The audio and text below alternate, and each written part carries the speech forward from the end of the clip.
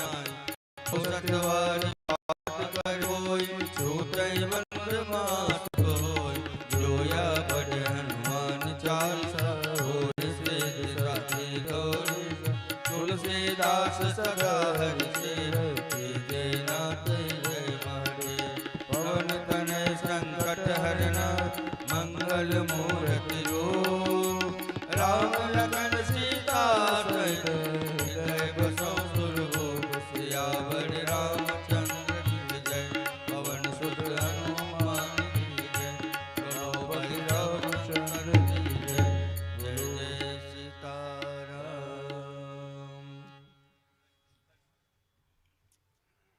सिया राम सिया राम सिया राम राम राम सिया राम सिया राम सिया राम श्री राधे।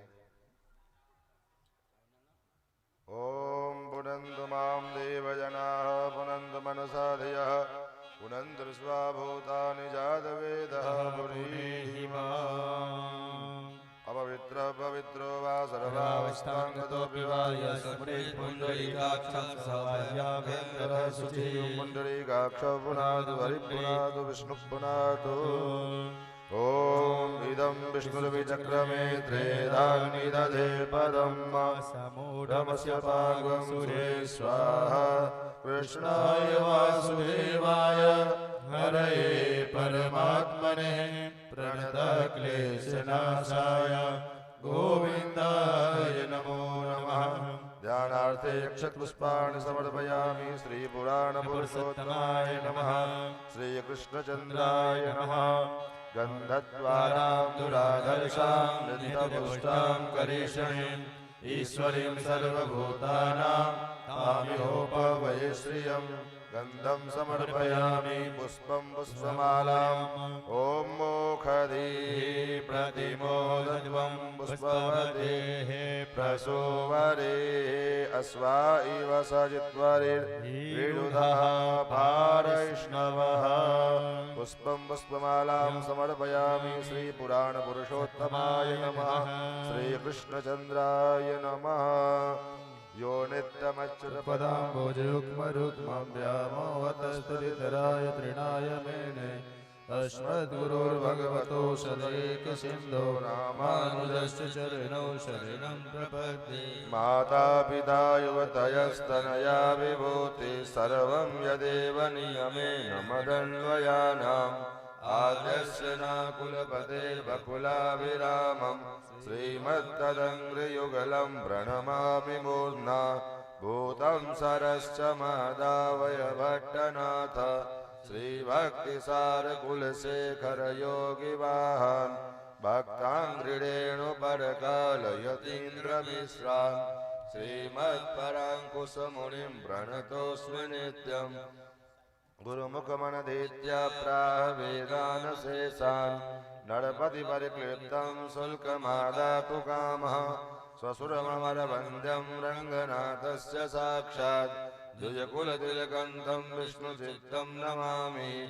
अस्मद्देशिकमस्मदीयपरमाचार्यानशेषान् गुरुं श्रीमल्लक्ष्मणयोगिपुङ्गवमहापूर्णो मुनिं रामं पद्मविलोचनं मुनिवरं नाथं षडद्वेषिणं सेनेशं श्रियमिन्दिरासचरं नारायणं संशये। श्रीमत्काश्यपगोत्रलब्धजनुषं विद्याविभूषोन्नतं सच्चाषाणवपारगामि विदुषां मान्यं मनोज्ञश्रियं स्वाचार्ये च जगद्गुरो बुधवरे श्रीवासुदेवे वन्दे जगद्गुरुं मुनिवरं श्रीराघवार्यं गुरुं श्रीमते रमया मातृमुनीन्द्राय महात्मने श्रीरङ्गवासिने भूयात् नित्यश्री नित्यमङ्गलं मङ्गलं यतिराजाय श्रीभाष्यामृतदायिने सौलभ्यपरिपूर्णाय महापूर्णाय मङ्गलं मंगलम गुरुवर्याय मंगलम गुणसिंधवे वादवीकराय नित्यश्री नित्यमंगलम जय चतुराज अवतारमणि प्रबलपाशन्नतमोहरणभानु विजयी भव विजयी भव। ओम चंद्रमा मनसो जात चक्षुः सूर्यो अजायत श्रोत्रायुष्यप्राणसमुखाग्निरजायत कर्पूरगौरं करुणावतारं संसारसारं भुजगेन्द्रहारं सदा वसन्तं हृदयारविन्दे भवं भवानी सहितं नमामि। दिव्य दंपति की आरती उतारूं है सखी। दिव्य दंपति की आरती उतारूं है सखी। राजे नंद जू के लाल वृषभानु की लड़ी राजे नंद जू के लाल वृषभानु की लड़ी दिव्य दंपति की आरती उतारो पदनक मणि चंद्रिका की उज्ज्वल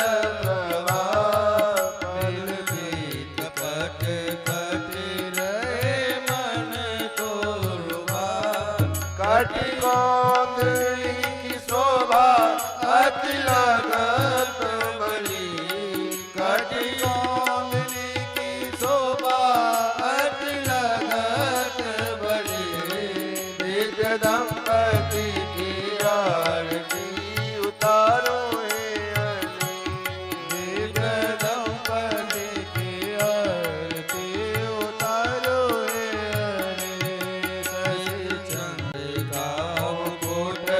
त्रिभुवन गण के शशि चंद्रिका मुकुट त्रिभुवन गण के अंग अंग दिव्य भूषण कनक मणि के अंग अंग दिव्य भूषण कनक मणि के सोए श्याम कर कंज श्याम कर मुरली सोए श्याम कर कंज श्याम कर मुरली दिव्य दंपति की आरती उतारो दिव्य दंपति की आरती उतारो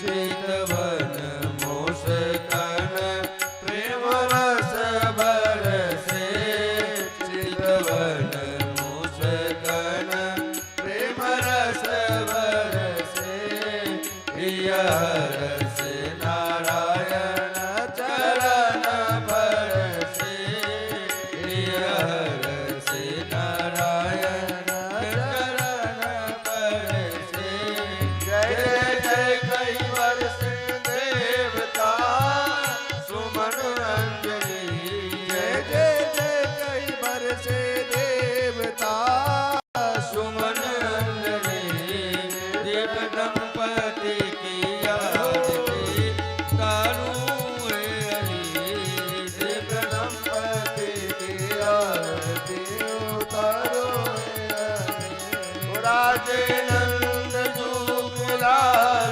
वृषभानु की लड़ी राजे नंद जू के लाल वृषभानु की लड़ी दिव्य दंपति की आरती उतारूं है हरि दिव्य दंपति की आरती उतारो उतारो उतारो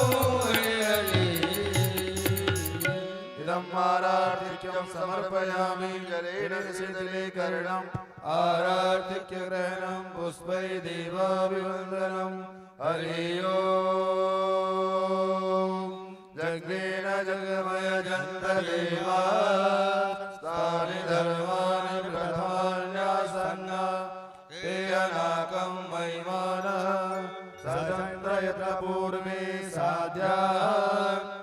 सिद्धिदेवाः ॐ नारायणाय विद्महे वासुदेवाय धीमहि तन्नो लक्ष्मी प्रचोदयात् ॐ महादेवे च विद्महे विष्णुपत्नी च धीमहि तन्नो लक्ष्मी प्रचोदयात् नानासुगन्धपुष्पाणि यथा कालोद्भवानि च पुष्पाञ्जलिर्मया दत्ता गृहाण परमेश्वर मन्त्रपुष्पाञ्जलिं समर्पयामि श्रीपुराणपुरुषोत्तमाय नमः श्रीकृष्णचन्द्राय नमः बोलिए श्री कृष्णचंद्र भगवान की जय।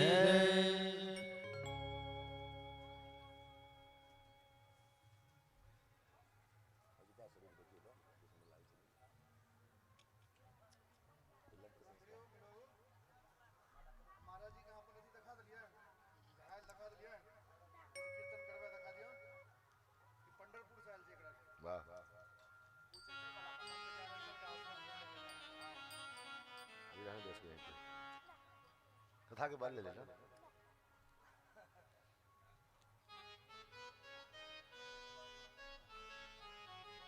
सिया राम।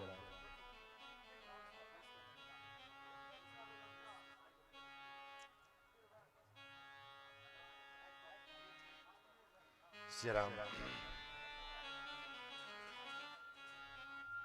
श्री सीतारामचंद्र भगवान की जय श्री वृंदावन बिहारी लाल की जय हरि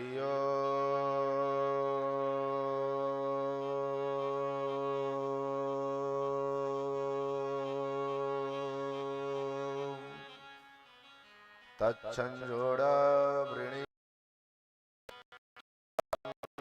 यज्ञाय गातुं यज्ञपतये नमः दैवी स्वस्तिरस्तु न स्वस्तिर्मानुषेभ्यः ऊर्ध्वं जिगातु भेषजं सन्नो अस्तु द्विपदेशं चतुष्पदे सदसस्पतिमद्भुतं प्रियमिन्द्रस्य काम्यं सनिं मेधामयशिषं मेधां मे वरुणो ददात् मेधामिन्द्रश्च वायुश्च मेधां धाता ददातु मे ऋग्यजुस्सामरूपाय वेदाहरणकर्मणे प्रणवोद्गीतवपुषे महाश्वशिरसे नमः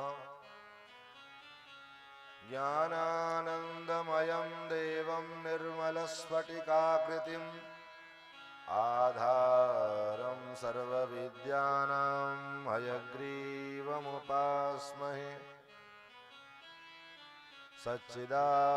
सच्चिदानन्दरूपाय विश्वोत्पत्त्यादिहेतवे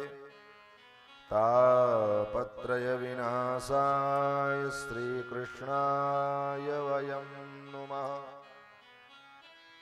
योऽन्तः प्रविश्य मम वाचमिमां प्रसुप्तां सञ्जीवयत्यखिलशक्तिधरस्वधाम्नाम् अन्याश्च हस्तचरणश्रवणत्वगादीन् प्राणान्नमो भगवते पुरुषाय तुभ्यम् जन्माद्यस्य यतोऽन्वयादितरतश्चार्थे स्वविघ्नस्वराट् तेने ब्रह्महृदाय आदिकवये मुह्यन्ति यत्सूरयः तेजो वारिमृदां यथा विनिमयो यत्र त्रिसर्गो मृषा नाम्ना स्वेन सदा निरस्तकुहकं सत्यं परं धीमहि लक्ष्मीनाथ समारंभां नाथयामुनमध्यमाम् अस्मदाचार्यपर्यन्तां वन्दे गुरुपरम्पराम् यो नित्यमच्युतपदाम्बुजयुग्मरुक्मव्यामोहतस्तदितराणि तृणाय मेने अस्मद्गुरोर्भगवतोऽस्य दयैकसिन्धो रामानुजस्य चरणौ शरणं प्रपद्ये श्रीमत्काश्यपगोत्रलब्धजनुसंविद्याविभूषोन्नतम् सच्छास्त्रार्णवपारगामि विदुषां मान्यं मनोज्ञश्रियं स्वाचार्ये च जगद्गुरौ बुधवरे श्रीवासुदेवीरतं वन्दे वन्दे जगद्गुरुं मुनिवरं श्रीराघवार्यं गुरुम् अस्मद्गुरुभ्यो नमः अस्मत्परम गुरुभ्यो नमः अस्मत्सर्वगुरुभ्यो नमः श्रीमते रामानुजाय नमः श्रीराधाकान्तस्मरणं श्रीसीताकान्तस्मरणं सन्तपूर्वाचार्या सहायाः संतपूर्वाचार्या सहायाः बोलिए श्री कृष्णचंद्र भगवान की श्री वृंदावन बिहारी लाल की श्री अयोध्यानाथ भगवान की श्री रामलला सरकार की श्री वृंदावन धाम की गंगा महारानी की यमुना महारानी की पूज्या गौ माता की सत्य सनातन वैदिक धर्म की श्री वेदव्यास भगवान की श्री सुखदेव जी महाराज की राजर्षि श्री परीक्षित जी महाराज की सूत सौनकाद ऋषि की श्री भास्कर रामानुस्वामी जी महाराज की कमला विमला की अवध मिथिला की अवध मिथिला संबंध की श्री सद्गुरुदेव भगवान की जय जय श्री राधे श्याम। भगवान की पावन कथा चर्चा हम सभी लोग रसास्वादन श्रवण लाभ प्राप्त करें। उसके पूर्व अपने मन को समाहित करने के लिए, एकाग्र करने के लिए आइए कुछ क्षण भगवान नाम संकीर्तन, तत्पश्चात यथा शक्ति यथा मति यथा समय हम सभी लोग भगवत भागवत चर्चा श्रवण लाभ प्राप्त करेंगे। आइए मिलजुल कर मस्ती के साथ भगवान नाम संकीर्तन करें। सीताराम जय सीताराम, सीताराम जय सीताराम, सीताराम जय सीताराम, सीताराम जय सीताराम,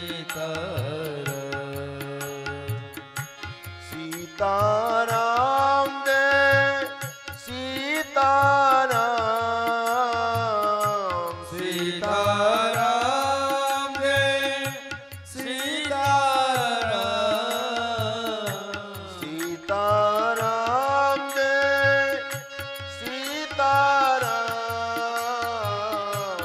सीताराम जय सीताराम, सीताराम जय सीताराम, सीताराम जय सीताराम,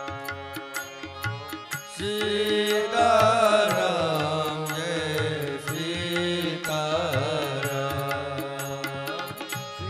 सीताराम जय सीताराम,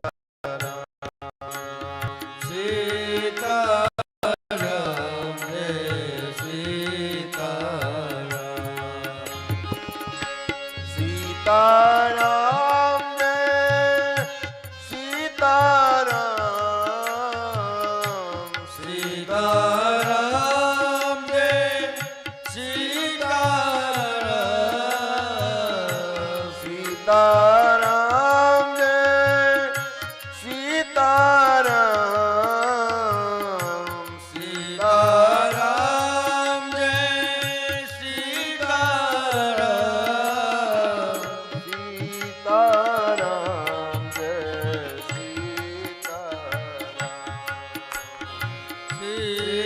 सीताराम जय सीताराम सीताराम जय सीताराम सीताराम जय सीताराम सीताराम जय सीताराम सीताराम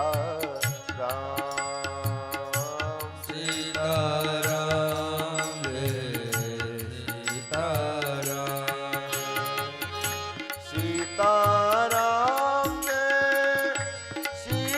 सीताराम सीताराम जय सीताराम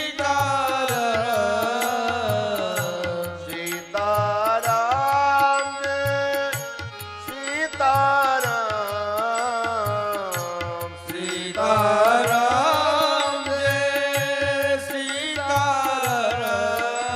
सीताराम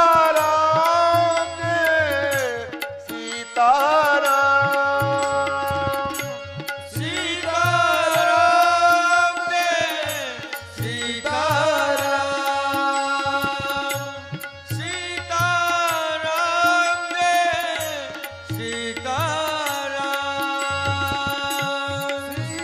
सीताराम जय सीताराम सीताराम जय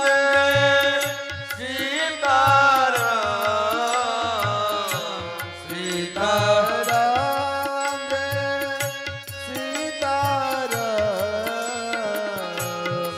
सीताराम जय सीताराम सीताराम जय सीताराम सीताराम जय सीताराम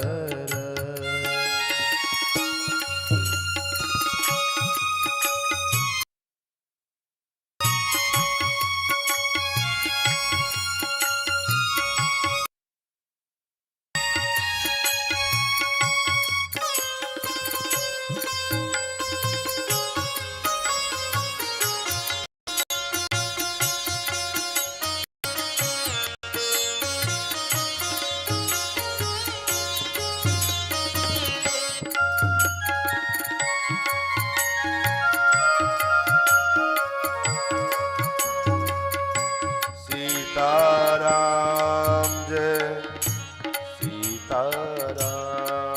सीताराम सीताराम जय सीताराम जय सिया राम जय सिया राम राम जय सिया राम सीताराम चरण रति मोरे सीताराम चरण रति मोरे अनुदीन बढ़ाई अनुग्रह तोरे अनुदीन बढ़ाई अनुग्रह तोरे जय सिया राम जय सिया जय सिया राम जय सिया राम जय सिया राम जय हनुमान जय सिया राम जय हनुमान जय सिया राम जय राम जय सिया राम जय राम सिया जू के बाबुआ वीर हनुमान सिया जू के बबुआ वीर हनुमान कमला विमला मिथिला राम कमला विमला मिथिला कमला विमला मिथिला राम कमला विमला मिथिला राम अवध सरस्वती कराम अवध सरयू जय गोवर्धन जय ब्रजनाथ जय गोवर्धन जय भद्रा जय गोवर्धन जय ब्रजनाथ जय गोवर्धन जय भद्रा श्री यमुनाधि ललित ललाम श्री यमुना ललित लला श्री यमुनाधि ललित ललाम श्री यमुना ललित लला जय राधे श्याम जय जय राधे श्याम जय राधे श्याम जय राधे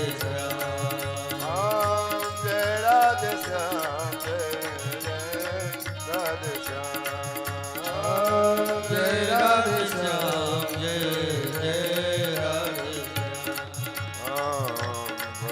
जय राधे सिया राम जय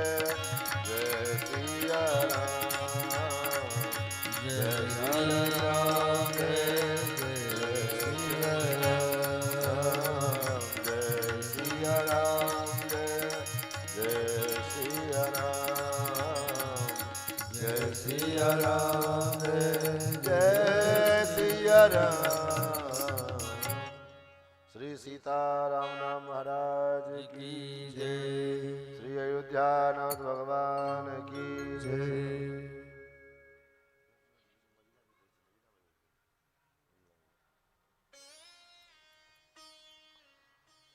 अनंत कोट ब्रह्मांडाधिनायक भक्तवांछा कल्पतरु भक्त वत्सल शरणागत वत्सल सौशील्य वात्सल्य मार्दव आर्जव आदि गुणों के सुंदर नंद नंदन श्याम सुंदर श्री कृष्णचंद्र जिनकी ये शब्दमयी बांगमयी प्रतिमा श्रीमद् भागवत कथा के रूप में हम सभी लोग बड़े भाव से विगत 4 दिनों से श्रवण कर रहे हैं। इस कथा के निमित्त यजमान सांकल्पिक श्रोता श्री मणिकांत जी मिश्र समस्त परिवार भगवत कथा रस रसिक धर्मानुरागी सज्जन वृंद भगवत प्रेम पत्रिक श्रद्धावई माताजन सुस्नेह बंधुजन भगवान के अतिशय जब कृपा हम जीवों पर होती है तब जीवन में सत्संग का सुख प्राप्त करने का अवसर हमें प्राप्त होता है। और सत्संग का जो सुख है ये सत्संग जो करते हैं वो जानते हैं कि सत्संग का क्या सुख है। बाकी तो महाराज ऐसे टाइम पास समझते हैं कि चलो टाइम पास। आज विडंबना ये हो गई है कि कथा केवल मनोरंजन का साधन बन गया है, जबकि कथा मनोरंजन का साधन नहीं।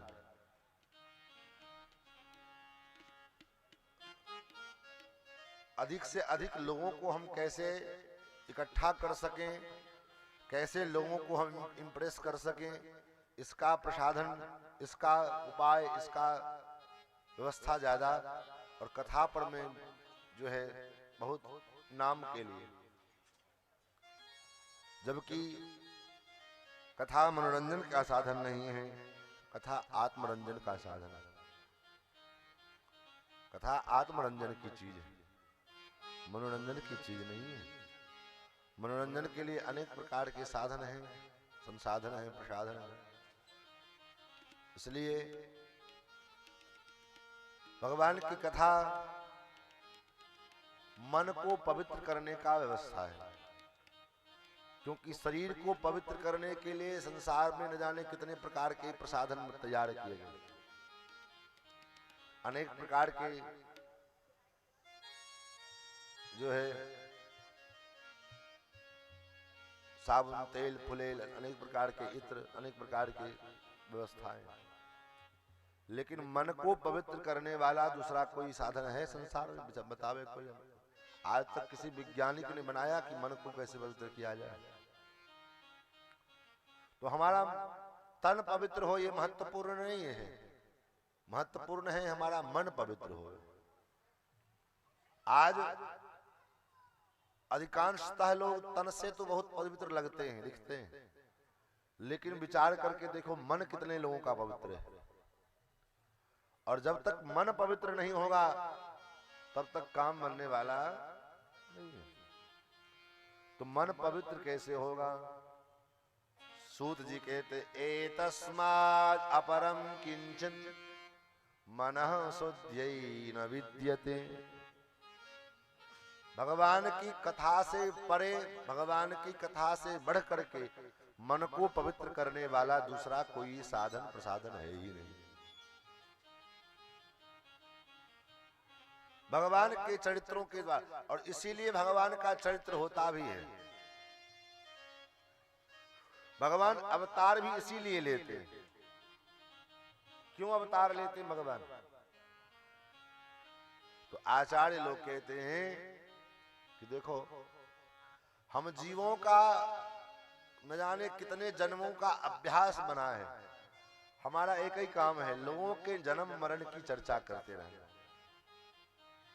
जब जहां बैठेंगे बस लोगों के जन्म मरण की चर्चा शुरू हो जाती। फलाने का ये, फलाने का वो, उसका, उसने ये किया, उसने वैसा किया, उसने ऐसा किया, बस यही चर्चा होती है। इसके अलावा भी कुछ होता है क्या? लोगों के विषय में चर्चा शुरू हो जाती है। लेकिन क्या विचार करके देखना कि लोगों के उस विषय के चर्चा से क्या हमारा कल्याण होने वाला है? नहीं होने वाला, बल्कि ऊपर से और पाप हो जाता है। लोगों की निंदा हम करते हैं तो निंदा का जो पाप है वो हमारे सिर पे आता है। लेकिन क्या करें, अब ये अभ्यास बन गया है, छूटता नहीं है महाराज। जन्म मरण की चर्चा करने का अभ्यास ऐसा चपक गया है मन से कि निकलता नहीं है। क्या करें? तो भगवान ने कहा कोई बात नहीं, चिंता मत करो। तुम्हारा अगर ये अभ्यास नहीं छूट रहा है तो कोई बात नहीं,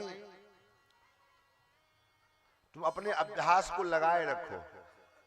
लेकिन मैं तुम्हारे लिए जन्म लेता हूं, इस पृथ्वी पर मैं अवतार लेकर के आता हूं, और जब जन्म मरण की ही चर्चा करनी है तो मेरे जन्म मरण की चर्चा कर, मेरे लीलाओं की चर्चा करो, मेरे अवतार की चर्चा करो। इससे होगा क्या? गीता में भगवान ने अर्जुन से कहा, अर्जुन जन्म कर्म च मे दिव्यम। संसार के जो जीवात्मा हैं उनका जो जन्म कर्म है वो अदिव्य है, विषय वासना में डालने वाला है, भव बंधन में डालने वाला है। लेकिन भगवान कहते मेरा जो जन्म कर्म है वो दिव्य है। संसार के जीवों का जन्म कर्म अदिव्य है और मेरा जन्म कर्म दिव्य है। इसलिए इस भव बंधन के चक्र से छूटना चाहते हो तो एक काम करो, तुम्हारा अभ्यास बना हुआ है जन्म कर्म की चर्चा करने की, तो एक काम करो, मैं तुम्हारे लिए अवतार लेता हूं और मेरे जन्म कर्म की चर्चा करो, मेरे जन्म कर्मों के बारे में सुनो, मेरे जन्म कर्मों के बारे में पढ़ो, मेरे जन्म कर्मों के बारे में बताओ, गाओ। इससे क्या होगा, इससे क्या होने वाला है? तो मानस में कहा ना, यह चरित जिगावहीं हरिपद पावहीं, आगे तेन परहीं भवकूपा। भगवान के इस चरित्र को जो गाता है, सुनता है, समझता है, कूप में संसार के इस कूप से, भव बंधन के मुख से सदा सदा के लिए मुक्त हो जाता है। यही बात गीता में भी भगवान कहते हैं, जन्म कर्म च मे दिव्यम एवं यो वेत्ति तत्वतः। इसको तत्वतः पूर्वक जो जान लेता है, भगवान कहते त्यक्त्वा देहं पुनर्जन्मो नैति मामेति सोऽर्जुन। हे अर्जुन, वह इस संसार को छोड़ करके जब जाता है उसका दोबारा जन्म नहीं होता है। त्यक्त्वा देहं पुनर्जन्म नैति मामेति सोऽर्जुन। हे अर्जुन, उसका दोबारा जन्म नहीं होता है। तो महाराज, हम लोग अत्यंत सौभाग्यशाली हैं कि भगवान के इस दिव्य जन्म कर्मों की चर्चा श्रवण करने के लिए, जानने के लिए, सुनने के लिए यहाँ पर में उपस्थित हैं। अब यहाँ लड़का न खिलावा, लड़के खिलावे के बाद बाहर जा खिलाओ, अब यहाँ लाओ, वहाँ। श्री राम जय राम, जय जय राम, श्री राम जय राम, श्री राम जय राम, जय जय राम, श्री राम जय राम, जय जय राम, श्री राम जय राम, जय जय राम, श्री राम जय राम, जय जय राम, श्री राम जय राम, जय जय राम, श्री राम जय राम, जय जय राम, श्री राम जय राम, जय जय राम, श्री राम जय राम, जय जय राम, श्री राम जय राम, जय जय राम, श्री राम जय राम, जय जय राम। श्री सीताराम नाम महाराज की जय। तो महाराज, भगवान के दिव्य गुणानुवादों का, उनके जन्म का, उनके अवतारों की चर्चा हम लोग श्रवण कर रहे हैं। कल के प्रसंग में हम लोगों ने सुना, भगवान नंद भवन में यशोदा के यहाँ पर में नंद भगवान के प्राकट्य का उत्सव मनाया गया है। नंद बाबा बड़े आह्लादित हैं, बड़े आनंदित हैं। क्यों? क्योंकि आज उनके द्वार पर में कोई साधारण जीव का प्रादुर्भाव नहीं हुआ है। हमारे आपके घर में एक सामान्य बच्चा भी जन्म लेता है तो हम इतने प्रसन्न होते हैं, लेकिन जहां पर में साक्षात आनंद कंद, आनंद सिंधु परमात्मा ही जहां पुत्र बन करके आए हों, फिर वहां का तो कहना ही क्या। इसलिए सुखदेव जी ने लिखा, सुखदेव जी ने ये नहीं लिखा कि कोई बालक जन्म लिया है, तब कौन आया है नंद बाबा के यहाँ पर में।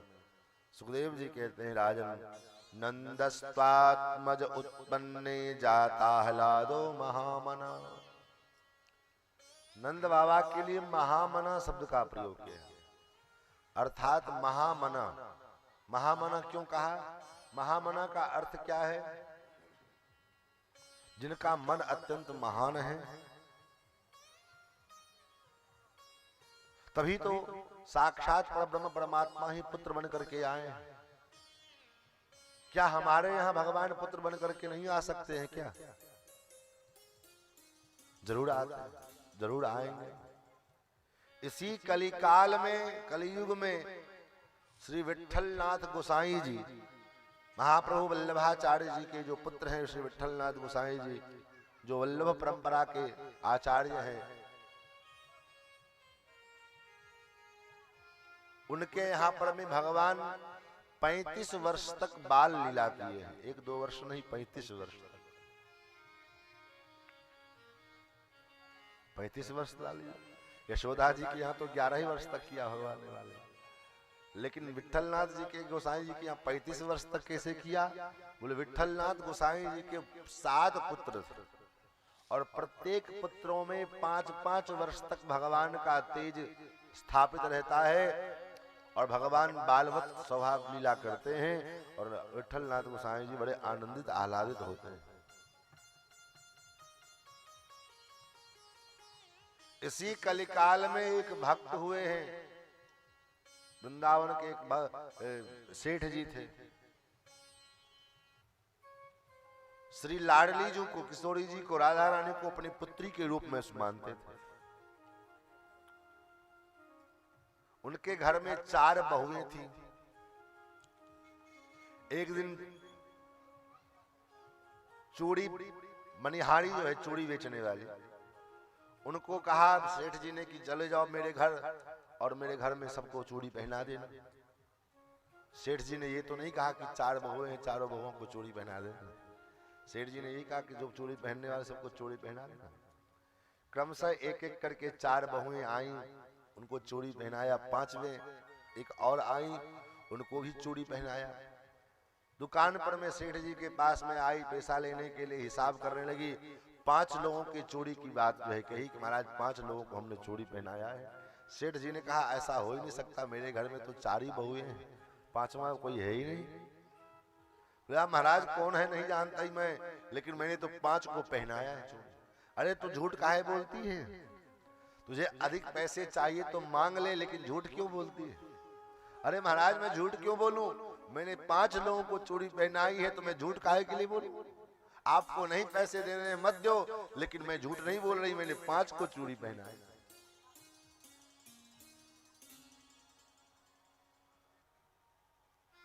लड़ पड़े सेठ जी उससे।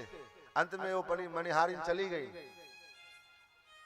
रात्रि में सेठ जी सोचने लगे आखिर 4 बहुएं हैं, 5वां घर में कौन है? दिमाग लगाते लगाते कहीं कुछ समझ में नहीं आया। भोजन करके शयन करने के लिए गए, सो गए। रात्रि में स्वप्न, और स्वप्न में श्री लाडली जी आई और कहा अच्छा संबंध का निर्वाह नहीं करना था तो संबंध बनाया क्यों? 4 बहुएं याद रही और बेटी याद नहीं रहा। उस मनिहारी ने अगर एक मेरे बदले, मेरी चूड़ी के बदले पैसा मांग लिया तो आपने उसको चूड़ी के पैसे देने से इनकार कर दिया। बेटी का संबंध निर्वाह करने का क्षमता नहीं था तो बेटी बनाया ही क्यों? अब तो सेठ जी के हाथ पांव फूल गए। रात्रि में नींद खुली और खूब फूट फूट करके रोए। रात्रि में ही उस मनिहारी के पास में गए, उसके चरणों पर गिर पड़े। मनिहारी तू धन्य है गई। क्यों? बोले मैंने तो केवल संबंध बनाया था, आज तक मुझे ये सौभाग्य नहीं मिला। तेने तो आज वो सौभाग्य प्राप्त किया है जो बड़े बड़े योगियों को ये सौभाग्य नहीं प्राप्त होता है। लेकिन क्या हुआ महाराज, तेने आज साक्षात लाडली जी को आज स्पर्श किए, उनके हाथ पकड़े, उनके कर में, उनके हाथों में चूड़ियां पहनाई। तू धन्य है, तेरे चरणों में मैं बार बार प्रणाम करता हूं। तो कहने का भाव इस कलिकाल में भी भगवान सब कुछ करते हैं, लेकिन हम करें तब तो। दुनिया भर के रिश्ते नाते बटोरते जाते हैं, जो नाते रिश्ते किसी काम लायक नहीं है। जो रिश्ते आपके ऐन वक्त पर में आपको धोखा दे देंगे, उन रिश्तों के पीछे महाराज परेशान रहते हैं। बेटा 10 बजे रात को कहीं बाहर चला गया तो महाराज रात्रि भर नींद नहीं आती जब तक वो उसका फोन ना आ जाए कि हम पहुंच गए फलाने। लेकिन भगवान के लिए सो के उठते ही चिंता लगी रहती कि बच्चा उठेगा तो दूध पिएगा, उसके लिए दूध की व्यवस्था में लग जाता है। लेकिन ये धर्म मन में भाव आता है कि सो के 8 बज गए, ठाकुर जी को भी भूख लगी होगी, उनको भी कुछ बालभोग व्यवस्था करें, उनके लिए भी कुछ सेवा किया जाए। अभी तक सोए हुए हैं तो उनको जगाया नहीं हमने। ये भावना कभी आती है? क्यों नहीं आती है? इसलिए नहीं आती है क्योंकि हम उनके प्रति वो भाव, उनको हम उनसे कोई हमारा मतलब ही नहीं। बस एक फॉर्मेलिटी, घर में ठाकुर जी रखे हुए हैं, बस फॉर्मेलिटी है। जब सब कार्य से फुर्सत मिलेगा, जब सब काम धंधा से 10 बार अपने चाय पानी हो चुका होता है, तब तक सब काम से धंधा से फुर्सत मिला तब भगवान की याद आई। क्यों? क्योंकि भगवान प्रधान नहीं हमारे जीवन में, ठाकुर हमारे जीवन में प्रधान नहीं है। तो भला ऐसे जीवन में ठाकुर की अनुभूति कहां से आएगी? जब तक हम भगवान की प्रधानता, ठाकुर जी सबसे प्रधान, सब भगवान से फुर्सत मिले तब संसार। लेकिन यहां उल्टा होता है, जब संसार से फुर्सत मिलता है तब भगवान की याद आती है। तो कैसे काम बनेगा? नंद बाबा कि यहाँ पर में भगवान पुत्र बन करके आए। क्यों? क्योंकि नंद बाबा के भाव ऐसे भाव है, यशोदा रानी का ऐसा भाव है, और परिणाम की साक्षात परब्रह्म परमात्मा पुत्र सुख की प्राप्ति कराने के लिए, पुत्र सुख का आनंद प्रदान करने के लिए स्वयं पुत्र बन करके आए। जब आए तो नंद बाबा ने ब्राह्मणों को बुलाया है। आहूय विप्रान् वेदज्ञान स्नातः शुचिरलंकृतः। ब्राह्मणों को बुलाया, स्वस्ति वाचन करवाए। वाचयित्वा सस्तेनम जातकर्मात्मजस्य वै कारयामास विधिवत पितृ देवार्चनम तथा। विधिवत पितरों का अर्चन किया, नांदी मुख श्राद्ध किए और स्वस्ति वाचन करवाया, ब्राह्मणों का पूजन किया और ब्राह्मणों को दान किया है। देखो, घर में जब कोई मांगलिक कृत्य होवे ना तो ब्राह्मणों को के द्वारा पूजन कराइए, ब्राह्मणों को दान कीजिए। बच्चे का जन्मदिन ही क्यों ना होवे, आजकल लोग जन्मदिन बर्थडे सेलिब्रेशन में करते हैं, और बर्थडे के पर में महाराज जितने साल का बच्चा, जितने वजन का बच्चा उतने वजन का केक मंगवाएंगे, उसमें जो है मोमबत्ती लगाएंगे और उसके बाद कहेंगे इसको फूंको।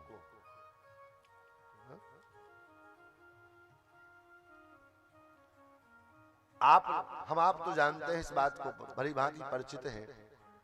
वैसे भी पुरुष को दीपक बुझाने का जो है, फूंक मार करके दीपक बुझाना निषेध किया गया है।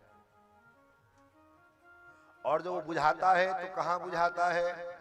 जो लोग इस बात को जानते हैं, समझते हैं, जब श्राद्ध इत्यादि में कर्म स्थल पर में जब कर्म समाप्त हो जाता है,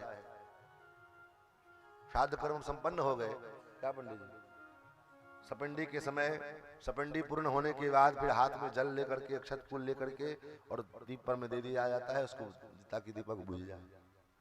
केवल उसी काल में, उसी समय पर में जानबूझ करके जो है दीपक को बुझाने का व्यवस्था है, अन्यत्र कहीं नहीं। लेकिन यहाँ पर में हम हर साल शौक से बच्चे से दीपक फूंक मार करके बुझवाते हैं और ऊपर से ताली बजा करके महाराज आनंदित होते हैं, खुशी मनाते हैं और क्या कहते हैं, बोले बर्थडे टू यू। अरे ये कहाँ का सभ्यता है, कहाँ की संस्कृति है? ये हम भारतवासियों की सभ्यता नहीं है, हम सनातनियों की संस्कृति नहीं है। देखा देखी के चक्कर में क्यों पागल बने हो? करना ही है तो उस दिन उस बालक के द्वारा विधिवत भगवान का पूजन करवाओ, सत्यनारायण पूजन करवाओ। चाहे बच्चा करने योग्य नहीं है तो स्वयं आप करो, मंदिर में लेकर के जाओ, मंदिर में भगवान का पूजन कराओ, अर्चना करवाओ, अभिषेक करवाओ, ब्राह्मणों को दान करवाओ, बच्चे के हाथ से ब्राह्मणों से आशीर्वाद दिलवाओ। ये सब करने के लिए हमारा सनातन, ये परंपरा हमारे सनातन है। महाराज नंद बाबा ने ब्राह्मणों को दान किया है। धेनु नाम नियुते प्रादात, 10,000 गायों का दान ब्राह्मणों को किया। तिल के बड़े बड़े 7 पर्वत बना करके दान किए। सूत मागध बंदी जन आ रहे हैं, उनको भी बाबा खूब लुटा रहे हैं, दोनों हाथ से उदार पूर्वक जो है, उदारता पूर्वक लुटा रहे हैं।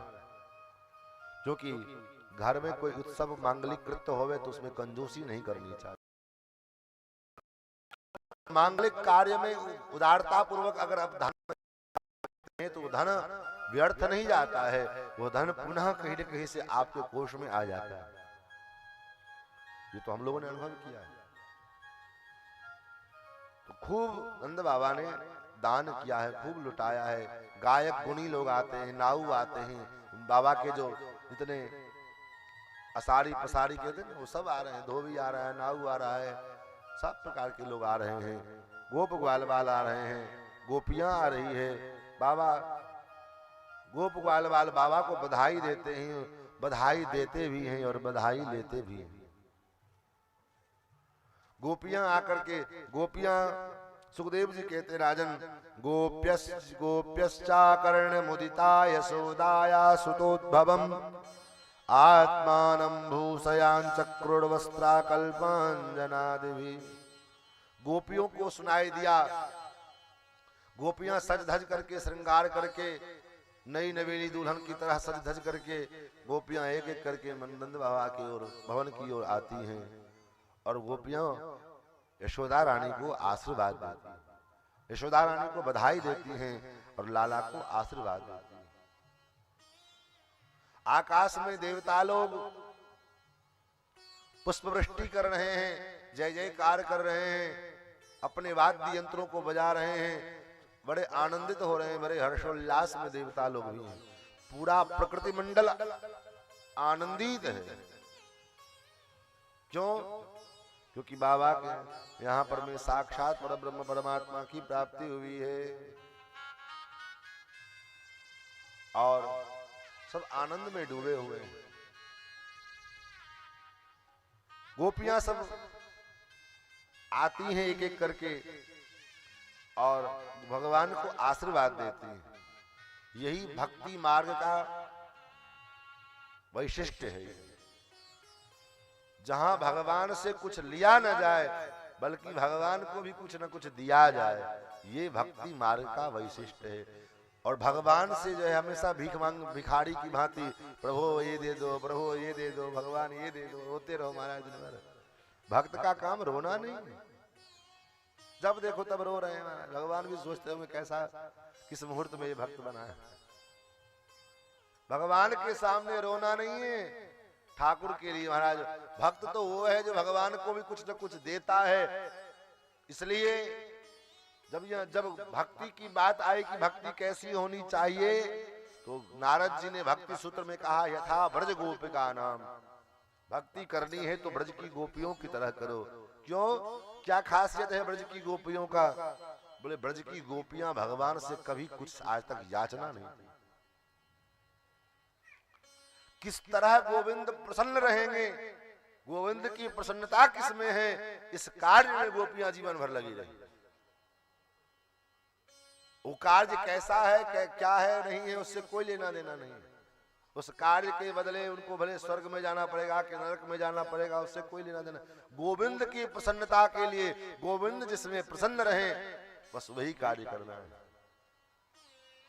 जो गोपियां, जिन गोपियां गोपांगनाओं की गोपियां कहती हैं त्रुटि युगायते त्वाम पश्यताम, हे गोविंद आपको देखे बिना एक त्रुटि बीतती है तो लगता है एक युग बीत गया है। लेकिन वह ऐसे गोविंद जब मथुरा जाने के लिए तैयार हुए तो गोपियों ने रोका भी नहीं गोविंद को। अगर आपको जाने में प्रसन्नता है तो आप प्रसन्नता पूर्वक चले जाओ, मैं रोकूंगी नहीं आप। हाँ, रोई गाई, अपना वियोग है, मन में भावना है, उसके लिए खूब रोई है, लेकिन गोविंद को रोका नहीं कि आप क्यों जा रहे हो, मत जाओ मुझे छोड़ करके। नहीं हो। क्यों? अगर आपको जाने में ही प्रसन्नता है, आप उसी में खुश हो, तो आप प्रसन्नता पूर्वक जाओ। तो गोपियां भगवान को आशीर्वाद प्रदान करती हैं। ता आशीष प्रयुंजाना चिरम पाहीति बालके। गोपियां भगवान से, यशोदा जी से कहते हैं मैया आप कोई लाला चिरजीवी हो, मैं दीर्घ काल तक जीवे, दीर्घ काल तक हम गोप बाल बालन की ब्रजवासियों की रक्षा करें। चिरम पाहीति बालके। और प्रसन्नता पूर्वक एक दूसरे के ऊपर में हरिद्रा चूर्ण का जो है लेपन करते हैं। गोपाः परस्परम भ्रष्टाद क्षीर कृताम्बुभि। गोप ग्वाल बाल सब एक दूसरे के ऊपर में प्रसन्नता पूर्वक दही, दूध, दही, घी, मक्खन फेंक रहे हैं। क्यों? क्योंकि इतनी प्रसन्नता है, इतनी महाराज प्रसन्नता के कारण गोप ग्वाल बाल एक दूसरे के ऊपर मक्खन, दही, दूध, दही फेंक रहे हैं। उसी समय एक 60 साल की बूढ़ी मैया, जिसके मुख में एक भी दांत नहीं थे, दांत पूरे झड़ गए, तो उस भीड़ को देखकर, इस उत्साह को देखकर के लोगों से पूछती है अरे भैया कहाँ भयो है? तो जैसे कहा भयो है पूछवे कुताई मुंह खोली, तब तक सट्ट से एक माखन का लोंदा आकर के मुख में पड़ा। और मुख में दांत होते ही नहीं कि अटक जाते महाराज, तो सट्ट से नीचे। अब वो बेचारी अपने मुंह को सही करके और फिर बड़े लाड़ से, बड़े प्यार से पूछती भैया कहाँ भयो है? तो ग्वाल वालन ने कहा मैया अब ना जान पाई कहा भयो है। कहा भयो? नंद बाबा को छोड़ा भयो है। 60 साल की आयु में नंद लाला को, नंद बाबा को लाल को जन्म भयो है। इसलिए सबरे गोप ग्वाल बाल आनंद में हैं। बाबा धन लुटा रहे हैं और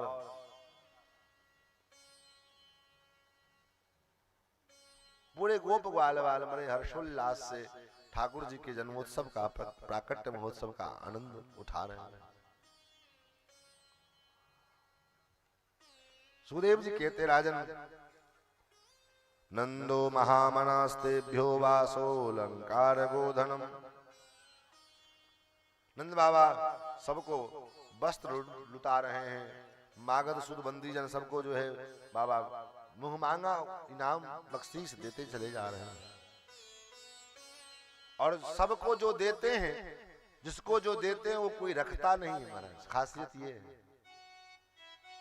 हमको मिला तो हमने दूसरे को दे दिया, दूसरे को जो मिला उठा करके दूसरे को दे दिया। लेने वाला कोई नहीं, सब दाता बने हुए हैं। तो लेने वाला कौन है? बोले देव हठित जी होत भिखारी, देवता लो भिखारी बन बन करके आते हैं। सर्वस दान दीन सब काऊं, सर्वस दान दीन सब जे पावारा का नहीं काऊं, जे पावारा का नहीं काऊं, सर्वस दान दीन सब काहूं, सर्वस दान दीन सब काहूं, सर्वस सर्वस सर्वस दान दीन सब काहूं। सर्वस दान, सब कुछ लुटा रहे महाराज। और बाबा बड़े आनंद में, सारे ब्रजवासी नंद बाबा की जय जयकार कर रहे हैं। रोहिणी च महाभागा नंद गोपाभिनंदिता, व्यचरत दिव्यवासस्र कंठाभरण भूषिता, तद आरभ्य नंदस्य ब्रज समृद्धिमान, हरे निवासात्म गुणे रमा क्रीडम भुनृप। सुखदेव जी कहते राजन, ऐसा लग प्रतीत होता है कि जैसे ब्रजमंडल में, नंद गोकुल में मानो साक्षात रमा आकर के क्रीड़ा कर रही हैं, लक्ष्मी जी आकर के खेल रही हैं। और सब आनंद में हैं। आज नंद द्वारे बधैया बाजे, आज नंद द्वारे बधैया बाजे, आज नंद द्वारे बधैया बाजे, आज नंद द्वारे बधैया बाजे, आज नंद द्वारे बधैया बाजे, बधैया बाजे, बधैया बाजे, बधैया बाजे, बधैया बाजे, आज नंद द्वारे बधैया बाजे, आज नंद द्वारे बधैया बाजे। कौन लुटावे अनधन सोना, कौन लुटावे अनधन सोना, कौन लुटावे अनधन सोना, कौन लुटावे अनधन सोना, कौन लुटावे वस्त्र मैया बधैया, कौन लुटावे वस्त्र भैया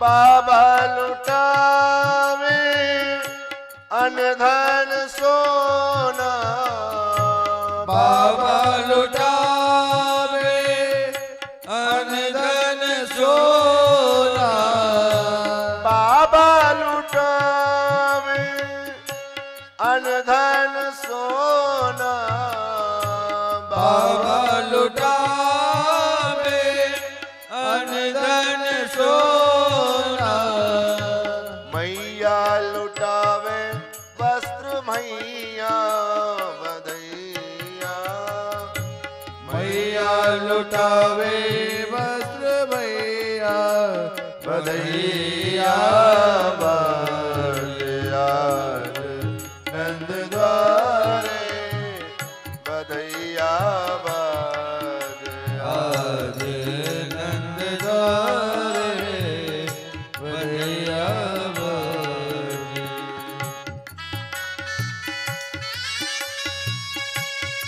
बधाई हो।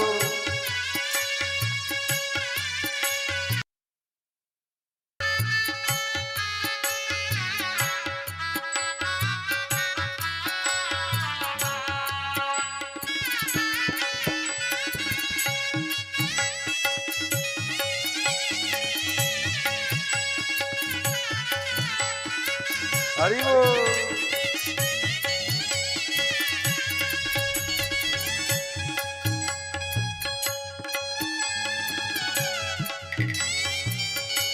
कम से कम ताली तो बजा ही सकते हो भाव में मेरे को। हाय रे महाराज।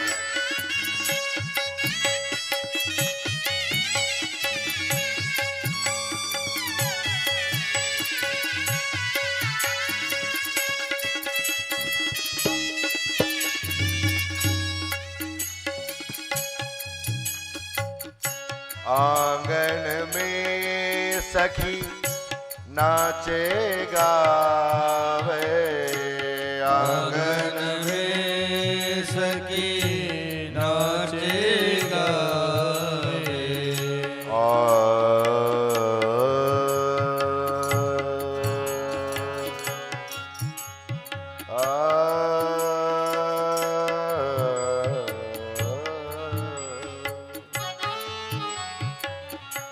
आंगन सखी नाचे गावे, आंगन में सखी नाचे गावे, पूत सपूत यशोदा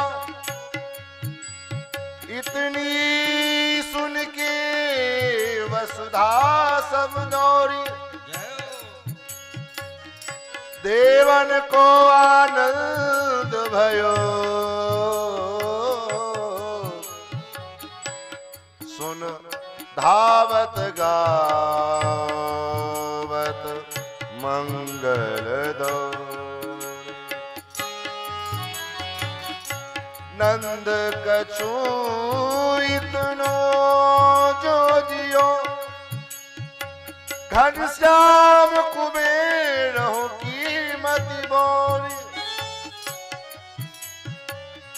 देखत मोहि लुटाय दियो,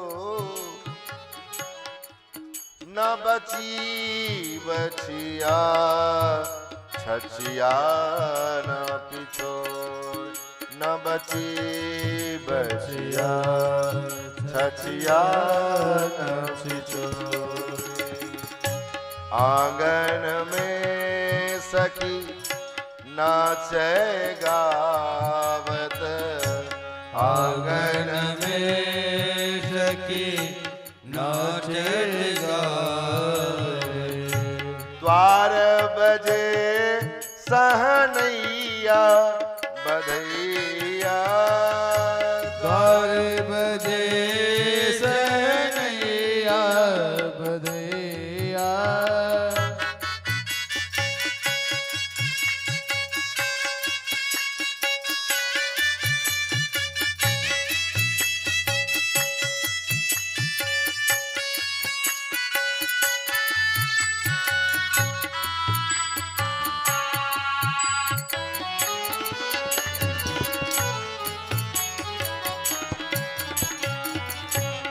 आंगन में सखी नाचे गावे, आंगन में सखी नाचे गावे।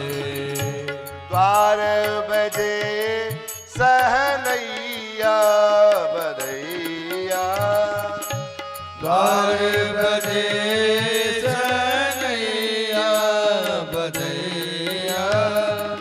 चलो सखी नयना सफल करिया में, चलो सखी नयना सफल करिया वे।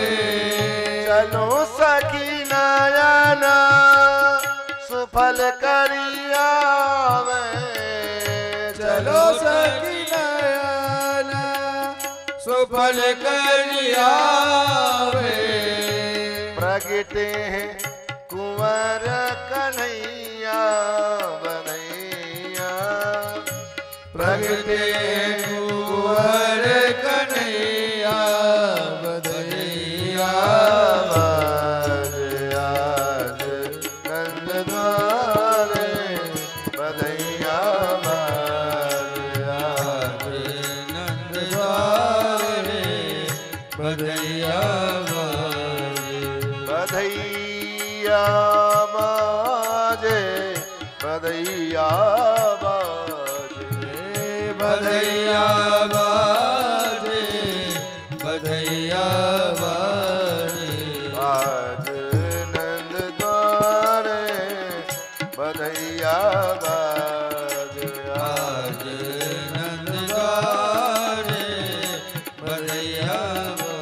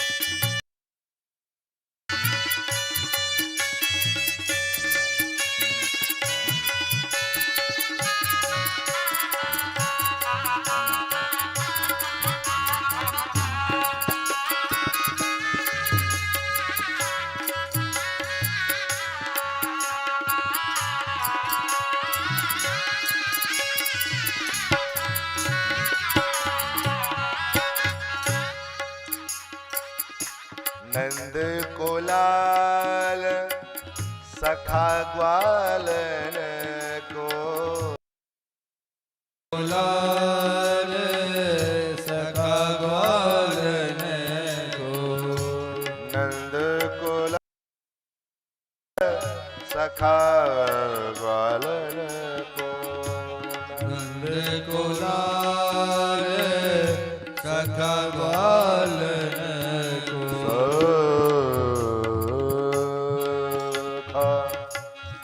सखा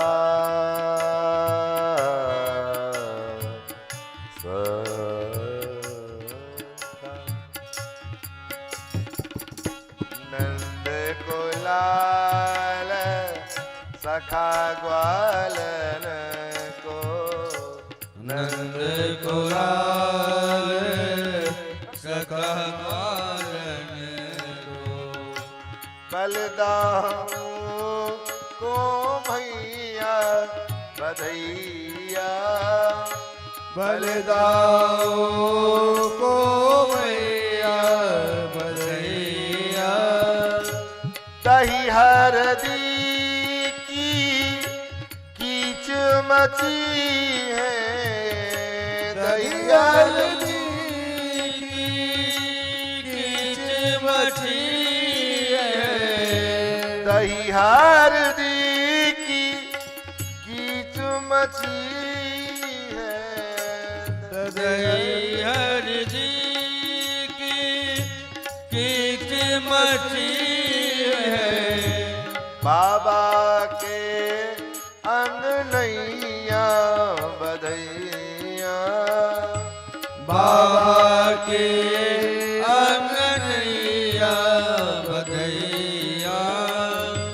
बाबा के अंगनैया बधैया बाबा के अंगनैया बधैया आज नंद द्वारे बधैया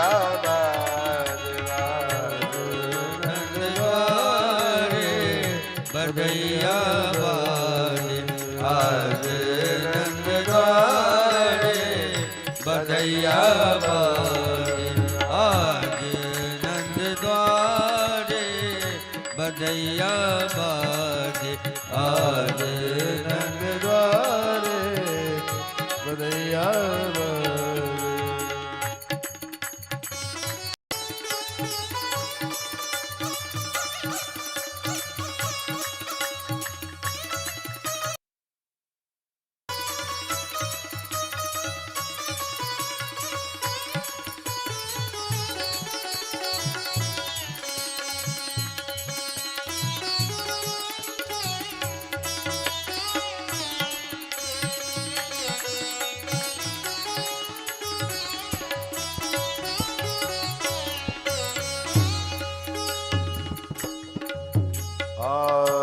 चढ़े विमान सुमन सुर बरसत चढ़े विमान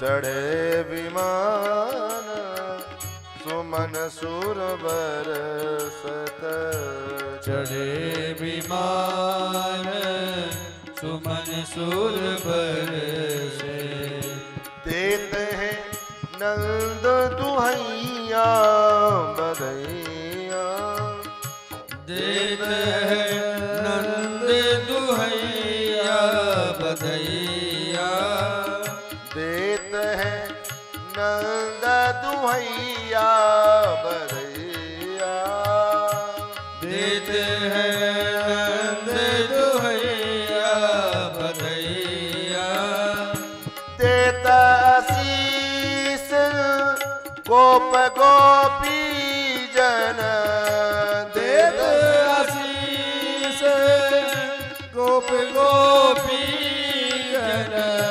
चिरजीवो दो भैया बधैया चिरजीवो दो भैया बधैया बाजे आज नंद द्वारे रसोइया बाजे आज नंद द्वारे बधैया बाजे आज नंद द्वारे बधैया बाजे आज नंद द्वारे बधैया बाजे बधैया बाजे बधैया बाजे बधैया बाजे बधैया बाजे आज नंद द्वारे बधैया बाजे आज नंद द्वारे बधैया बाजे आज नंद द्वारे बधैया बाजे आज नंद द्वारे बधैया बाजे बोलिए नंद के लाला की जय हो। गोप ग्वाल बाल सब आकर के लाल जी को आशीर्वाद प्रदान करते हैं। एवं प्रकार से 6 दिन यही बीत गए। मास दिवस कर दिवस भा मरम न जाना कोई। जैसे रामावतार में 1 महीने का 1 दिन हो गया, लेकिन किसी को पता ही नहीं चला। वैसे भी हम लोग व्यवहार में देखते हैं, सुख की जो घड़ी है चाहे कितने भी लंबी क्यों ना हो, क्षण में बीत जाती है। क्षण में बीत गया, उसके बीतने में समय नहीं लगता है। उसी प्रकार अब इससे बड़ा सुख और क्या हो सकता है, जहां साक्षात परब्रह्म परमात्मा जहां पुत्र बन करके आए हों, तो वहां उस सुख की क्या वर्णन किया जाए, किसकी तुलना, किसके साथ क्या तुलना किया जाए उसका। तो काल मानो ठहर सा गया हो भगवान के स्वागत में। इधर धीरे धीरे तो 4-5 दिन बीत गए, 6 दिन, छठी का दिन आ गया। नंद बाबा ने विचार किया, अपने ग्वाल वालों से मंत्रणा की, भैया बहुत दिन हो गए, कंस को जो वार्षिक कर हम लोग देते थे, कर बहुत दिन से नहीं गया है, और कंस के सिपाही सैनिक यहाँ कर वसूलने के लिए आएंगे, सो ठीक नहीं है। इससे अच्छा मैं स्वयं उसका कर दे रहा हूं, और आप लोग इस ब्रजमंडल की तब तक देखभाल करना, रक्षा करना, कि लौट करके आता हूं। बाबा कंस कर देने की, और गोपान गोकुल रक्षा निरूप्य मथुरां गतः नंदः कंसस्य वार्षिक्यं करम दातुं कुरुद्वः। कंस का वार्षिक कर दे दिया, और वार्षिक कर देने के पश्चात मन में भावना आई कि जब यहाँ तक आए हैं तो चल करके वसुदेव जी से मिल लेते हैं, क्योंकि वसुदेव जी के सारे पुत्रों को कंस ने मार डाला है, तो इसी बहाने थोड़ा भेंट जिज्ञासा भी हो जाएगी, सांत्वना सहानुभूति इस संबंध में होता है व्यवहार। इस कारण से श्री नंद बाबा वसुदेव जी से मिलने के लिए गए। वसुदेव उपश्रुत्य भ्रातरम नंदमागतम ज्ञात्वा दत्तकरम राज्ञे ययो दत्तदवमोचनम। वसुदेव जी ने नंद बाबा को अपने द्वार पर आते देखा, उठ करके अभिवादन किया, स्वागत किया है, और तम दृष्ट्वा सहसोत्थाय देह प्राण विवागत। जब दोनों मिले हैं तो दोनों के मिलन का जो स्वरूप है वो कैसा लग रहा है। सुखदेव जी देखो, कथा आप श्रवण करोगे ना, और कथा श्रवण में अगर मन लग गया है तो वह चरित्र, वो घटनाएं आपके सामने प्रत्यक्ष अनुभव में आने लग जाए, उसी का नाम शब्दों के माध्यम से उन चरित्रों का साक्षात्कार हो जाना, यही तो चमत्कार है कथा का। लेकिन आजकल विडंबना क्या है, बोले अब शब्दों के चमत्कार तो है नहीं, शब्दों का कोश तो है नहीं, तो क्या करें, बोले प्रत्यक्ष जो है झांकी दिखा करके लोगों को मन बहलाना पड़ता है। लेकिन अभी भी जिनके पास शब्दों का स्वरूप है, शब्दों की व्यवस्था है, और शब्दों के माध्यम से ऐसा चरित्र को प्रस्तुत करते हैं कि सामने वाले को सामने उस चरित्र का मानो प्रत्यक्ष अनुभव होता है। और ये कब होगा, ये तब होगा जब पूर्ण रूप से आपका मन 100 नहीं 110% आपका मन कथा में रहेगा, तब होगा। अगर 1-8% भी मन अगर इधर उधर जाएगा पानी पीने के लिए और पता नहीं दूसरे कार्यों के लिए, तब नहीं हो पाएगा। यहाँ 4 घंटे में हमें पानी की आवश्यकता पड़ती है, और परीक्षित जी महाराज 7 दिन 7 रात्रि तक जिस प्यास के कारण समीक महर्षि के गले में सर्प बांध करके आए थे, 4 दिन जब कथा का बीत गया और कथा कृष्ण की कथा के विषय में जब प्रश्न किया तो सुखदेव जी ने पूछा भी, राजन कि जिन प्रयास के कारण तुमने सुखदेव समीक महर्षि के गले में सर्प डाल दिया, क्या वो भूख प्यास तुम्हें नहीं लग रही है? परीक्षित जी ने कहा, गुरुदेव पिबंतम तन मुखाम्भोज अच्युतम हरि कथामृतम, आपके दिव्य मुखारबिंद से मान कर रहा हूं, मुझे भूख प्यास नहीं लग रही। तो इस प्रकार कथा श्रवण करें तब तो कथा का आनंद आएगा। थोड़ा सा भी आपका चित्त इधर उधर होगा तो कथा न सुनने, आपको सुनने में मन लगेगा, ना हमको सुनाने में मन लगेगा। श्रोता तो जब पक्के हों तब महाराज कथा सुनाने का अलग आनंद आता है, न सही सुनने वाले हों लेकिन पक्के श्रोता हों। महाराज सुखदेव जी कहते हैं कैसा दृश्य लग रहा है। सुखदेव वसुदेव जी और नंद बाबा जब मिल रहे हैं तो यहाँ पर में शरीर नहीं मिल रहा है, वसुदेव और नंद जी नहीं मिल रहे हैं, तब कौन मिल रहा है? बोले ऐसा लगता है कि देहा प्राण विवागत, जैसे किसी निष्प्राण शरीर का प्राण मिल जाए, तो जैसे प्राण और शरीर देह मिलते हैं वैसा अनुभूति मानो जैसा होता है, उसी प्रकार यहाँ पर में वसुदेव जी और नंद जी के मिलन में हो रहा है। पूजितः सुख नामयमादृतः प्रसक्तधि स्वात्मजयो हृदमाह विशाम्पते। वसुदेव जी ने नंद बाबा का पूजन किया, स्वागत किया।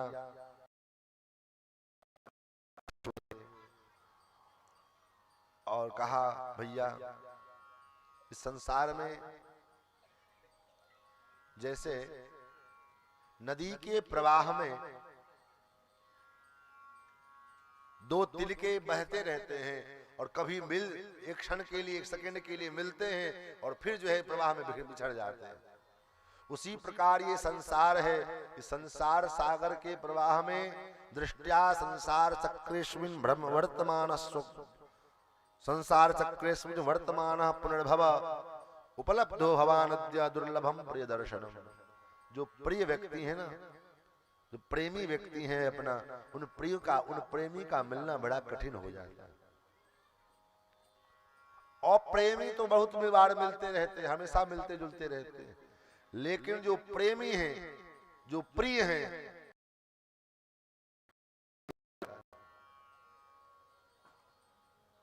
महाराज बहुत सारी बातें हुई। उसके बाद नंद बाबा ने वसुदेव जी को सहानुभूति प्रकट किया है। सहानुभूति देते हुए नंद बाबा कहते हैं, बड़े दुख की बात है, अहो ते देव की पुत्रा कंसेन बहवो हता। कंस ने आपके बहुत सारे पुत्रों को मार डाला, एक कन्या बची थी वो भी दिवंगत हो गई। एक अवशिष्टा व्रजा कन्या साप दिवंगता। ये सब बातें कर रहे, अच्छा नहीं लग रहा है। क्यों अच्छा नहीं लग रहा है? वसुदेव जी के मन में चिंता हो रही है कि मेरे दो दो पुत्र इनके घर में बैठे हैं और ये यहाँ घूम रहे हैं। अंत में वसुदेव जी ने कह दिया नंद बाबा से, नंद बाबा आपने कंस का कर दे दिया? बोले हाँ दे दिया। मुझसे मिलना भी हो गया? बोले हाँ मिलना भी हो गया। अब आप चले जाओ। क्यों? करो वै वार्षिको दत्तो राज्ञे दृष्टा वयं च वह। आपने राजा का कर दे दिया, मुझसे मिलना भी हो गया, अब आप चले जाओ। क्यों?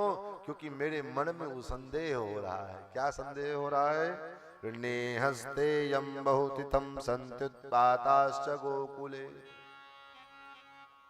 मेरे मन में भय हो रहा है कि गोकुल में कहीं कोई उत्पात ना हो जाए।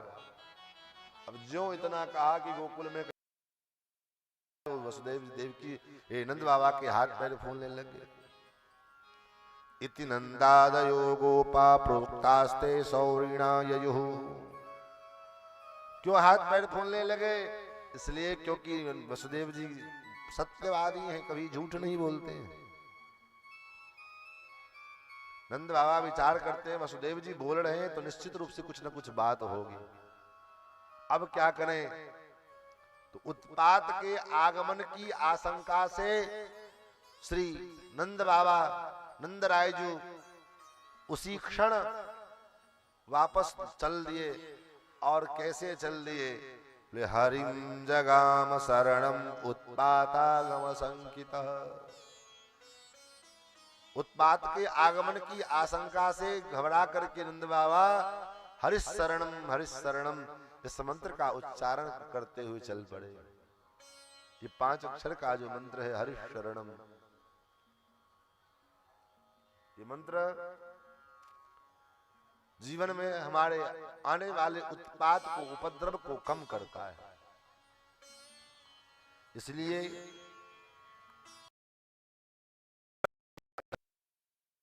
कोई उपद्रव होने वाला है तो इस मंत्र का आश्रय ले लेने पर में उपद्रव शांत हो जाता है। महाराज इधर कंस ने पूतना को भेजा है। कंसेन प्रहिता घोरा पूतना बालघातनी शिशुश्चार निघ्नन्ति पुरग्राम प्रजादिषु। पूतना अनेक गांवों से घूमते घामते, कैसी ये पूतना है? कंसेन प्रहिता, कंस के द्वारा भेजी गई है। और करती क्या है? बोले बाल घातनी, बालकों की हत्या करने वाली है।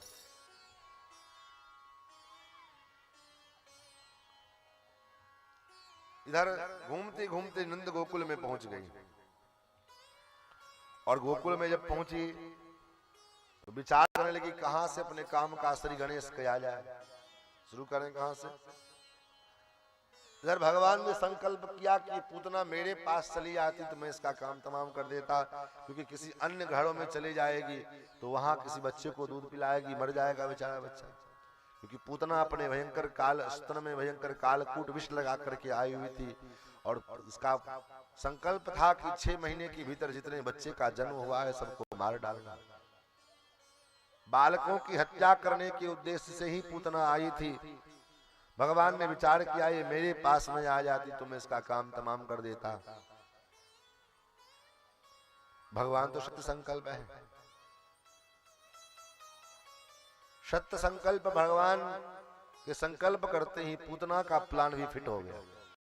पूतना ने भी यही से अपने कार्य का श्री गणेश करने का निर्णय लिया कि चलो यही से अपने कार्य का श्री गणेश करें, क्योंकि यहाँ भीड़ भाड़ भी है, कोई जान भी नहीं पाएगा कि मैंने ये कार्य किया है।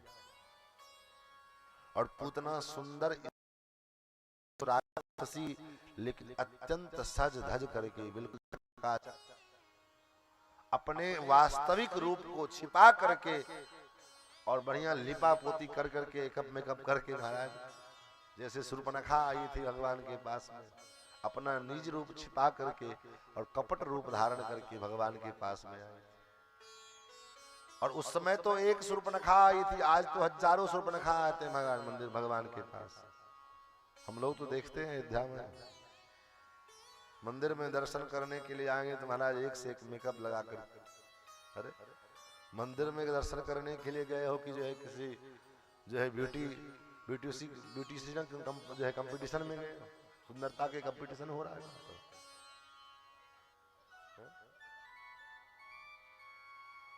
हम भगवान के पास जा रहे हैं तो हम जिस अवस्था में हैं, जिस रूप में हैं, भगवान ने जिनको जैसा बनाया है उसी अनुसार उसी प्रकार जैसे हैं यथावत उठ करके चल देना है।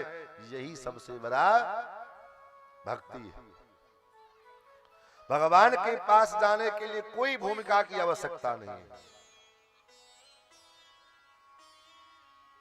जो रामावतार में भगवान के प्रादुर्भाव का समय आया तो सब माताएं श्रृंगार की हैं, श्रृंगार नहीं किए ऐसा नहीं, श्रृंगार तो किए हैं, लेकिन सुखदेव गोस्वामी जी महाराज लिखते हैं कैसा श्रृंगार किए हैं, जो सहज श्रृंगार, सहजता का श्रृंगार हो, नेचुरली प्राकृतिक और प्राकृत श्रृंगार नहीं। महाराज हम लोग देखते हैं शादी ब्याह में, आप लोग भी देखते ही, ऐसा तो नहीं देखते शादी ब्याह में महाराज जो वास्तविक रूप है पता नहीं कहां चला जाता है। जो वास्तविकता जो वास्तविक सौंदर्य है वो भी ऐसा ढक जाता है कि महाराज अद्भुत विचित्र रूप लगता रहता है। और कहीं उस समय गर्मी का महीना होवे और लाइट चली जाए 10-15 मिनट के लिए, तब फिर तो देखो महाराज कितना अच्छा लगता है, तब तो चेहरा और देखने वाला लगता है।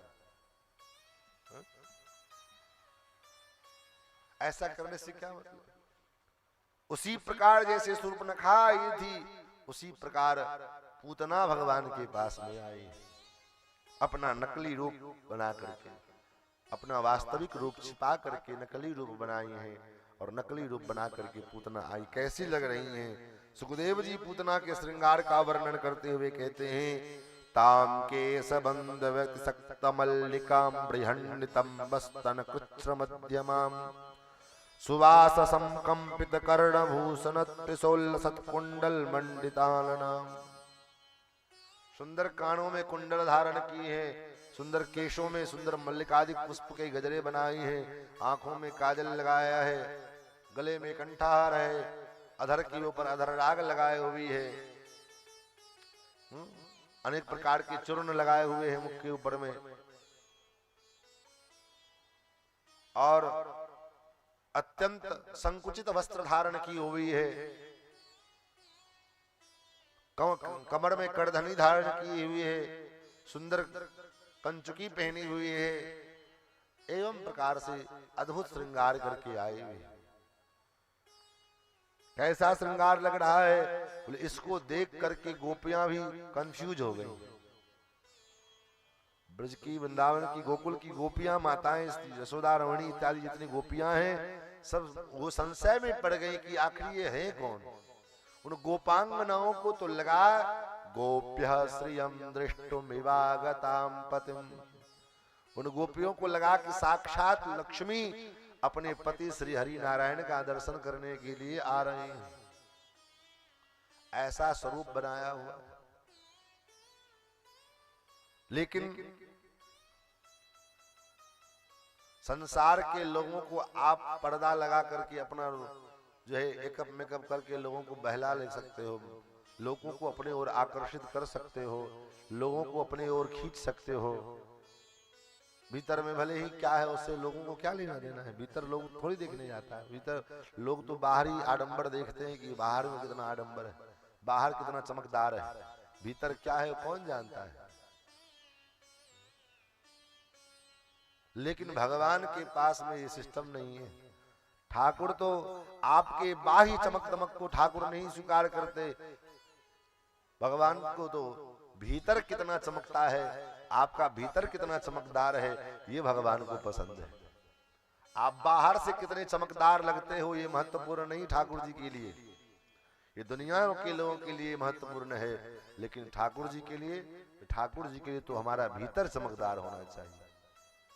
भगवान कहते तुम्हारा मन निर्मल होना चाहिए, मन पवित्र होना चाहिए, मन बिल्कुल शीशे की भांति, दर्पण की भांति चकाचक चमकता हो। तुम्हारा ऊपर कितना चमक रहा है, तुम कितने चमक रही हो, कितने सुंदर लग रहे हो, इससे कोई लेना देना नहीं भगवान। महाराज पूतना के लिए पूतना का सबने स्वागत किया। पूतना के लिए बालभोग की व्यवस्था करने के लिए लोग गए। इधर भगवान ने, जब भगवान के पास में पूतना आई तो सुखदेव जी कहते हैं आजन भगवान ने अपने नेत्र को बंद कर लिया। विबुध्यतां बालकमारिकाग्रहं चराचरात्मा सन्मीलितेक्ष्ण। चराचर के जो आत्मा भगवान श्री हरि नारायण हैं, इन्होंने अपने नेत्र को बंद कर लिया, निमीलित कर लिया आंख को। क्यों निमीलित कर लिया? इसके कई भाव संतों ने बताए। संत कहते भगवान ने इसलिए नेत्र बंद कर लिया क्योंकि पूतना पापिनी है, और भगवान विचार करते इस पापिनी का मुख देखना भी पाप है, इसलिए भगवान ने अपने नेत्र को बंद कर लिया। दूसरा भाव है, भगवान विचार करते हैं ये बाल हत्यारणी है, बालकों की हत्या करने वाली है, और इसके हृदय में जब इतना क्रूरता है कि बालकों को तक नहीं छोड़ती है, बालकों को भी मार देती है, तो ऐसे क्रूर हृदय वाली निर्दयी पूतना का क्या मुख देखना है। इसलिए भी भगवान ने नेत्र बंद कर लिए। एक भाव संत कहते हैं भगवान ने इसलिए नेत्र बंद कर लिए कि ठाकुर जी के नेत्रों में सूर्य का वास है। चक्षु सूर्य, मानो भगवान सूर्य से पूछते हैं कि ये पूतना मेरे पास में आई है, क्या तुम इसको अपने लोक में जगह दोगे? तो मानो सूर्य भगवान कहते प्रभु ये आपको मारने के लिए आई है, और सूर्य भगवान की जामाता है, दामाद है ठाकुर जी, क्योंकि सूर्य भगवान की पुत्री यमुना है, और यमुना जी की पति हैं भगवान कृष्ण, द्वारकाधीश कृष्ण। तो सूर्य भगवान विचार करते ये मेरे दामाद को मारने के लिए आया है, इस दुष्टा को मैं अपने लोक में जगह दूं ना। चौथा भाव है कि भगवान विचार करते हैं जब मैं इसके प्राणों को हरण करूंगा तो ये चीखेगी, चिल्लाएगी, और मेरे आंखों में दया का वास है, करुणा का वास है। कहीं अगर दया आ गई तो क्या करूंगा, फिर तो इसका उद्धार नहीं हो पाएगा, मैं इसको मार नहीं पाऊंगा। इसलिए भगवान ने नेत्र को बंद कर लिया। पांचवा भाव है कि भगवान विचार करते हैं, नेत्र बंद करके भगवान विचार करने लगे कि इसको आखिर कौन सी गति प्रदान करूं। कार्य तो दो प्रकार के कर रही है, मतलब बोले दूध पिलाना माँ का काम होता है, ये दूध भी पिला रही है, और जहर पिलाना शत्रु का काम होता है, ये जहर भी पिला रही है। तो आखिर इसको गति कौन सी प्रदान करूं? मां की गति प्रदान करूं कि शत्रु वाली गति प्रदान करूं? कौन सी गति प्रदान करूं? इस बात का मानो ठाकुर जी नेत्र बंद करके चिंतन कर रहे हैं, क्योंकि अधिक चिंतन में जब व्यक्ति डूब जाता है तो नेत्र बंद कर देता है। सातवें भाव है कि ठाकुर जी के हृदय में मानो करुणा, दया और कानून दोनों में द्वंद्व युद्ध शुरू हो गया। कानून कहता है, भगवान का शास्त्र का नियम कहता है कि ये दुष्टा है, ये हत्यारिणी है, ये पापिनी है, इसका उद्धार नहीं होना चाहिए। और भगवान का करुणा कहता है नहीं नहीं, कहे चाहे जैसा भी है, आपके नजदीक आया है तो आप इसका उद्धार करो, यही आपका फर्ज है। अब दोनों में जब द्वंद्व चलने लग गया तो भगवान नेत्र बंद करके दोनों की बात श्रवण कर रहे हैं कि आखिर करे तो करे क्या। दोनों में से किसकी बात सुने? आठवां भाव यह है कि मानो भगवान नेत्र बंद कर लेते हैं। जैसे कोई कड़वी चीज आपको पीना हो, जैसे मान के चलो कि नीम का काढ़ा पीना हो, चाहे नीम का जो है रस उसको पीना पड़े, चाहे गिलोय उसका रस पीना पड़े, पीने का मन नहीं कर रहा है लेकिन अब मजबूरी है, दवा है, औषधि का कार्य करता है ये, तो पीना पड़ जाए। लोग कहते एक काम करो, इतना सोचा विचारी मत करो, आंख बंद करके पी जाओ, आंख मूंद ले वो पी ले। उसी प्रकार भगवान ये जहर पिलाने के लिए भगवान के पास में आई है, और भगवान जहर पीना चाहते नहीं है लेकिन मजबूरी है, पीना पड़ेगा, तो क्या करें मानो, इसलिए ठाकुर जी ने नेत्र बंद कर लिया कि आंख बंद करके इसको पी जाए। नौवां भाव ये है कि मानो भगवान विचार करते हैं कि इस गोकुल में आए थे माखन मिश्री का भोग लगाने के लिए, लेकिन माखन मिश्री का तो अभी उद्घाटन नहीं हुआ है, पहले पहले जहर ही सामने आ गया है, क्या करें?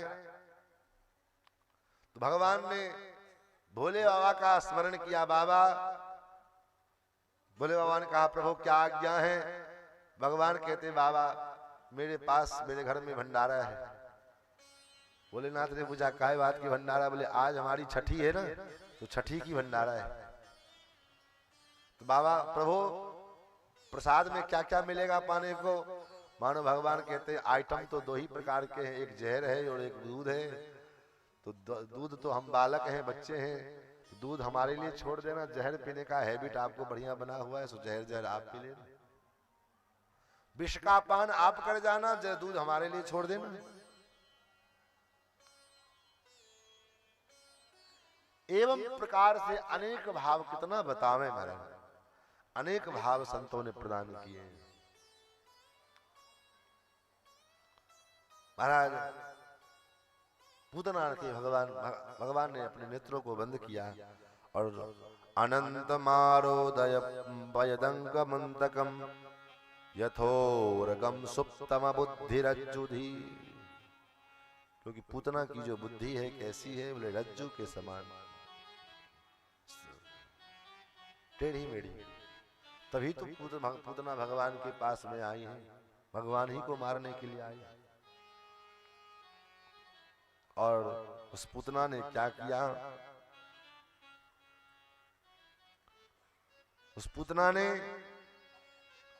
तस्मिन् स्तनम दुर्जरवीर्यमुल्बणम, उस भयंकर कालकूट विष से संयुक्त पयोधर को भगवान के मुख में दे दिए। हमारे पूज्य गुरुदेव भगवान इस कथा, इस प्रसंग में एक बड़ा सुंदर भाव कहते हैं कि देखो पूतना भगवान के पास कालकूट लेकर के आई तो भगवान को इतनी परेशानी हो गई, इतना समस्या भगवान को झेलना पड़ गया। और आज के भगत के लोग, आजकल के भगत लोग भगवान के पास बिस्कुट लेकर के भोग लगाने जाते हैं, साक्षात बिस्कुट। ठाकुर को कितनी परेशानी होती, कहते महाराज भगवान को भोग लगाने के लाए, तो कालकूट में ठाकुर इतने परेशान है तो साक्षात बिस्कुट है, विष का कूट है। तो भगवान को भोग के नाम पर में हम कुछ भी भोग लगा देंगे, ये भी बुद्धिमानी, ये भी भक्ति नहीं है। क्या पता किस प्रकार से वो बना है, बिस्कुट है तो क्या, भले शाकाहारी है तो क्या, लेकिन आपने देखा है कि इसमें क्या पड़ा है, नहीं पड़ा है, क्या है नहीं है। जो वस्तु आप अपने आंखों से परीक्षण करके समझ लो कि ये शुद्ध है, भगवान को भोग लगाने योग्य है, तब तो भगवान को भोग लगाना चाहिए। अगर आप अपनी भक्ति के मार्ग में, साधना के मार्ग में आगे बढ़ना चाहते हैं तो, नहीं तो फिर महाराज कोई बात नहीं, बाजार से लाओ, भगवान को भोग लगाओ, खुद भी खाओ, कोई दिक्कत नहीं है, खाते रहो, भजन करते रहो, पता नहीं कब ठाकुर कृपा करेंगे। नहीं, बुद्धि पवित्र नहीं होगी जब तक हमारे आहार में पवित्रता नहीं आएगी, तब तक कितना भी नाम जप करते करते माला घिस जाएगा। इसीलिए कबीर बाबा ने कहा, माला फेरत जुग गया, गया न मन का फेर, कर का मन का दाड़ दे, मन का फेर। पैंट पहन करके, जूता चप्पल पहन करके हम लोग देखते बड़े बड़े शहरों में बड़े बड़े भगत लोगों को, सेठ जी लोगों को जूते पहन करके महाराज खड़े खड़े बैल की भांति खाते रहेंगे और बस हाथ धो लेंगे और बस फिर वही माला झोले। अरे इससे क्या, कुछ नहीं होने वाला है। जब तक आहार पवित्र नहीं होगा, साधना में कुछ नहीं। आहार शुद्धौ सत्य शुद्धि, सत्य शुद्धौ ध्रुवा स्मृति। उसी हाथ से खा रहे हैं, उसी हाथ से महाराज फिर परोस भी रहे हैं। हम लोग देखते हैं, आप लोग भी देखते होंगे बहुत से जगहों को। पवित्रता आहार में जब तक नहीं आएगी, हम जो आहार हमको पवित्र लगे वही भगवान को भोग लगावे। अन्यथा प्रेम के चक्कर में आप कहोगे प्रेम के कारण भगवान ने सबरी का जूठा भेड़ खाया, तो भगवान ने खाया, आप भगवान नहीं हैं। हम आप भगवान नहीं हो सकते। प्रेम के कारण भगवान ने कर्माबाई की खिचड़ी खाए, और कैसे खिचड़ी बिना नहाए धोए कर्माबाई खिचड़ी बनाती थी और दतमन करते हुए उसी दतमन से खिचड़ी जलाती भी थी और भगवान पाते थे। तो भगवान थे, हम आप भगवान नहीं है। और वो कर्माबाई थी, हम आप कर्माबाई भी नहीं हो गए। कर्माबाई वाला भाव है हमारे पास, वो तो नहीं है। तो दिखावा उसी चीज का करो जो हमारे अंदर योग्यता हो। दिखावा हम करें बड़े बड़े भगत लोगों का, ठाकुर जी की सही नहीं, सीधे तुलना कर लेते हैं अपने आप। अरे प्रेम में सब चलता है, ये प्रेम में सब चलता है तो प्रेम में उसके साथ जो है सब कुछ करो, लेकिन नहीं। अपने मन के अनुकूल जो हो वहां पर में तो हम प्रेम बता देते हैं, और जहां मन के प्रतिकूल हो जाए वहां प्रेम चला गया तिल लेने के लिए। ऐसे थोड़ी होता है। आज के मनुष्य का बड़ा विडंबना है, धर्म में भी अपने अनुकूलता को स्थापित करता है, अपने अनुकूल जो लगता है उसको धर्म मान लेता है। एक बड़ा प्रसिद्ध लोक का बहाना रहता है, क्या बहाना बोले, मन संगा तो कठौती में गंगा। बड़े जो कभी भजन भाव से जिसको कोई लेना देना नहीं रहेगा, यही बात फार्मूला अपनाते हैं। कहेंगे अरे महाराज भजन करने से क्या होगा, कथा सुनने से क्या होगा, जब मन चंगा होगा तो कटौती में गंगा। तो भले आदमी तुम्हारा मन चंगा हो गया है, आपका मन चंगा है। अरे मन चंगा हो इसीलिए तो सत्संग की आवश्यकता है। और ये वाक्य जिस महापुरुष ने कहा, श्री रविदास जी ने, उनका मन चंगा हो गया था, इसलिए उनके कठौती में गंगा आती थी उनको दर्शन देने के लिए। लेकिन हमारे अंदर वो चंगा, वो परिस्थिति हमारे अंदर नहीं है, वो योग्यता हमारे अंदर नहीं आई है कि हमारे यहाँ पर में गंगा जी आएगी। अरे गंगा जी को तो छोड़ो, गांव का पोखरा कोई आपके पास में नहीं आएगा तो गंगा जी कहां से चली आएगी।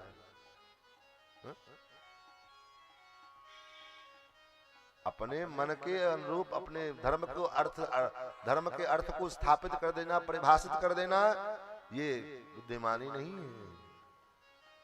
तो माय बाप, जो वस्तु खाद्य पदार्थ जो खाने योग्य है, जिसमें आप पूर्ण रूप से आश्वस्त हैं कि नहीं ये वस्तु पवित्र है, हम खा सकते हैं, भगवान को भोग लगा सकते हैं, तभी उसको आप भोग लगाओ।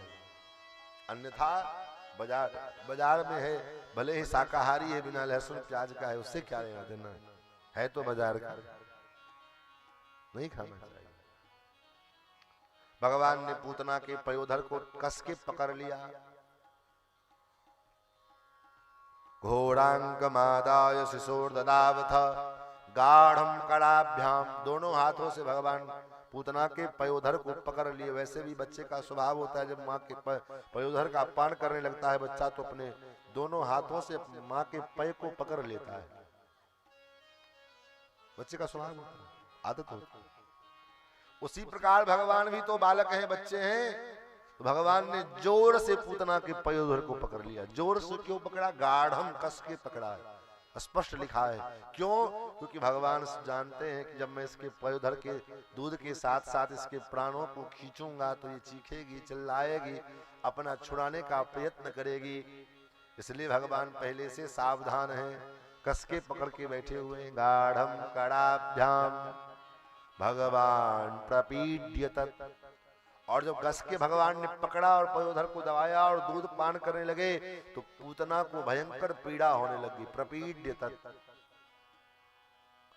और जब पूतना के प्राण दूध के सहित रोष में आकर के भगवान उसके प्राणों को भी खींचने लगे। प्राणई समम रोष समन्वितो पिबत, तो पूतना चीखने लग गई, चिल्लाने लग गई, अरे बालक मुझे छोड़ दे, छोड़ दे। सा मुंच मुंचालमिति प्रभासनी, मुंच मुंच, छोड़ छोड़ छोड़, अरे बालक छोड़ दे।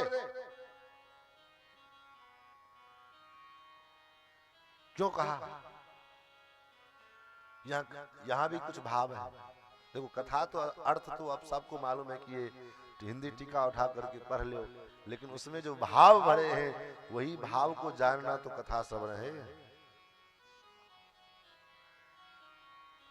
संत लोग कहते हैं कि देखो, पूतना एक तो पीड़ा के कारण कहती है कि छोड़ दे छोड़ दे छोड़ दे।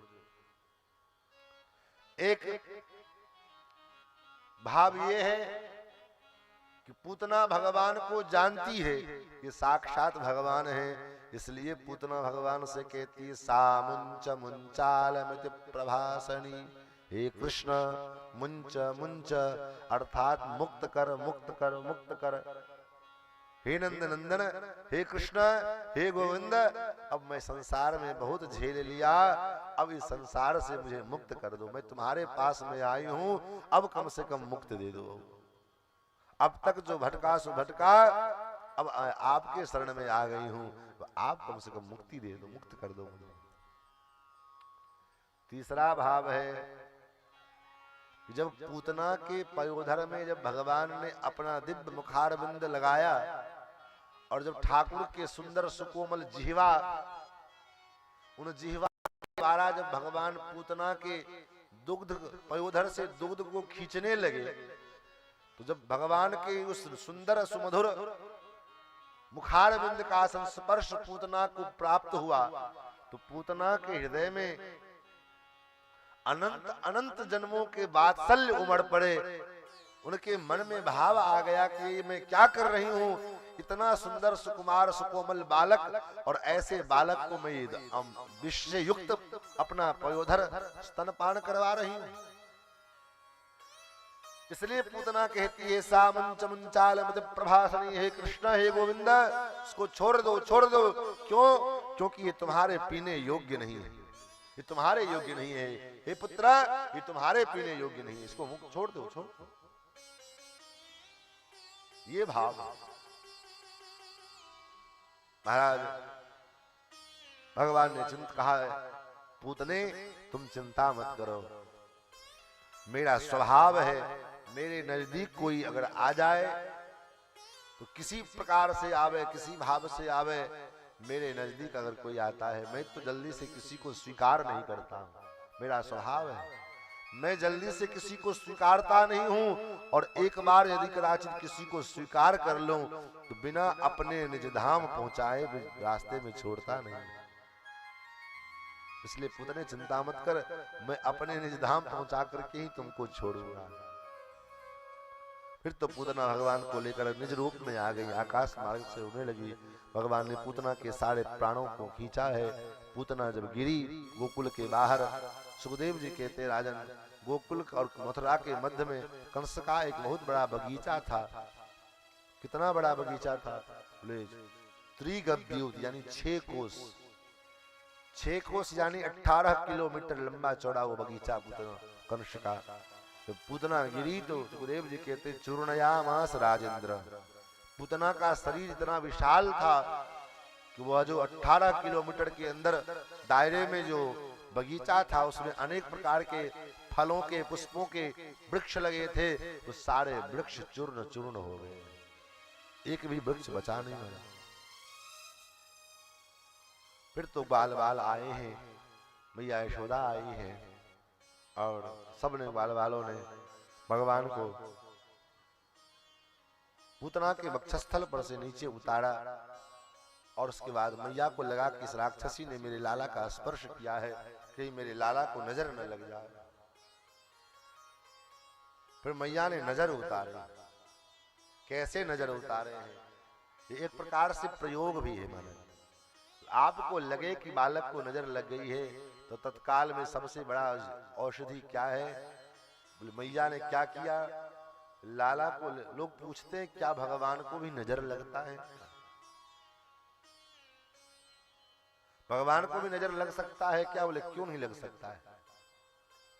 क्यों? भगवान तो भगवान है। तो जब हमारा आपका चेहरा ABCD जैसा है तब तो हम लोगों को नजर लगता है। और भगवान का सौंदर्य त्रिभुवन कमनीय सौंदर्य ठाकुर का जो है स्वरूप, तो भगवान को नजर लग जाए तो कौन बड़ी बात है। तो मैया को भी लगा कि लाला को नजर लगी और मैया ने लाल जी के नजर को उतारने के लिए उपाय करती हैं। क्या उपाय करती हैं? मैया गोष्ठ में गई हैं, गौशाला में, और गौशाला के गोमूत्रेण स्नापयित्वा, गाय के गोमूत्र से स्नान करवाया और फिर गौशाला की मिट्टी पूरे शरीर में लगाई, क्योंकि सर्वदेव सारे देवी देवता गाय में निवास करते हैं। आज विडंबना ये है जो सनातन धर्म का प्रथम सोपान, प्रथम खंभा, प्रथम स्तंभ गाय है, और आज हमारे समाज से, हमारे परिवार से गाय लुप्त होती जा रही है। गाय के नाम पर में केवल दूध देने के लिए एक मशीन के समान एक जंतु को हमने पाल लिया और भ्रम पैदा कर लिया कि यही गाय है, लेकिन वो वास्तव में गाय है ही नहीं। वो तो दूध देने वाली एक जानवर है बस, जिसका दूध हम आप जहर के रूप में पान करते हैं। तब तो गाय कौन है? शास्त्रों के लक्षण जिसके अंदर घटे, गाय के जो लक्षण शास्त्रों में बताए गए हैं वो लक्षण जिसमें घटित होवे वो गाय है। क्या लक्षण है? श्रृंग शासनादि मत्वम गोत्वम। न्याय शास्त्र में कहा गया है गाय का लक्षण क्या है? बोले गाय के श्रृंग हो और शासनादि अर्थात गले में मांसपिंड लटकता हुआ हो, और जब वो बोले तो शुद्ध विशुद्ध मां शब्द का उच्चारण हो, वो गाय है। ये तीनों लक्षण क्या आज के इस वसु में घटित होते हैं? विचार करके देखते। न सिंह का पता है, न मांसपिंड का पता है, और जब वो बोलती है तो पता नहीं कौन सी भाषा बोलती है, क्योंकि विदेशी है तो विदेशी भाषा भी बोलती है। देसी गाय तो है नहीं, विदेशी गाय है। विदेशी है, जैसे विदेशी भाषा होती है वैसे उसका भी भाषा विदेशी है, लेकिन अपने देश की जो गाय है उसका भाषा बोले शुद्ध बोलती है तो विशुद्ध लगता है। माँ जोर से होगा।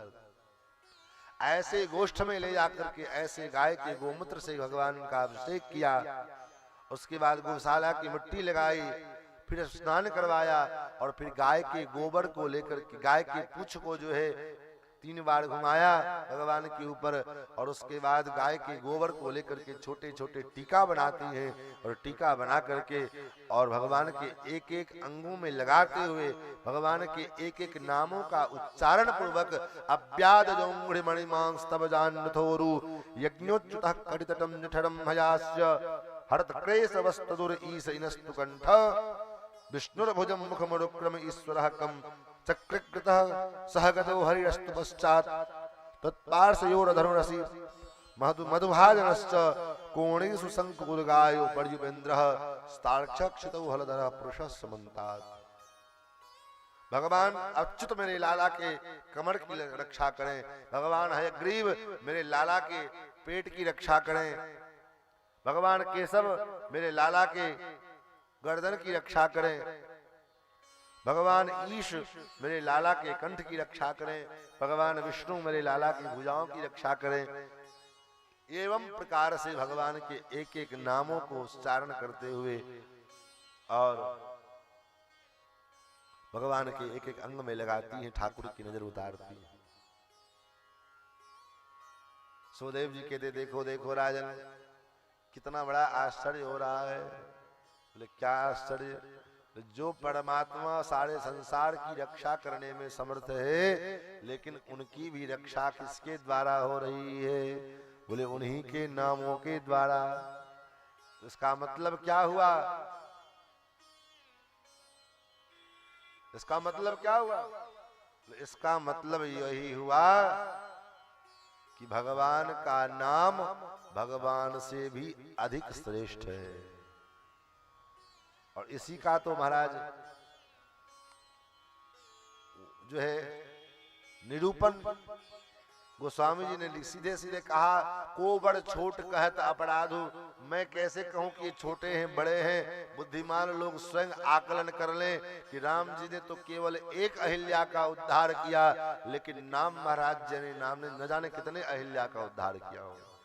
नाम कोटि खल कुमति सुधारी। ऐसा भगवान का दिव्य पावन नाम। लेकिन ऐसे दिव्य पावन नाम के जो अत्यंत सरल हैं, अत्यंत सहज हैं, इतने रहने के बावजूद भी हम दर दर की ठोकरें खा रहे हैं। इससे बड़ा दुर्भाग्य और कुछ नहीं हो सकता है। कुछ नहीं, केवल हम नाम महाराज का आश्रय लेवे, नाम महाराज के भरोसे अपने को सौंप देवे, सब चकाचक रहेगा। नहीं तो इधर उधर ठोकर खाते रहो, कोई फर्क नहीं पड़ता। महाराज भगवान ने पूतना का उद्धार किया। पूतना का जब शरीर चिता पर जलने लगा, उसके शरीर से अद्भुत सुगंधी निकली है, दिव्य ज्योति निकली और महाज्योति में जाकर के विलीन हो गई। ऐसा दिव्य भगवान का ये प्रभाव है, भगवान का ये स्वभाव है। सुंदरता तो है ही, स्वभाव क्या है? बोले जो मारने के उद्देश्य से चरणों में, जो मारने के उद्देश्य से आई थी, और ऐसे पूतना को भी जिन्होंने मातृ धात्रोचित गति प्रदान किया, ऐसा इससे बढ़कर के और दयालु कोई भगवान परमात्मा क्या हो सकते हैं? अब आप ही बताओ, कोई अगर आपको हमको एक थप्पड़ मार देवे, चाहे थोड़ा सा भी कोई इधर उधर कुछ अपकार कर देवे, तो हम लोग चिढ़ जाते हैं। लेकिन जिस परमात्मा को, जिसको मारने के उद्देश्य से आए, सुखदेव जी कहते हैं देखो,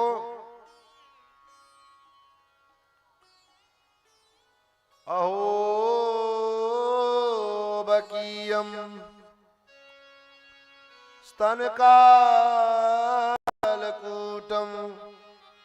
जिघांसया पाययदप्यसाद्वि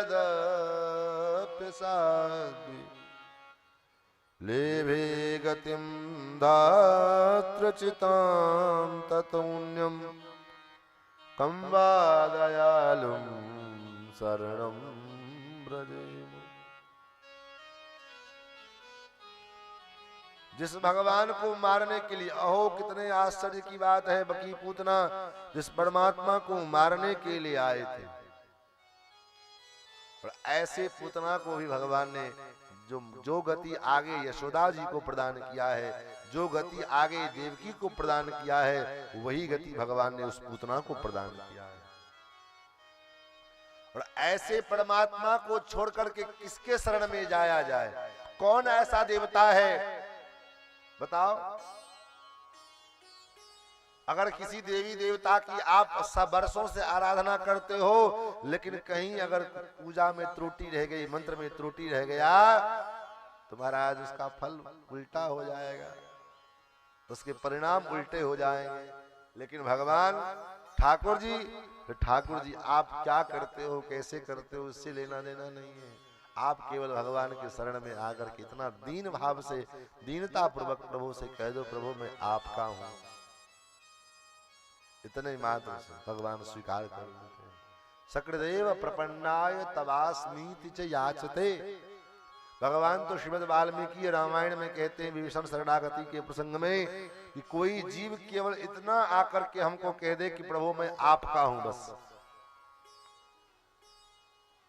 इतना स्वीकार कर ले कि मैं आपका हूं, बस इतने मात्र से भगवान प्रसन्न हो जाते हैं और उस जीव की रक्षा का भगवान व्रत ले लेते हैं। सकृदेव प्रपन्नाय तवास्मीति च याचते। अभयं सर्वभूतेभ्यो ददामि तत्व्रतं मम।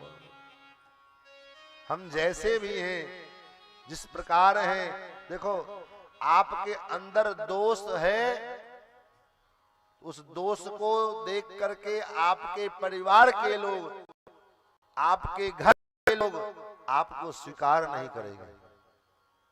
अगर आप में सारे सद्गुण हैं और एक आध भी दुर्गुण अगर आपके अंदर है, उसी को लेकर के महाराज परेशान रहेंगे, आपको जल्दी से एक्सेप्ट नहीं करेंगे। लेकिन ये भगवान की खासियत है, सैकड़ों दुर्गुण पड़ा रहे, लेकिन उसके बावजूद भी भगवान की शरण में अगर हम चले जाएं तो ठाकुर, भले ही हम भगवान के योग्य नहीं हैं, लेकिन भगवान हमें अपने योग्य बना लेते हैं। हम भगवान के भोग्य नहीं हैं, हम भगवान के भोग के लायक नहीं हैं, लेकिन ठाकुर अपने भोग के लायक हमको बना लेते हैं, बस ये जान लें। जैसे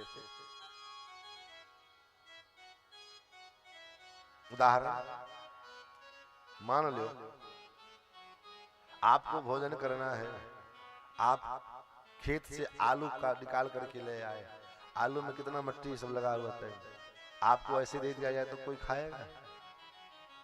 लेकिन उसी आलू को धुल करके बढ़िया सा बढ़िया करके पानी से साफ करके और बढ़िया चकाचक कढ़ाई में डाल करके छौंका लगा करके बढ़िया सब्जी बना करके और चकाचक तैयार करके तैयार हो गया, तो उसको बड़े स्वाद से चकाचक खाते हैं हम लोग। तो खाते हैं तो बनाते भी तो स्वयं हैं, तभी तो खाते हैं। तो जैसे हम लोग उस सब्जी को बना करके तैयार कर लेते हैं, साग को बना करके तैयार कर लेते हैं, उसी प्रकार भगवान हम जीवों को, भले हम भगवान के भोग्य नहीं हैं, लेकिन जब हम भगवान के पास पहुंचते हैं तो ठाकुर हमें उस लायक बना लेते हैं, बस अपने अनुरूप बना लेते हैं। इसलिए ऐसे भगवान को छोड़ करके अगर हम दर दर की ठोकरें खा रहे हैं तो हमसे बड़ा अभागा और कौन हो सकता है। काको नाम पतित पावन जग, केहि अति दीन पियारे, केहि अति दीन पियारे। जाऊं कहाँ तजी चरण तिहारे, जाऊं कहाँ तजी चरण तिहारे, जाऊं कहाँ तजी चरण तिहारे, जाऊं कहाँ तजी चरण तिहारे।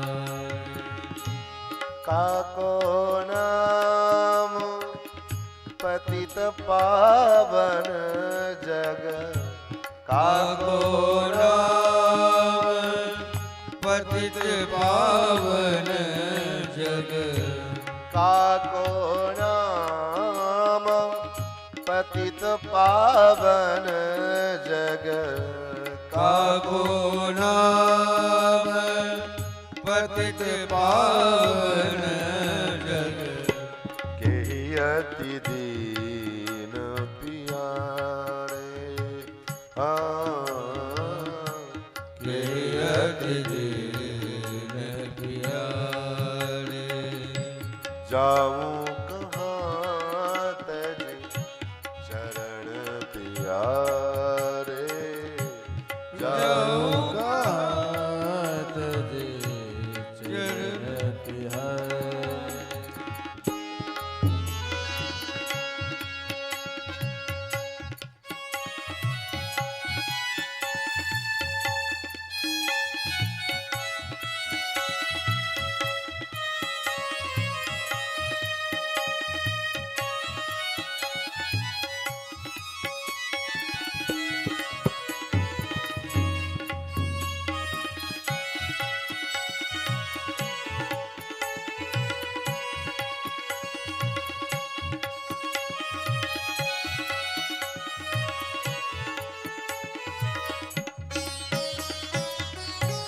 कौन देव बिराय बिरादहित कौन देव बिराय बिरादहित हाटी हाटी आधम उदारे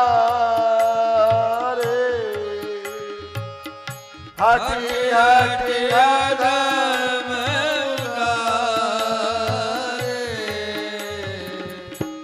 खाग मृग व्याध पाषाण बीटप जड़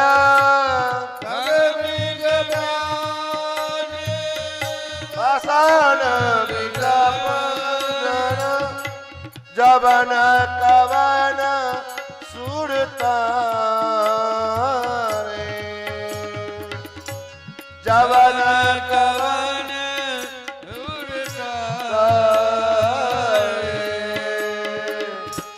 जवन कवन सुरतारे जाऊं कहाँ तजी चरण तिहारे जाऊं कहाँ तजी चरण तिहारे जाऊं कहाँ तज चरण तिहारे काको नाम पतित पावन जग काको नाम पतित पावन जग केहि अति दीन पियारे केहि अति दीन पियारे जाऊं कहाँ तज चरण तिहारे जाऊं कहाँ तज चरण तिहारे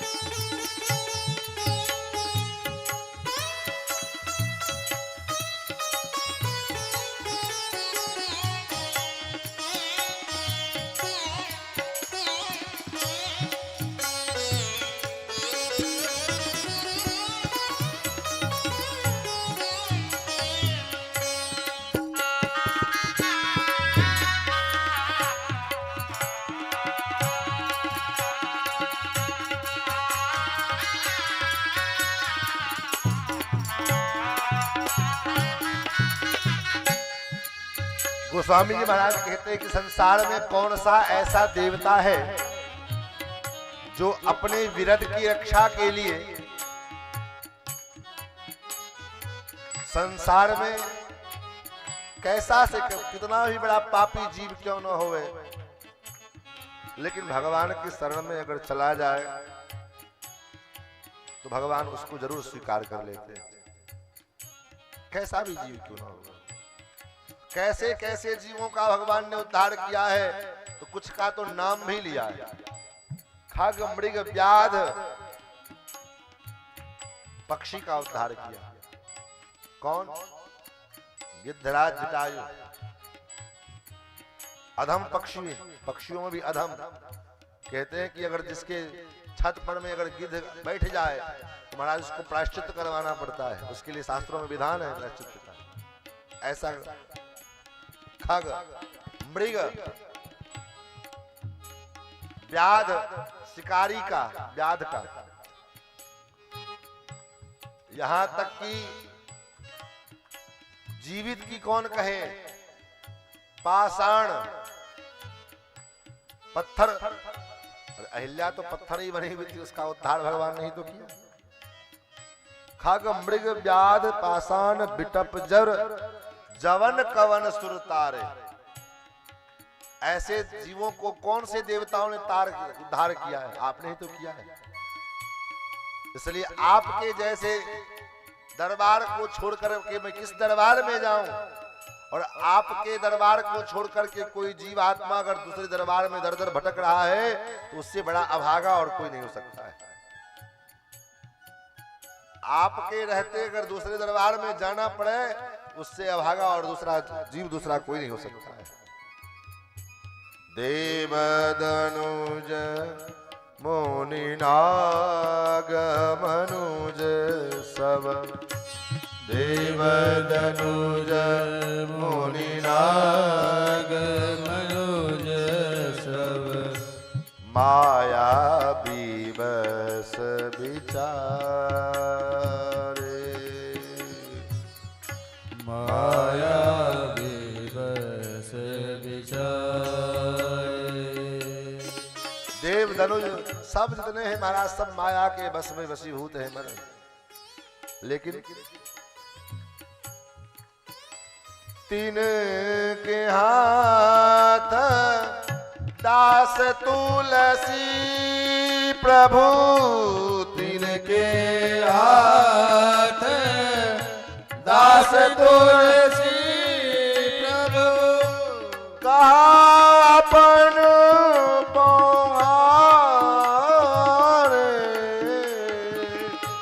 कहा अपन पौहारे, कहाँ अपन पौहारे,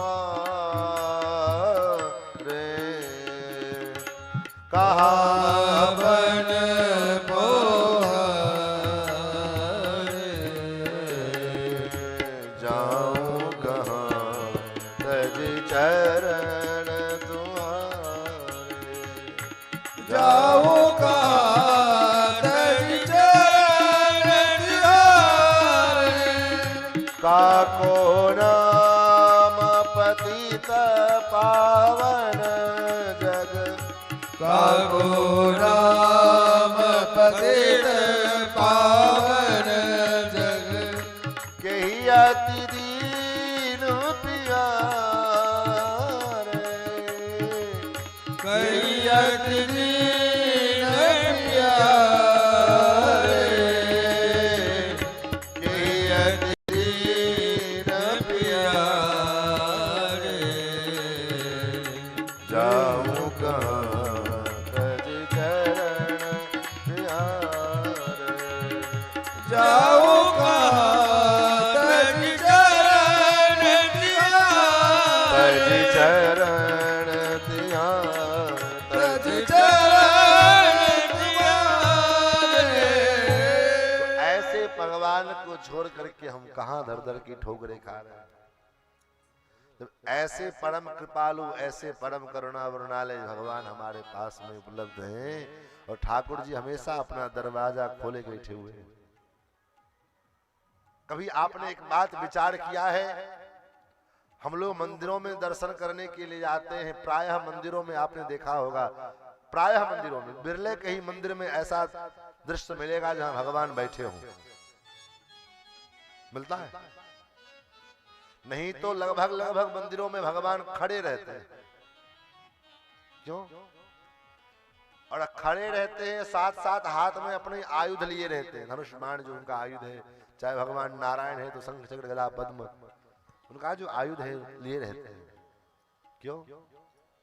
क्योंकि भगवान 24 घंटे हम भक्तों की रक्षा के लिए 24 घंटे ठाकुर खड़े रहते हैं और अपने आयुधों से सुसज्जित होकर के कि कब कौन सा भक्त हमको पुकारे और उसके लिए हमको जाना पड़ जाए तो उठने का भी विलंब ना हो। बैठे रहेंगे तो बैठकर उठने में जो विलंब होगा उतने काल का भी विलंब ना होवे, इसलिए भगवान मंदिरों में खड़े बैठे रहते हैं। इतने तन्मयता ठाकुर जी हमारे लिए, इतने भगवान हमारे लिए सजग रहते हैं। लेकिन हम आप कितने सजग रहते हैं भगवान भरोसे। महाराज भगवान ने पूतना का उद्धार किया। आगे सुखदेव जी कहते राजन, भगवान एक सक्तासुर नाम का राक्षस आया है, सकट में घुस गया। क्योंकि चूंकि उसको ऋषि के श्राप थे, उसके वो वायु रूप में था, उसके शरीर नहीं थे। तो जिस महापुरुष ने श्राप दिया उनसे कहा महाराज कोई शरीर तो चाहिए हमको।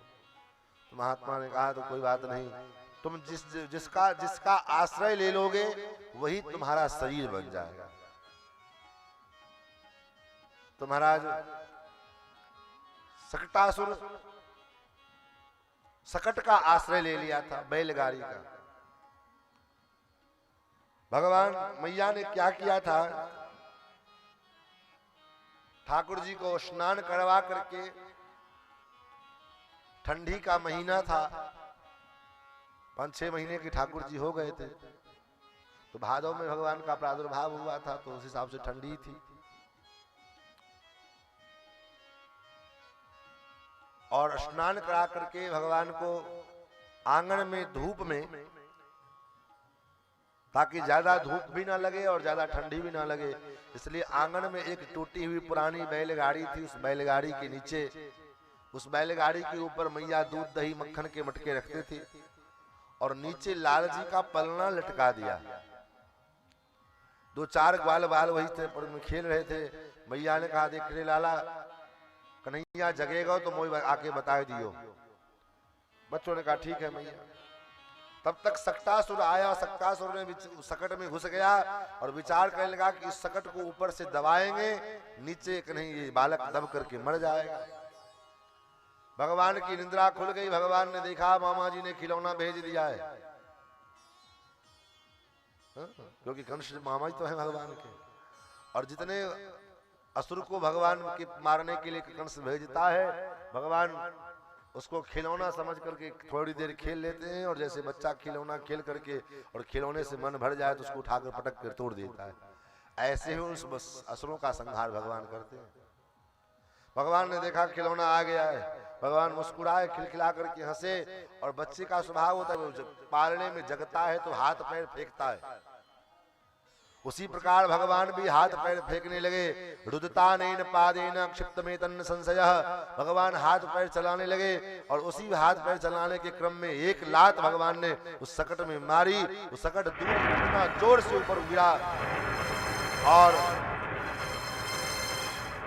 महाराज जब नीचे गिरा तो चकनाचूर हो गया। भैया ऐसे करोगे न जाने कितने हट वाले बैठे होंगे। क्या चाहते हो? देखो कितने लोग बेचारे घबरा गए।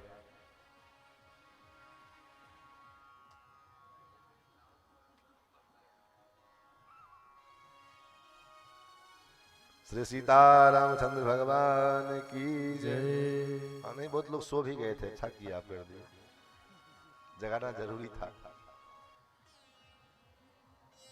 श्री उद्यानाथ भगवान की जय। जिनको नींद लग रही जोर से जयकारा बोले, नींद भाग जाएगा। श्री सीतारामचंद्र भगवान की जय। इतने कंजूस होता आज तक नहीं देखा। जयकारा में कभी कंजूसी है? अब जयकारा में कंजूसी है, दक्षिणा में क्या होगा भगवान के मालिक। श्री हनुमान जी महाराज की जय। अब ठीक है, हनुमान जी की जैसे याद दिलाना पड़ता है। महाराज भगवान ने सक्तासुर का वध किया। धराम की आवाज हुई इतनी जोर से, मैया यशोदा अंदर से बाहर निकली। देखा क्या हुआ, सारे ग्वाल वाले इकट्ठे हो गए। क्या हुआ क्या हुआ? देखा महाराज आंगन में एक असुर मरा पड़ा हुआ है और साला कुछ नहीं बिगड़ा। मैया ने देखा भगवान की बड़ी कृपा है, बार बार ये असुर मेरे ही आंगन में आकर के मरने के लिए आते हैं और कोई जगह नहीं मिलता है। ऐसे एक दिन तृणावर्त नाम का असुर आया आंधी बवंडर के रूप में। भगवान ने उसका भी वध किया।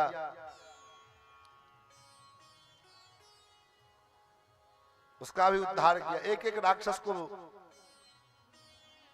कंस भेजता जाता है और भगवान सबका सीताराम बाबू गोविंदाय नमो नमः करते चले जाते हैं। सुखदेव जी कहते राजन अब भगवान लगभग पूरे वर्ष 1 वर्ष के हो गए। तो 1 वर्ष के पूरे हो गए तो अभी तक भगवान का नामकरण नहीं हुआ था। सो नामकरण करने के लिए गर्गाचार्य जी को वसुदेव जी ने भेजा है। गर्गाचार्य जी आए हैं और सबसे पहले रोहिणी नंदन का नामकरण किया है। रोहिणी नंदन को गोद में लेकर के और नामकरण करते हुए गर्गाचार्य जी कहते हैं अयम ही रोहिणी पुत्रो रमयन सुहृदो गुणैः आख्यास्यते राम इति बलाधिक्यात् बलम विदुः।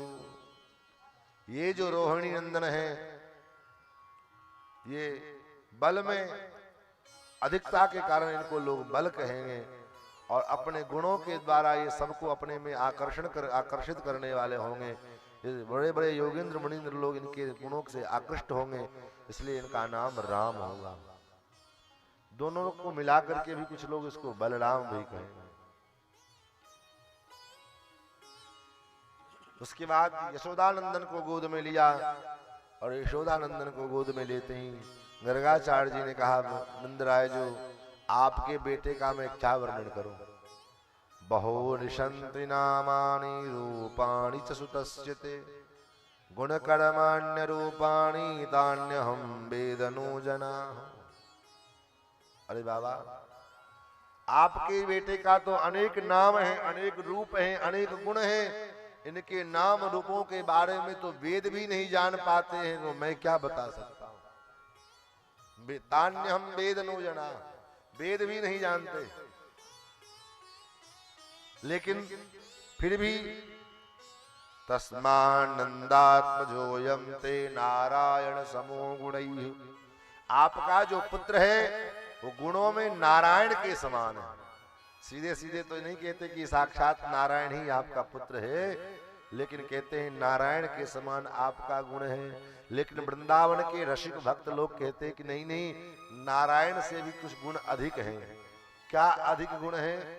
बोले देखो नारायण कभी भी किसी से ये नहीं कह सकते हैं कि तुम मुझे जो है, नारायण कभी किसी स्त्री के वस्त्र चुराएंगे? नहीं चुरा सकते, लेकिन ठाकुर चुराते हैं। नारायण कभी किसी भक्त के घर में जाकर के चुरा करके मक्खन खाएंगे, लेकिन हमारे ठाकुर घर में जा करके लोगों के मटके से मक्खन चुरा चुरा करके खाते।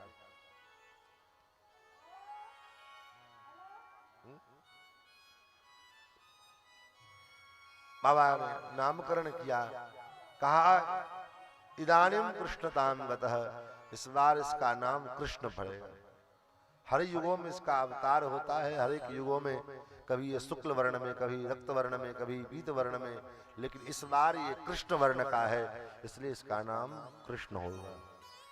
कर्षतीत कृष्ण, और इस कारण से भी इसका नाम कृष्ण होगा क्योंकि ये अपने दिव्य माधुर्य जो है स्वरूपों के द्वारा, स्वभावों के द्वारा, अपने माधुर्य गुणों के द्वारा जीवों को अपने ओर आकृष्ट करने वाला होगा, अपनी ओर खींचने वाला होगा, इसलिए भी इसका नाम कृष्ण होगा। मैया ने पूछा बाबा से, बाबा महर मेरे लाला छोड़े का नाम क्या रखा? बोले एक छोड़े का तो नाम बलराम रखा है। तो मैया तो बड़ी सीधी सादी भोली भाली है। मैया कहती अरे राम इतनो लंबो चौरो नाम, मेरे तो महाराज एक दिन भर में सैकड़ों बार बुलाना पड़े बच्चे को, और इतना लंबा नाम बलराम, ये मोहित ना होए वारो है। तब तो मैया ने नाम रखो दाऊ, बलराम जी के नाम पड़े दाऊ। अच्छा अपने छोड़ों का नाम क्या रखो? ज्योतिषी जी ने, पंडित जी ने। बाबा ने कहा तुम्हारे छोड़ों का नाम है कृष्ण। मैया अपना सिर पकड़ ली, फिर से जरा बताओ। बाबा ने कहा कृष्ण रखा। बोले फिर से समझ में नहीं आ रहा है, बताओ फिर से। इतना टेढ़ा नाम कि जी टेढ़े हो जावे। और सही बात है, जैसे इनके चाल टेढ़ी, इनका स्वरूप टेढ़ा, ऐसे इनके नाम भी टेढ़े। एक बार क्या हुआ, कुछ महात्मा लोग राजस्थान के किसी गांव में पहुंचे और वहां पर मैं लोगों से कहा भैया नाम संकीर्तन किया जाए, अष्टयाम कीर्तन किया जाए। लोगों ने कहा ठीक है, महात्मा लोग कह रहे हैं तो शुरू करो। तो महाराज आप लोग को भी रहना पड़ेगा कीर्तन में, तब तो हम लोग कभी कीर्तन किए नहीं, जानते नहीं। बोले ठीक। तो मंत्र का रहेगा? बोले मंत्र रहेगा हरे राम राम राम हरे हरे, हरे कृष्ण कृष्ण कृष्ण हरे हरे। तो कहा ठीक है, तो शुरुआत आप लोग करो तो हम लोग पीछे से करेंगे। अब महात्माओं को शुरुआत करने के लिए दे दिया, तो महात्मा लोग हरे राम राम राम हरे हरे। अब कहा अब अगला मंत्र हम लोग बोलेंगे, आधा मंत्र आप बोलना, आधा मंत्र हम बोलेंगे, क्योंकि इतना लंबा चौड़ा नाम मंत्र है तो हम लोग तो इतना लंबा चौड़ा ले नहीं पाएंगे। तो एक काम करो, नाम बांट लो, आधा तुम बोलो आधा हम बोले। महात्माओं ने कहा जैसे लोग किसी प्रकार नाम लेना चाहिए बस लो। तो महात्माओं को कहा पहले आप शुरू करो। तो महात्माओं ने कहा हरे राम राम राम हरे हरे, हरे अब नंबर आए भक्तों की, उन सीधे साधे गांव वालों की। तो बेचारे एक दो बार तो किसी प्रकार से हरे कृष्णो, कोई कहे हरे किन्नो, कोई कहे कुछ। अंत में गांव वालों ने कहा ये बाबा जी लोग बड़े होशियार हैं। बोले क्या हुआ? बोले सीधे सीधे नाम अपने ले लिए और टेढ़ा टेढ़ा नाम हम लोगों को दे दिया है। ऐसा करो ये नहीं चलेगा, सीधा वाला नाम हम जपेंगे, टेढ़ा वाला नाम तुम जपो। तो महाराज जैसे ठाकुर स्वयं टेढ़े हैं, त्रिभंग ललिताकृति, कृष्ण जी का चरित्र कहीं भी आपको सीधे ठाकुर जी नहीं मिलेंगे। कहीं भी आप किसी मंदिर में चले जाओ, चाहे किसी फोटो में देख लो, भगवान श्री कृष्ण जब भी मिलेंगे तब टेढ़े मिलेंगे। कमर इधर है, गर्दन इधर झुकी बड़ी है, पैर इधर निकला हुआ है। और हमारे राम जी तो महाराज सीधे एकदम, जैसे उनका चरित्र सीधा है, जैसे उनका नाम सीधा है, उसी प्रकार उनकी लीलाएं भी बड़ी सीधी है। लेकिन श्री कृष्ण जी का चरित्र जैसे आप स्वयं टेढ़े हैं, वो बोलते भी बड़े टेढ़े हैं। अर्जुन ने कहा, तो अर्जुन कभी कभी फंसते हैं महाभारत में, तो भगवान पहेलियां बुझाते हैं। जैसे भागवत में चर्चा आती है ना, तो अश्वत्थामा को पकड़ करके लाए, भगवान से पूछा अर्जुन ने कि प्रभु क्या करना चाहिए, क्योंकि आप ही कहते हैं कि ब्राह्मण को मारना नहीं चाहिए और आतताई को छोड़ना नहीं चाहिए। भगवान ने कहा इसमें जो शास्त्र कहे वो करो, आपका शास्त्र क्या कहता है? भगवान ने कहा ब्राह्मण कोई भी हो, कैसा भी, उसको मृत्युदंड नहीं दिया जाता है, और आतताई कोई भी हो, कैसा भी, उसको छोड़ना नहीं चाहिए। अर्जुन ने कहा महाराज तो कभी भी तो कम से कम थोड़ी देर के लिए भी सीधे तो बोल लो।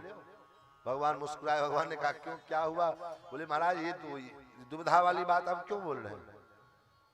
ब्राह्मण को मृत्युदंड नहीं देना चाहिए और आतताई को छोड़ना नहीं चाहिए, तो फिर तो कंफ्यूजन बना रह गया। ये ब्राह्मण भी है और आतताई भी है, आखिर करे तो करे क्या इसके साथ? जो किसने बालक का वध किया है, तो बालक का वध करने वाला आतताई होता है। तो चूंकि आतताई भी है और ब्राह्मण भी है, तो उसी प्रकार भगवान कभी कभी भगवान का निर्णय भी बड़ा विचित्र होता है।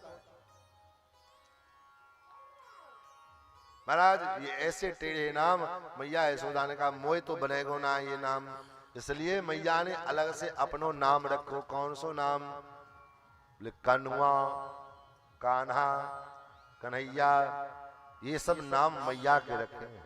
इसलिए ने कहा ना कन्वा कही कही बोलत मैया, परम मुदित मन लेत बलैया। और ये होता भी है, होना भी चाहिए। क्यों? क्योंकि शास्त्र का एक नियम ये भी है कि आत्मनाम गुरुर्नामा नामात कृपणस्य च।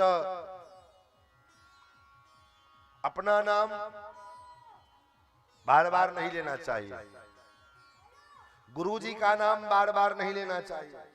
आवश्यकता पड़ने पर में आदर सूचक शब्द लगा करके श्री श्री 108 इत्यादि लगा करके तब गुरुजनों का नाम बोलना चाहिए। तो आत्मनाम गुरुर्नाम नामात्य कृपणस्य च। अत्यंत कंजूस व्यक्ति का भी नाम नहीं लेना चाहिए। और पति का नाम नहीं लेना चाहिए। ये जो कथा हो रही थी, यही प्रवचन चल रहा था, पति का नाम नहीं लेना चाहिए। और एक माता जी कथा में बैठी थी, उसने भी ये कथा सुनी। तब तक थोड़ी देर के बाद महाराज जी कीर्तन किया।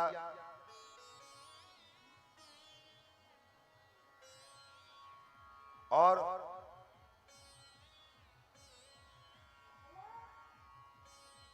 उस कीर्तन में रघुपति राघव राजा राम और पतित पावन सीताराम। अब कीर्तन शुरू हुआ। अब महाराज उस बेचारी पत्नी, वो स्त्री तो बड़ी दुविधा में पड़ गई, अब क्या करें। क्यों? बोले संजोग से, इत्तेफाक से, चाहे जो होवे, उसके पति का नाम जी था पतित पावन। अब कीर्तन चल रहा है, सीताराम रघुपति राघव राजा राम पतित पावन सीताराम। तो अब कीर्तन में पतित पावन नाम आ रहा है, तो क्या करे बेचारी। अभी अभी महाराज ने कहा है कि पति का नाम नहीं लेना चाहिए, अब क्या करे। अब अपनी बुद्धि लगाई उसने और कीर्तन में क्या कर दी है, रघुपति राघव राजा राम बउआ के पप्पा सीताराम। हाँ? तो कहीं कहीं अपना जुगाड़ लगा लेते हैं। तो पति का नाम नहीं लेना चाहिए। पति को पत्नी का जो जन्म नाम है उसका उच्चारण नहीं करना चाहिए। इसलिए विवाह के समय एक विधान होता है, पत्नी के नाम रखे जाते हैं। और ज्येष्ठ पुत्र का नाम नहीं लेना चाहिए। ज्येष्ठापत्र कलत्रयो, तो प्राचीन परंपरा थी ये। माताएं अपने ज्येष्ठ संतान का, ज्येष्ठ पुत्र का जो है जो नाम होता था तो होता ही था, कुछ न कुछ अलग से अपने स्पेशल नाम धर देती। होता था कि नहीं पहले? बाबू, नूनू, चाहे बुआ, कोई ऐसा नाम धर दे, स्पेशल उर्फ नाम जो है। क्योंकि ज्येष्ठ पुत्र का नाम माता पिता को नहीं लेना चाहिए। इसलिए मैया ने भी इस परंपरा का निर्वाह किया। गुरुजी ने जो नाम रखा कृष्ण, वो कृष्ण न कह करके कन्हैया, कनुआ, कान्हा इत्यादि नामों से पुकारती। सुखदेव जी कहते राजन, अब धीरे धीरे भगवान घुटनों के बल चलने लगे हैं। बकैया बकैया चलते हैं। जानुभ्याम सह पाणिभ्याम मृंगमाणो विजन्नतु कालेन व्रजताल्पेन गोकुले राम केशव। भगवान गोकुल में घुटनों के बल में पद भगवान चलते हैं। और चलते चलते ठाकुर कभी गोष्ठ में चले जाते हैं, गौशाला में चले जाते हैं। और गौशाला में तो गोबर गोमूत्र का कीचड़ बना रहता है, क्योंकि 9 लाख धेनु नंद बाबा घर। 2-4 गाय तो है नहीं, 9 लाख गाय। उतने गाय जब गोबर गोमूत्र करेंगे तो कितना गोबर गोमूत्र होता होगा, कीचड़ मचाएगा। भगवान घूमते घूमते चले जाते हैं वहां पर में। तावंग्र युग्म मनुकृष्य सरिसृपंतो और वहां जाकर के उस धूल में, उसका ब्रज के रज में, ब्रज के कीचड़ में लोट जाते हैं, लोटने लग जाते हैं। घोष प्रघोष रुचिरम ब्रज करदमेषु टन्नादहृष्ट मनसा मनुसृत्य लोकम मुग्ध प्रभीत उपदेय तुरंति मात्रो। और वैसे भी बच्चे का अभ्यास होता है धूल में लौटने का। बच्चा जब छोटा होवे, घुटने के बल चलने वाला, तो जितना धूल में लौटता है उसको उस धूल में लौटने में आनंद आता है। धूल में लौटता भी है, मट्टी खाता भी है, मट्टी जो है लगाता भी है। हा? कितना भी सुंदर कपड़ा पहना दो, साफ सुथरा, उसको उससे क्या लेना देना है कि ये वस्त्र आपने कितना कीमती कपड़ा पहनाया है, उसको क्या मतलब है। उसको तो आनंद आता है, जिस कार्य में उसको आनंद आएगा वो करेगा। भगवान भी उस कीचड़ में जाकर के लौट जाते हैं। पंकांगराग रुचिरा उपगुह्य दोर्भ्याम तन्मातरो नृसुतो घृणयाश्नुमन्त्यो। माता यशोदा देखती हैं लाला को धूल कीचड़ में लौट करके आते हुए, तो माँ को बड़ी खींच जाती है, क्योंकि अभी अभी मैया ने श्रृंगार किया था, स्नान करा करके, नहला धुला करके, सुंदर वस्त्र पहनाए थे, सुंदर काछड़ी पहनाई थी, चोटी बनाया था, सुंदर सजा धजा करके रखी थी मैया। लेकिन थोड़ी देर के बाद जब ठाकुर, जब कन्हैया ब्रज के कीचड़ में लौट करके जब आते हैं, तो जो मैया जब देखते हैं तो मैया को खींच जाती है। और मैया कहती है, पंकाभिषिक्त सकलावयवं निरीक्ष दामोदरम वदति कोपवसाद यशोदा। कोप में आकर के मैया यशोदा बोलती है, अरे कन्हैया, तम सुकरोसि गज्जन्मनि पूतना रे। अरे पूतना रे, अरे पूतना के शत्रु, कहीं तू पिछले जन्म का सुगर तो नहीं है? क्योंकि जैसे सुगर को धूल मिट्टी अच्छी लगती है, कीचड़ अच्छा लगता है, उसको कितना भी नहला धुला दो तो कीचड़ में ही जाकर के लौटेगा, वैसे ही तू कहीं पूर्व जन्म का सुगर तो नहीं है। और जो कहा मैया ने कि तू गत जन्म का सुगर तो नहीं है, तो भगवान मुस्कुराते हैं और सर हिलाते हैं। क्यों? क्योंकि भगवान गत जन्म के सुगर तो है ही नहीं, भगवान सुकर का अवतार ले चुके हैं। भगवान मुस्कुराते हैं, मुस्कुराते हुए बलदाव भैया की ओर देखते, भैया मैया को कैसे पता है कि मैं पूर्व जन्म का सुगर हूं? ऐसे ऐसे ठाकुर लीला, अनेक प्रकार की लीलाओं का कर करके और मैया को बड़े आनंद प्रदान करते हैं। गोप गोपियां मैया को, ठाकुर जी को गोद में लेकर के और अनेक प्रकार से वार्ता करते हैं। लाल जी से पूछते हैं गोपियां, कन्हैया क्वाननम क्वनयनम क्वचनासिका क्वसिखेति देसिता। तुम्हारे मुख कहाँ है, तुम्हारे नाक कहाँ है, तुम्हारे आंख कहाँ है, तुम्हारे केस कहाँ है, तुम्हारी शिखा कहाँ है।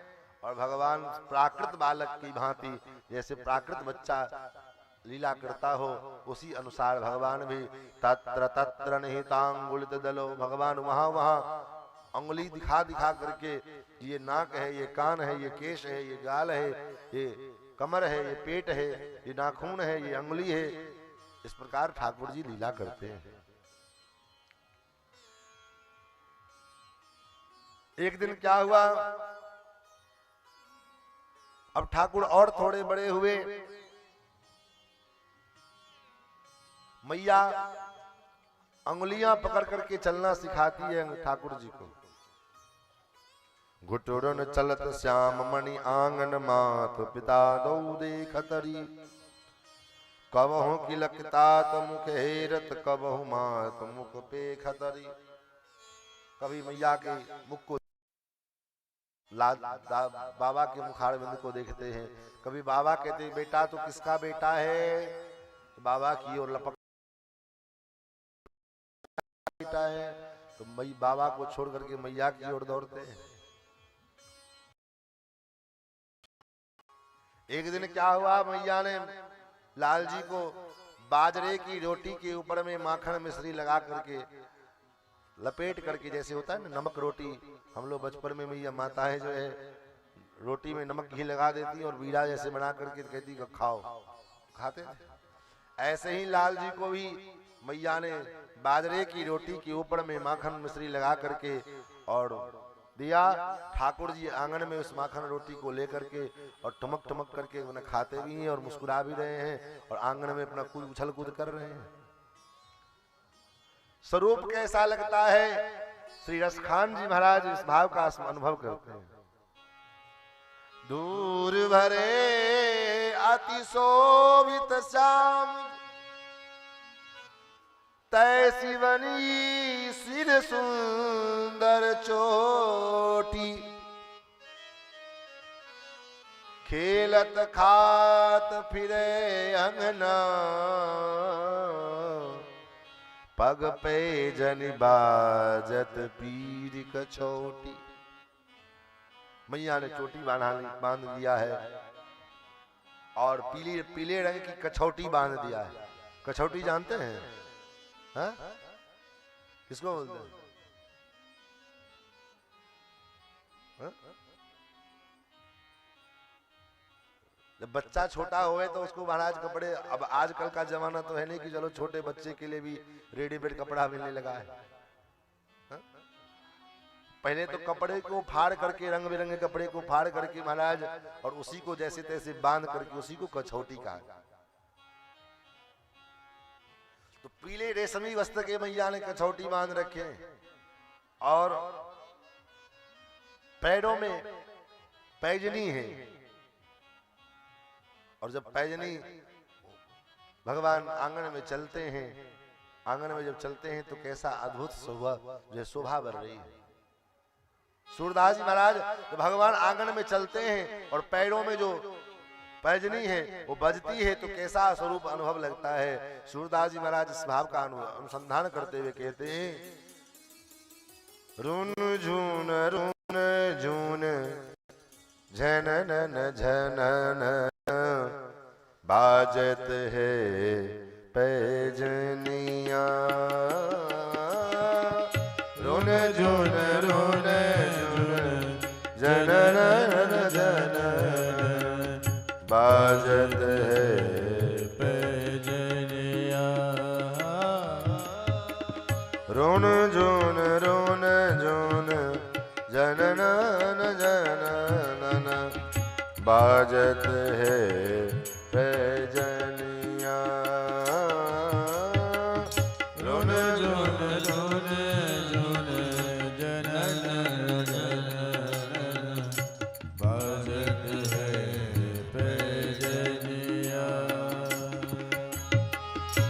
बात यशोदा चलन सिखावे। मात यशोदा चलन सिखावे। मात यशोदा चलन सिखावे। मात यशोदा चलन सिखावे। अंगूरी पकड़ तो कनिया। अंगुली पकड़ दो कनिया। अंगूरी पकड़ दो कनिया। अंगुली पकड़ दो कनिया। रुन झून जननन जननन बाजत है पैजनिया। रुन झून जननन जननन बाजत है पैजनिया।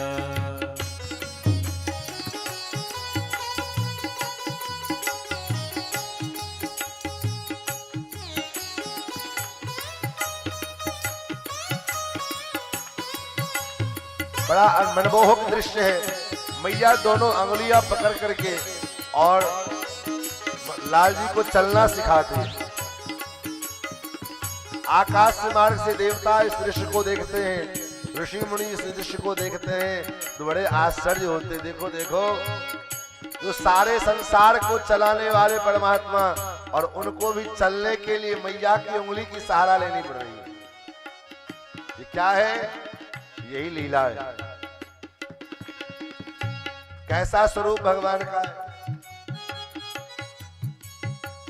पीत झगुलिया तन पर सोहे, पीत झगुलिया तन पर सोए, पीत झगुलिया तन पर सोहे, पीत झगुलिया तन पर सोए, सिर टोपी लटकनिया,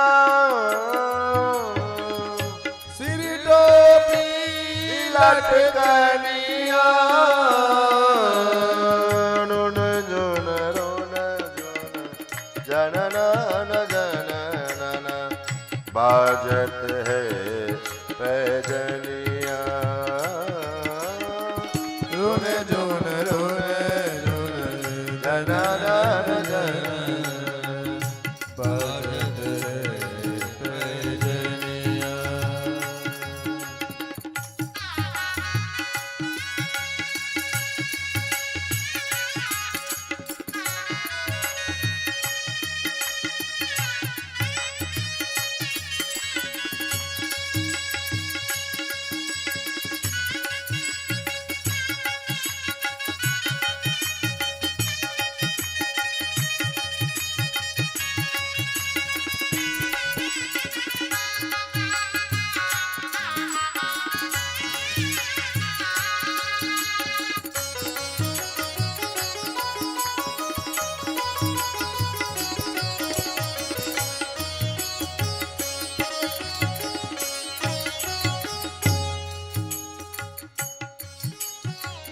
तीन लोक जाके उदर विराज, तीन लोक जाके उधर विराज,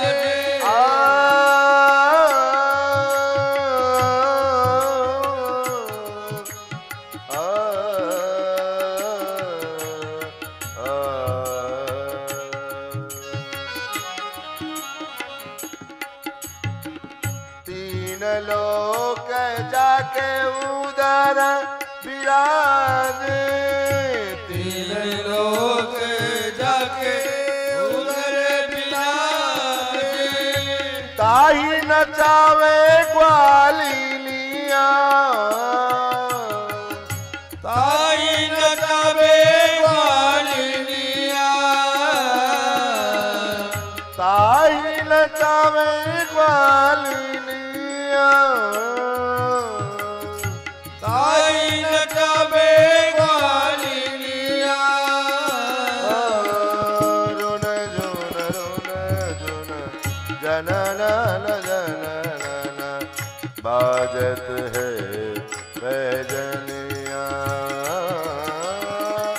रुन रुन रुन रुन जननन बाजत है पैजनिया, बाजत है पैजनिया।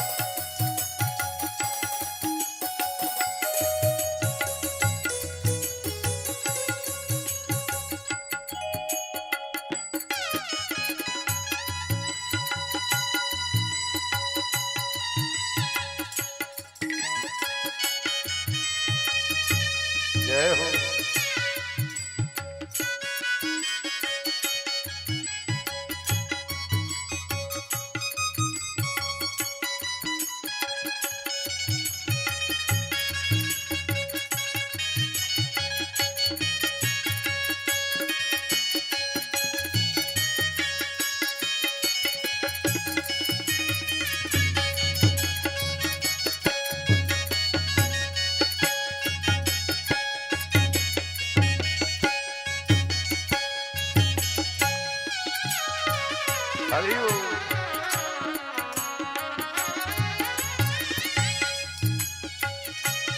सूरदास महाप्रभु का भाव है। सूरदास प्रभु तन को निहारे, सूरदास प्रभु तन को निहारे, सूरदास प्रभु तन को निहारे, सूरदास प्रभु तन को निहारे, सकल विश्व को धनिया, सकल विश्व को धनिया, सकल विश्व को धनिया, सकल विश्व को धनिया, रुन झुन जनन जनन बाजत है भजनिया, रुन रुन रुन बाजत है भजनिया, बाजत है भजनिया, बाजत है।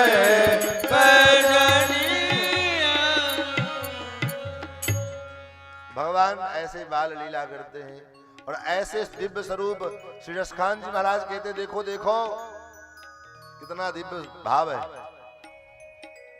आंगने में ठाकुर जी माखन रोटी खाए जा रहे हैं। अब देखो श्री कागभूषुंडी जी महाराज भगवान को अपना बाल रूप को अपना इष्ट मानते हैं और इसीलिए रामावतार में भी कागभूषुंडी जी भगवान की लीला में दर्शन करने आते हैं। तो वहां तो राम जी मर्यादा पुरुषोत्तम के अवतार हैं, इसलिए ठाकुर अपने भूषुंडी अपने भक्त की जो है भोजन की व्यवस्था भगवान करते हैं, क्योंकि जब पिताजी बुलाते हैं भोजन करने के लिए तो वहां गोस्वामी जी ने स्पष्ट लिखा है कि भोजन करत बुलावत राजा नहीं आवत तज बाल समाजा। अपने बालकों के समाज को छोड़ करके इधर ठाकुर नहीं आते, नहीं आवत। उसके बाद महाराज मैया जाती है, मैया लेकर के आती है, भगवान के गोद में बिठाती है, महाराज के गोद में बिठा देती है। भगवान गोद में बैठ तो जाते हैं लेकिन भगवान कुछ देखते रहते हैं। क्या देख रहे हैं? भगवान विचार करते हैं कि जो है कहीं अवसर मिले। इसलिए लिखा स्पष्ट भोजन करत चपल चित इत उत अवसर पाए। अवसर की तलाश में भगवान बैठे कि कब अवसर मिले कि बाहर रफू चक्कर हो। और जैसे अवसर मिला तो भाज चले किलकत मुख दधी ओदन लपटाए। हाथ में दही और भात लपेट लिया और चल पड़े। क्यों चल पड़े? क्योंकि भगवान जानते हैं कि हम तो यहाँ खा लेंगे लेकिन बाहर जो मेरा भक्त बैठा भूषुंडी कागभूषुंडी जी महाराज वो क्या खाएगा बेचारा। तो आंगन में उस दही भात को ला करके छीड़ देते हैं और कागभूषुंडी जी का पेट भर जाता है। लेकिन यहाँ तो कागभूषुंडी जी यहाँ भी आए हुए हैं भगवान का कि बाल लीला का आनंद लेने के लिए। लेकिन यहाँ पर में तो क्या हुआ, यहाँ तो भगवान भूषुंडी जी ने देखा जब हमारे भगवान को ही जबरदस्ती छिना झपट करना पड़ता है तो फिर हमको भी तो करना ही पड़ेगा, क्योंकि इनके भरोसे रहेंगे कि ये आएंगे और हमको देंगे तब हम खाएंगे, तब तो हम भूखों मर जाएंगे महाराज। जब हमारे ठाकुर जी ही चुरा करके छीन करके झपट करके खाते हैं तो हमको भी यही काम करना पड़ेगा। और इसलिए भगवान जब आंगन में माखन रोटी खा रहे थे उसी समय या छवि को रस खान विलोकत भारत काम कला निधि कोटि और काग की भाग कहा कहिए हरि हाथ सो ले गयो माखन रोटी। भगवान के हाथ से छीन करके कागभूषुंडी जी महाराज माखन रोटी झपट करके और चले गए ऊपर। अब तो भगवान जोर जोर से रोने लगे, चिल्लाने लगे, मैया दौड़ी आई, क्या हुआ, कहा भयो, अरे ले गो बोले कहा ले गो, बोले मोई माखन रोटी ले गो, कौन ले गो, बोले कौआ ले गो माखन रोटी, बोले कोई बात नहीं दूध ही माखन रोटी दे दो। बोले ना मुझे वही माखन रोटी चाहिए। मैया ने कहा मोते पंख थोड़ी लगे हैं कि मैं उड़ के जाऊं रोटी लेकर के आऊं, दूसरों माखन रोटी लेके आऊं। बोले ना है मो तो वही माखन रोटी। अब ठाकुर जी मचल गए उसके लिए, रोने लग गए। ऐसे ऐसे लीला गोविंद करते हैं ब्रजमंडल में। अब ठाकुर जी थोड़े बड़े हुए, एक दिन भगवान अपने घर में ही माखन चोरी कर रहे थे। मैया ने आवाज लगाई कृष्ण। ठाकुर जी नहीं बोले, दोबारा आवाज लगाई नहीं बोले, तिबारा आवाज लगाई भगवान नहीं बोले। तो मैया झुझला करके जोर से करी, अरे मेरे बाप कहाँ कृष्ण क्वासी करोस किम प्रतरति श्रुतैव मातुर्वच। अरे मेरे बाप, ये मेरे पितर कहाँ है? ठाकुर जी अब डर गए, मैया लगता है आ रही है। तब तक मैया आ गई। कन्हैया जी क्या कर रहे है? घर में माखन चोरी करे? बोले ना ही मैया। बोले एक तो माखन चोरी करे ऊपर से झूठ बोले? बोले बिल्कुल नहीं, सत्य प्रमाण है। तेरे हाथ सामने मटका धरा पड़ा है, तेरे हाथ में मटके, तेरे हाथ मटके के अंदर घुसे हुए हैं। और तब पर भी बोले कि मैंने माखन ना खाया। बोले मैया तू बड़ी सीधी है। अच्छा मैं तो बड़ी सीधी हूँ, तुम बड़ो बुद्धिमान हो, तो बताओ क्या कर रहे हो? भगवान ने कहा मैया तुझे क्या पता है मुझे क्या तकलीफ होती है। अब भगवान इतने सीरियस हो गए हैं, इतने मासूम बन गए हैं। भगवान कहते मैया तुम्हें क्या पता मुझे कितनी दुख होती है, कितनी तकलीफें झेलनी पड़ती है। मैया ने कहा तो अच्छा तू ही बता दे कितनी तकलीफ झेलनी पड़ती, क्या समस्या है तेरी? भगवान कहते मैया तय तो अपने शान बगाड़वे कुताएं कि मेरा बेटा मुखिया को बेटा है, नंदराय को बेटा है, और या चक्कर में तेने मेरे हाथ में पद्मराग मणि के कंगन पहनाए हैं अपना शान बघाड़ने की चक्कर में। और तो क्या मालूम इससे मेरी समस्या क्या होती है? क्या है समस्या है? तो मैया जब सूर्य की रोशनी पड़े तो ये पद्मराग मणि तप्त हो जाता है। मातः कंकण पद्मराग महसा पाणिर्ममा तप्यते। और जब ये तप्त हो जाता है, उष्ण हो जाता है, तो मेरे हाथ में जलन होने लग जाती है, मेरा हाथ जलने लगता है। तो मैंने सुना है कि मक्खन बड़ा शीतल हो गए। सो मैया मैं अपने हाथ को शीतल करवे बताएं या मटकी में हाथ डाल करके बैठे? अच्छा तो मैया ने कहा तो हाथ शीतल करते करते मुंह भी शीतल करने लग गए। मतलब हाथ शीतल कर रहे थे तो तेरे मोढ़े में मक्खन कैसे लगोए, मुख में मक्खन कैसे लगोए? अब भगवान समझ गए। भगवान ने कहा अच्छा ये तो पता ही नहीं था। भगवान ने कहा भैया तय भी बड़ी भोली है। बात यूं हुए कि जब मैं अपने हाथ को शीतल कर रहा था तब एक मक्खी बार बार मेरे मोढ़े पे आके बैठ जावे, और वह मक्खी को भगावे को चक्कर में ये मक्खन मेरे मुख में लग गए। मैया तू भी बड़ी शंका करती है, लगता है कि मैं तुम्हारा बेटा नहीं हूं क्या? लोग जो कहते हैं कि तू यशोदा का बेटा नहीं है, सच कहते हैं। इतना कोई जासूसी करता है अपने बेटे के लिए, और वो भी मक्खन के लिए? अरे मक्खन ही तो अगर खाया भी होगा तो मक्खन ही तो खाया है। जो इस प्रकार भगवान कहते लगता है तूने मोहे जानो परायो जायो, इतना कहते ही तो महाराज मैया यशोदा पिघल जाती है और मानो लगता मैया यशोदा का हृदय फट जाएगा और ठाकुर जी को हृदय से लगा लेती। कन्हैया तय नहीं माखन खायो, तुमने माखन नहीं खाया, अब मैं मानती हूँ तुमने माखन नहीं खाया। ऐसे ऐसे ठाकुर लीला करते महाराज। एक दिन भगवान महल से बाहर निकले, अपने सखाओं को देखा। 1.5 हड्डी के सखा भी महाराज ऐसे हैं, सुदामा, नंदा, पिंदा, धरा, झपटुआ, श्रीबलतो, श्रीदामा सब ठाकुर के सखा हैं महाराज। सब 1.5 हड्डी के दुबले पतले। भगवान ने कहा जोड़े सखा लो, क्या बात है तुम लोग इतने दुबले पतले काहे को हो? सखान ने कहा भैया तू बड़ो बाप को बेटा, तेरे घर में दूध दही माखन की कमी ना आए, लेकिन मेरे घर में भी कमी तो ना आए है, लेकिन जो भी दूध दही माखन होवे सब ले जाकर के मैया मथुरा बेच में। ग्वारिया है उनका तो धर्म है, धंधा है, व्यापार है बाल बाल का। भगवान ने कहा भैया ये तो अन्याय है, मेहनत करे गोप ग्वाल वाल और दूध दही माखन खावे मथुरा के लोग, तब क्या करें भैया? एक काम करो, अगर घी सीधी उंगली से ना निकले तो टेढ़ी करनी पड़े ना। बोले हाँ, वैसे ना मिले तो कोई बात नहीं, हम दूसरे विधि से अपनाएंगे। बोले क्या विधि अपनाओगे? बोले ऐसे दूध दही माखन नहीं मिलता है खाने को तो चोरी करेंगे। श्री रामा ने कहा अच्छा कन्हैया, चोरी कर वो अच्छा काम है। भगवान ने कहा क्यों? ऐसे तो खाने को मिलेगा ना, तो चोरी करना पड़ेगा।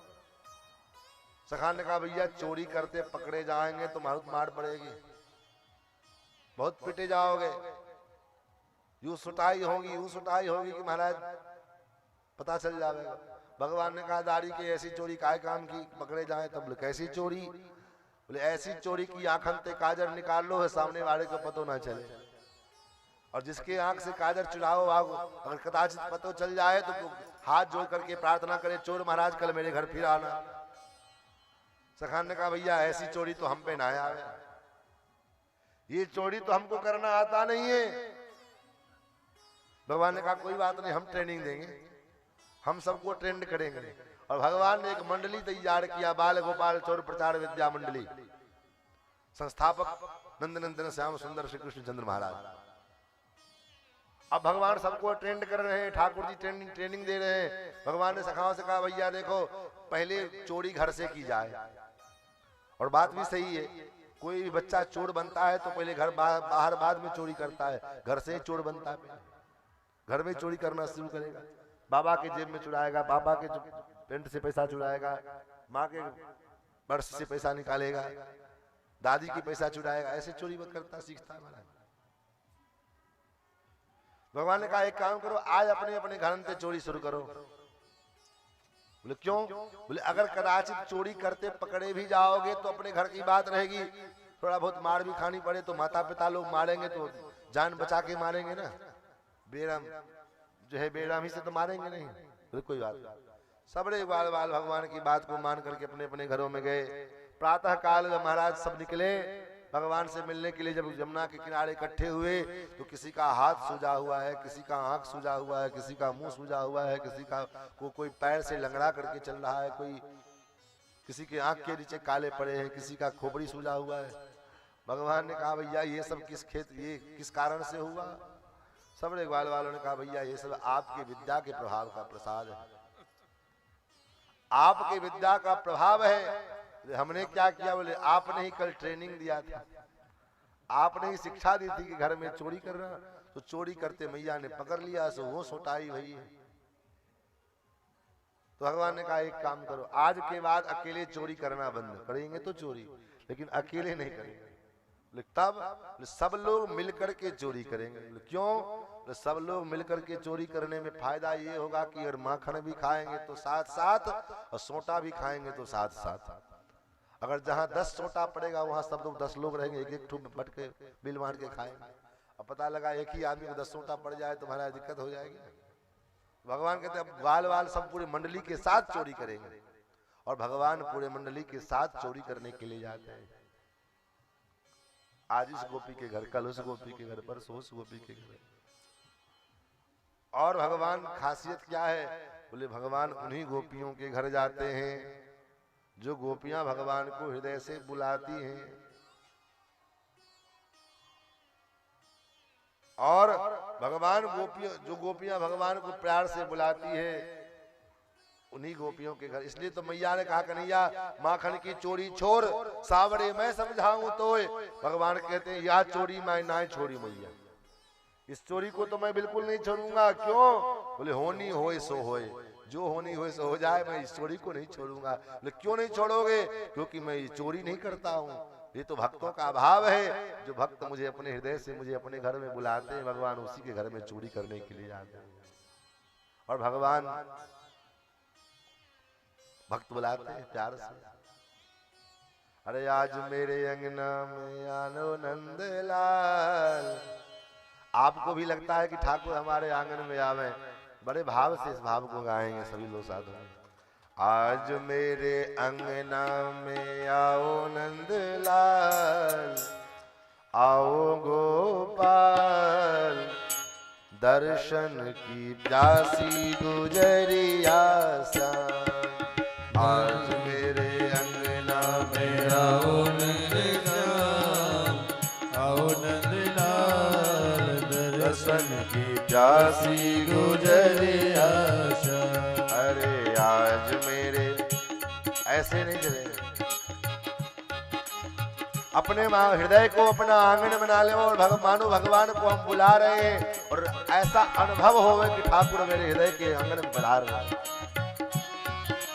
आओ गोपाल दर्शन की प्यासी गुजरिया श्याम। आज मेरे अंगना में आओ नंदलाल आओ नंदलाल दर्शन की प्यासी गुजरिया श्याम।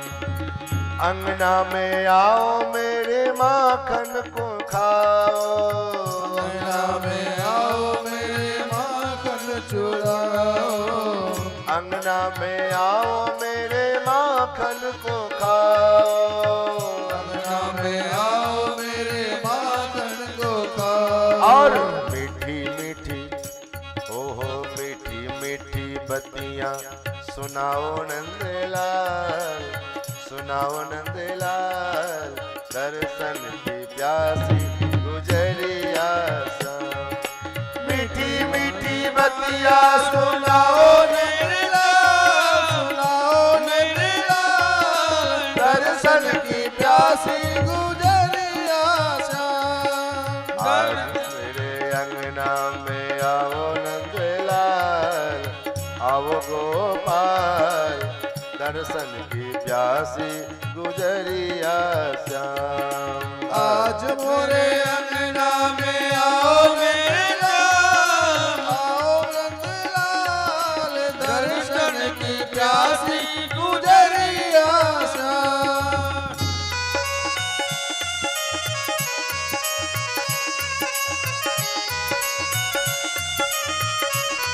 मन से झूमते हुए भाव में डूब करके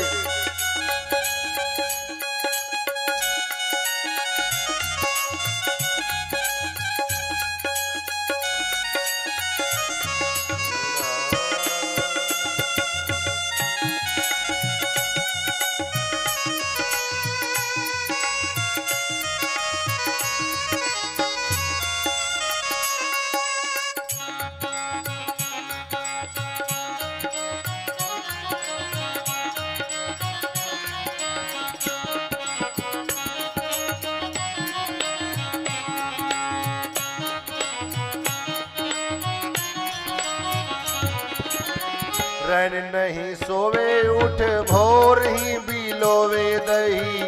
रैन नहीं सोवे उठी भोर ही बिलोवे दही।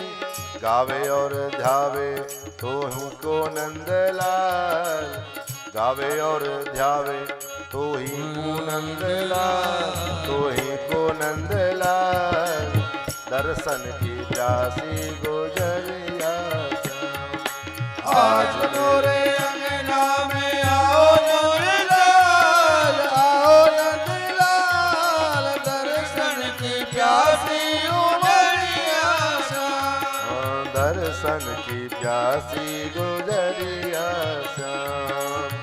दर्शन की प्यासी गुजरिया श्याम। कोरी कोरी मटकन में धोरी धोरी गईयन को, कोरी कोरी मटकन में थोड़ी थोड़ी गईयन को। कोरी कोरी मटकन में धोरी धोरी गईयन को। कोरी कोरी मटकन में धोरी धोरी गईयन को। गोपिया कहती है कोरे कोरे मटकी में जो है मैंने सुंदर धोरी धोरी गईयन को, जो दूध जो है अच्छी दूध देने वाली गायें हैं, उन गायों के दूध के मक्खन को निकाल करके मैंने आज ही रखा। न्यारो ही जमाय दही राख्यो नंदलाल, न्यारो ही जमाय दही राख्यो नंदलाल, दही राख्यो नंदलाल दर्शन की प्यासी गुजरिया श्याम।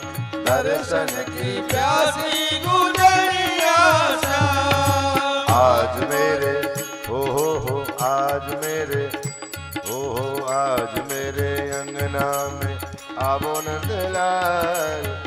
खाओ गोपाल दर्शन की प्यासी गुजरिया श्याम। दर्शन की प्यासी गुजरिया श्याम। गोपियां कहती महाराज ब्रजरानी के यशोदा रानी के माखन तो रोज खाते हो, उनके हाथ का मक्खन तो रोज खाने को मिलता है, लेकिन हे गोविंद मैं गरीब हूं, मैं रानी नहीं हूं, गरीब हूं, लेकिन आपके भाव, आपके भक्ति के भाव में डूबी हूं। इसलिए हे प्रभु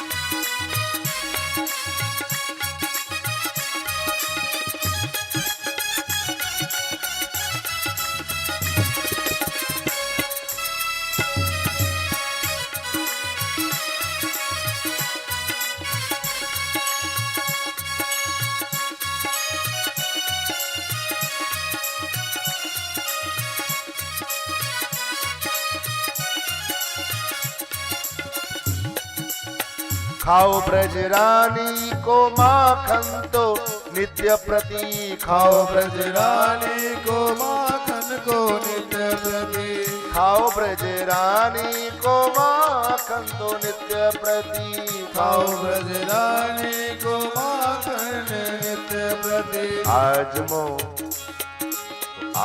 मो गरीबन को खाओ नंदलाल, आज मो गरीबन को खाओ मेरे श्याम। खाओ गोपाल, खाओ गोपाल। ओ दर्शन की प्यासी गुजरिया, दर्शन की प्यासी गुजरिया श्याम। तो आज मेरे अंगना में आओ नंदलाल, आओ गोपाल दर्शन की प्यासी गुजरिया।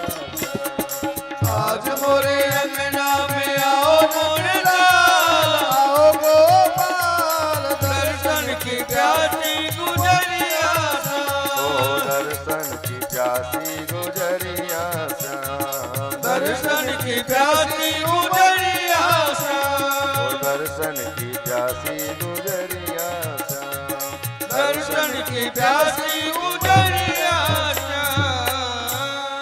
भगवान उन्हीं गोपांगनाओं के घर में जाकर के माखन चुराते हैं जो गोपियां पहले से भगवान को निमंत्रण दे करके रखती है। और जिस दिन कदाचित गोविंद माखन चुराने के लिए न जाए, क्योंकि इन गोपियों को तो दर्शन का बहाना चाहिए, एक बार गोविंद का दर्शन कर लेती हैं तो गोपियों का दिन भर जो है चकाचक आनंद में बीतता है। इसी लालसा से गोपियां भगवान को निमंत्रित करती हैं। लेकिन जिस दिन कदाचित गोविंद अगर माखन चुराने करने के लिए न जाए, चाहे बाहर न निकले किसी कारणवश, तो फिर गोपियां बेचैन हो जाती है। सुबह से हो गई शाम, सुबह से शाम हो जाता है और तब जो है दर्शन नहीं हो पाता है उन गोपांगनाओं को। तब अब क्या करें, बेचैनी के कारण गोपियां आपस में विचार करती हैं कैसे गोविंद का दर्शन होगा। तो एक काम करो, चलो गोविंद तो आए नहीं, हम ही लोग गोविंद के पास चले। तो देवी कैसे जाएंगे महाराज, नंद भवन में कैसे पहुंचेंगे, बड़े घर हैं, कुछ न कुछ कारण तो चाहिए जाने का। भाई बड़े लोगों के घर में जाने के लिए कुछ कारण भी तो चाहिए। जाएंगे पूछेंगे कैसे आना हुआ तो क्या कहेंगे। तो गोपियां जो है विचार विमर्श करके सब इकट्ठा और तैयार करती हैं। क्या बोले, शिकायत का बहाना बनाती है। लाल जी के शिकायत का बहाना लेकर के गोपियां सब इकट्ठे पहुंचती। अरे मैया, अरे मैया बाहर निकलो। मैया बाहर आई, कहा भाई क्या बात है। तो गोपियां को लाल जी की शिकायत करने लग जाती हैं। मैया कहा कहें, तेरे लाला ने जीना दुश्वार कर दी है। क्या कर दी है मेरे लाला ने, ले वत्सान मुंचन, मेरे बछड़ों को खेल लेता है। मैया कहती अरे सखी कोई बात नहीं, गाय दुहे को तय जाती होगी तो बछड़ा खोल ले। तो कहते ना, गाय दुहने से पहले क्वचित समय जब मन करे तभी खोल दे। और बात भी सही है। ठाकुर जी करते भी हैं। क्यों करते हैं? क्या हुआ, एक दिन भगवान ने देखा कि ग्वाल बाल बछड़े को खोलते हैं और बछड़ा गाय के पास में जाता है, और जाते ही जैसे उस बछड़े के गाय के थन में दूध आया तो ग्वाल बालों ने बछड़े को लेकर के बांध दिया, सारा दूध निकाल लिया। यही होता है। भगवान को अच्छा नहीं लगा, अरे गैया तो बछड़े के लिए ही दूध निकालती है, और जैसे दूध निकलता है तो एक ग्वाल बाल बछड़े को बांध देते हैं, सारा दूध निकाल लेते हैं। ये ठीक नहीं है। तो सवेरे आज भगवान ने क्या किया, ग्वाल बाल दूहने के लिए गाय को जावे, उससे पहले सारे बछड़े को खोल करके और भरपेट सबको पिला दे में, और बछड़ा महाराज दूध पी के टन है महाराज। अब ग्वाल बाल बल्टी लेकर के दूहने के लिए आवे, बछड़े को खोले, बछड़ा खोले तो, लेकिन गाय के पास जाए नहीं। क्यों न जावे भाई, पेट तो पहले भरा हुआ है, तो क्या करना है, भूख लगे तब न जाए मैया के पास। इसलिए गोपियां कहती है वत्साल मुंचन क्वचित समय। तब तक एक गोपी ने कहा, अरे मैया और क्या कहें, स्तेयम स्वात तदधिपय कल्पित स्तेय योग। मेरे घर में जाता है और मेरे सीख पर से माखन को उतार करके खा लेता है।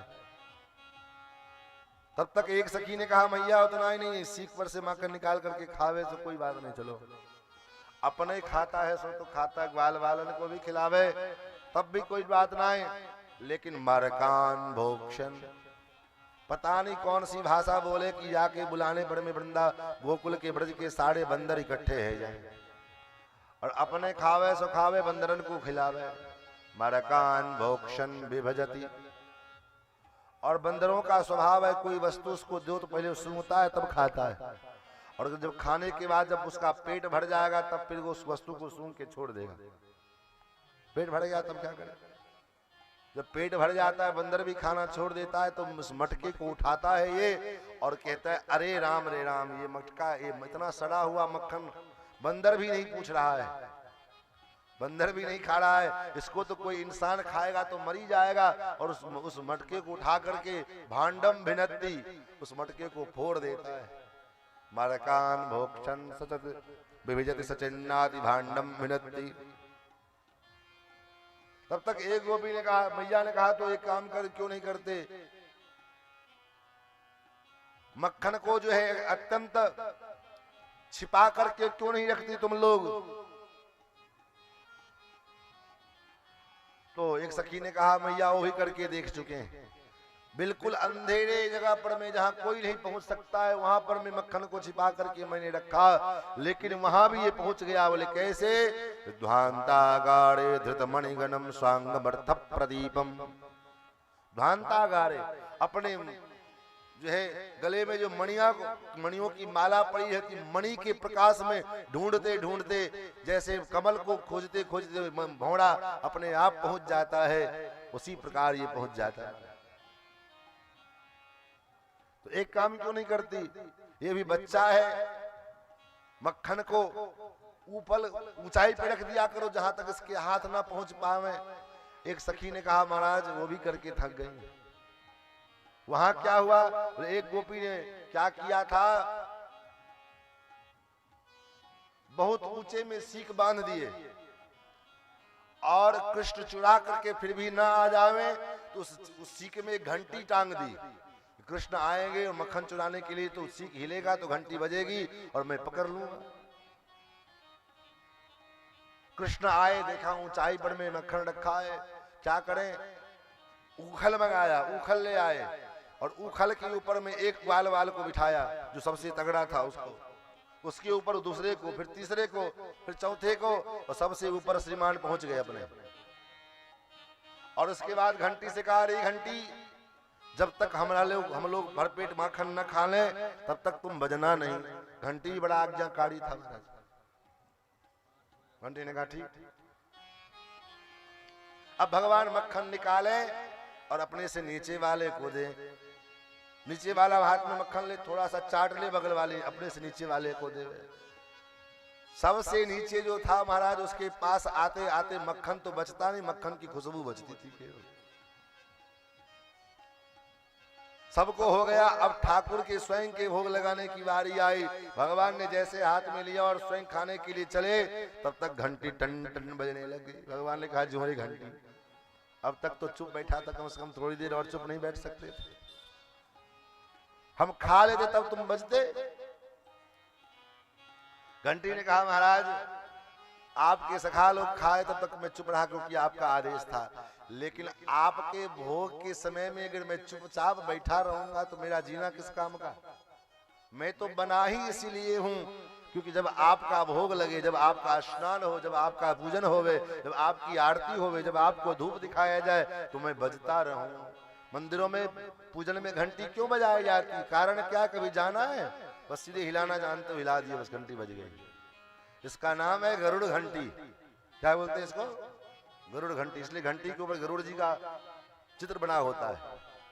अर्थात नियम कहता है कि शास्त्र कहते हैं कि भगवान का पूजन समाराधन वैदिक मंत्रों से करना चाहिए। अब हमको वैदिक मंत्र याद नहीं है, आते ही नहीं, पढ़े नहीं वैदिक मंत्र, तो कैसे पूजा करेंगे? तो इसलिए अब चूंकि गरुड़ जी महाराज कौन है? बोले गरुड़ जी महाराज के रोम रोम में वेद का मंत्र है, वेदों की आत्मा है गरुड़ जी महाराज। और वेद गरुड़ जी जब चलते हैं तो वेद ध्वनि होती है। गरुड़ जी जब उड़ते हैं आकाश में तो वेद ध्वनि होती है। तो यही भाव है, जब गरुड़ घंटी, ये घंटी बजती है तो मानो वेद की ध्वनि ही हो रही है। तो हर क्रिया में भगवान को आचमन कराए तो घंटी, धूप दिखाए तो घंटी, दीप दिखाए तो घंटी, भोग लगाए तो घंटी। इसलिए घंटी ने कहा महाराज हमारा तो जन्म ही इसलिए हुआ है कि जब आप भोग लगाओ तो मैं बजूं, और आपके भोग के समय में भी जब मैं शांत बैठा रहूं तो मेरा रहना किस काम का है? एवं प्रकार से तो सखियां कहती है भैया मैं क्या कहूं, मैंने वो भी करके देख लिया। हस्ताग्राह्ये रचयति विधिम पीठ को लूखलाद्यै, उखल पर में चढ़ करके ये मक्खन उतार लेता है।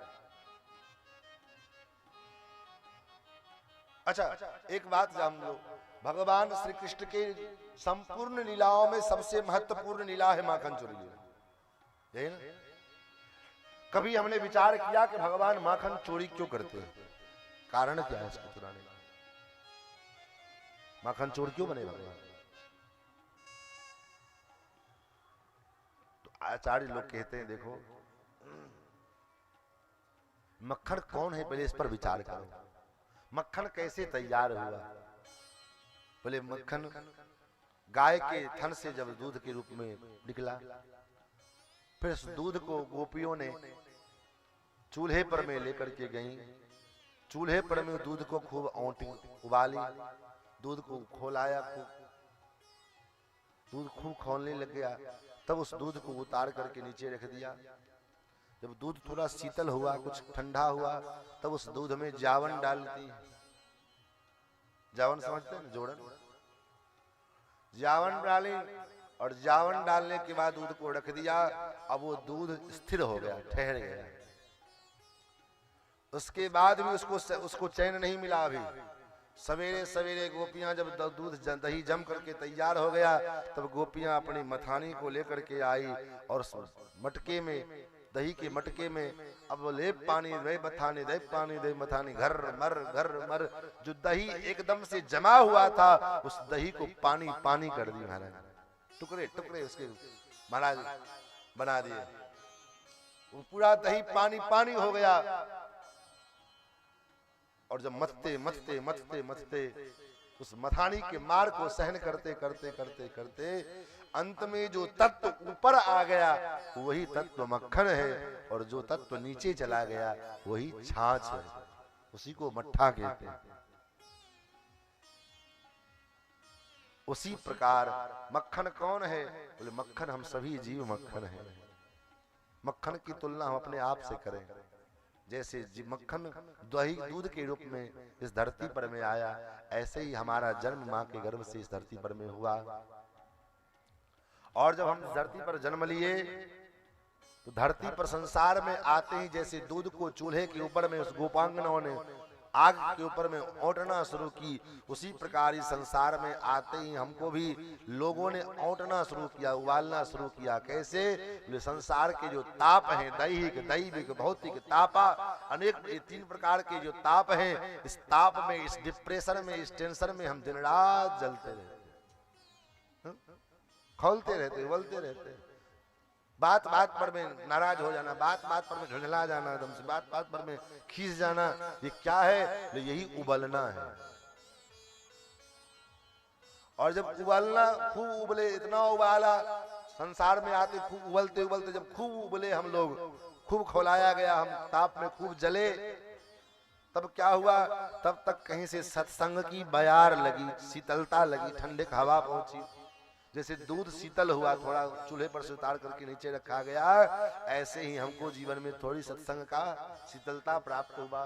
तो शीतलता प्राप्त हुई तब ठंडा, थोड़े से ठंडे जब हुए, स्थिर हुए जब, तो जैसे गोपियों ने उस दूध में जावन डाल दिया, ठीक उसी प्रकार जब सत्संग की हवा लगी, 2 4 10 दिन 20 दिन सत्संग किया, तो मन में भावना आई कि नहीं अब हम भी थोड़ा जो है भजन करें। तो गुरुजी का चयन किया, और गुरुजी ने क्या किया? जैसे गोपियां उसमें दही का जावन डालती है, ऐसे गुरुजी ने मंत्र रूपी जावन प्रदान कर दिया। तो मंत्र क्या है? जो मंत्र ही जावन है, जोड़न है। और जैसे जावन डालने पर में दही जम गया, वैसे ही जो जावन मंत्र पढ़ने पर में धीरे धीरे हम जमते हैं। अभी स्थिर नहीं हुए, अभी भी बहुत कुछ बाकी है, लेकिन थोड़ा स्थिरता आया, हम थोड़े स्थिर हुए मंत्र पढ़ने के बाद। अब थोड़ा शांत हुए, थोड़ी स्थिरता आई। तब क्या हुआ? बोले मंत्र लेने के बाद भी जैसे गोपियां उस दही को मथानी लेकर के तोड़ करके मरोड़ करके महाराज पानी पानी कर देती है, ठीक उसी प्रकार से मंत्र दीक्षा ग्रहण करने के बाद भी समाज में, परिवार में ऐसे लोग मिलते हैं कि महाराज अपने कुतर्क की मथानी चला चला करके हमको पानी पानी कर देते हैं। कुतर्क की मथानी क्या है? बोले यही कुतर्क है, अरे महाराज वैष्णव होने से क्या होगा, हम नाम जप करने से क्या होगा, बैठे रहने से क्या भोजन मिल जाएगा, भगवान खाली भजन करोगे तो भोजन मिल जाएगा, कुछ करोगे नहीं भजन, कोई काम धंधा नहीं करोगे तो भोजन कैसे चलेगा। एवं प्रकार के अनेक प्रकार के कुतर्कों के द्वारा हमको पानी पानी कर दिया जाता है। लेकिन समाज के उन मथानियों के बार को सहन करने के बाद भी जो अपने स्वरूप का, अपने धर्म का, अपने मत का, अपने पथ का त्याग नहीं करता है, वही मक्खन होता है, वही भक्त मक्खन बन जाता है, और वही भक्त भगवान को प्रिय होता है। लेकिन मक्खन बनने के बाद भी सब कुछ छूट गया, घर गृहस्थी सब कुछ छोड़ करके, आसक्ति छोड़ करके महात्मा बन गए, भजनानंदी हो गए, वैष्णव हो गए। वैष्णव होने के बाद भी अपने वैष्णवता का, अपने पद का जब अभिमान आ गया, जैसे मक्खन क्या है? मक्खन का मटके के ऊपर दूसरा मटका, दूसरे मटके के ऊपर तीसरा मटका, तीसरे के ऊपर चौथा मटका, एक मटके के ऊपर दूसरा मटका रखा हुआ है। तो भगवान कहते मेरे हाथ बड़े छोटे छोटे हैं, मेरे हाथ इतने ऊंचाई तक पहुंचते नहीं, जो सबसे नीचे वाला मटका भगवान उसी को खींचते हैं अपनी ओर। अर्थात वैष्णव होने के बाद भी, मैंने कल भी निवेदन किया था, भक्ति के मार्ग में जब तक विनम्रता आपके जीवन में नहीं आएगी, माला जपते जपते लाखों माला घिस डालोगे, तिलक करते करते मस्तक पर दाग बन जाएगा, तीर्थ यात्रा करते करते पैर के तलवे खिल जाएंगे, लेकिन आपकी भक्ति सिद्ध नहीं हो सकती। क्यों? जब तक जीवन में नैत्यानुसंधान, विनम्रता का भाव नहीं आएगा, अहंकार का, शून्यता का भाव नहीं आएगा कि हम तो भगवान के दास हैं, दासानुदासो भविता भूयः, केवल ये अभिमान, कोई कुछ भी कह दे हमको कोई आपत्ति नहीं, जाओ बोलो, तू अपने बोलते रहो, आपको कोई तो आप विचार करो, ये भक्ति है। संत तुकाराम जी महाराज, तुकाराम जी की कथा जानते हैं? ऐसे अद्भुत भक्त थे, और ये जितने उच्च कोटि के भक्त थे, पत्नी ठीक इसकी उल्टी खोपड़ी की, पत्नी हमेशा डांटती, हमेशा लड़ती भिड़ती रही। महाराज एक दिन संत तुकाराम जी खेत में गन्ना काट करके बेचने के लिए गए, रास्ते में सब गन्ना बच्चों में मिल गए, बच्चों ने मांग लिया तो सब बच्चों को बांट दिया, एक गन्ना बच गया था। उस गन्ने को लेकर के आए तो पत्नी बड़ी खुश हुई कि लगता है सारा गन्ना बिक गया, उसको पैसा आया होगा। तुकाराम जी के पास में गए, कहा पैसा कहाँ है, पैसा दे। तुकाराम जी मुस्कुराए और कहा देवी पैसा तो नहीं लाए, क्यों? गन्ना बिक गया तो पैसा कहाँ है? बोले गन्ना बिका ही नहीं। बोले क्यों, कहाँ गया गन्ना सब? देवी बेचने के लिए जा रहा था, तब तक रास्ते में कुछ बाल गोपाल भगवान मिल गए, सो उन्होंने गन्ना की याचना कर दी, सो मैंने उनको गन्ना दे दिया। एक गन्ना बचा है, आप चाहो तो ले लो। अब महाराज तुकाराम जी की पत्नी को वो खींच आया, गन्ना लिया, उठाया गन्ना और तुकाराम जी के पीठ पे एक गन्ना लगाया। महाराज गन्ना दो भाग में टूट गए। आज का पति होता तो महाराज खोपड़ी फोड़ देता। तुकाराम जी मुस्कुराए और तुकाराम जी ने हाथ जोड़ लिया। तुकाराम जी ने कहा, देवी आप कितने बुद्धिमान हो, मैंने तो सोचा था एक गन्ना बचा है, कैसे बंटवारा करेंगे, लेकिन हम दो लोग हैं और हम दोनों के लिए आपने बंटवारा बड़े ढंग से किया, बीचों बीच से आपने तोड़ दिया है। लो एक गन्ना तुम चूस लो, एक गन्ना हम चूस लेते हैं, आनंद से करो। ये भाव है, ये भक्ति है। कोई कुछ भी कहे, हमें क्या करना है? ठाकुर सेवा धर्म हमारा, काम न दुनियादारी से। ठाकुर सेवा धर्म हमारा, काम न दुनियादारी से। ठाकुर हमरे रमण बिहारी, हम हैं रमण बिहारी। ठाकुर हमरे रमण बिहारी, हम हैं रमण बिहारी के। ठाकुर सेवा धर्म। ईमानदारी से कहना, अगर बेईमानी से कहोगे तो हिसाब भगवान करेंगे।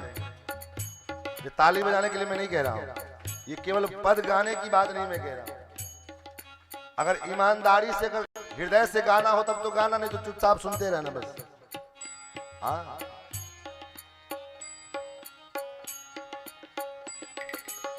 साधु सेवा धर्म हमारा, साधु सेवा धर्म हमारा।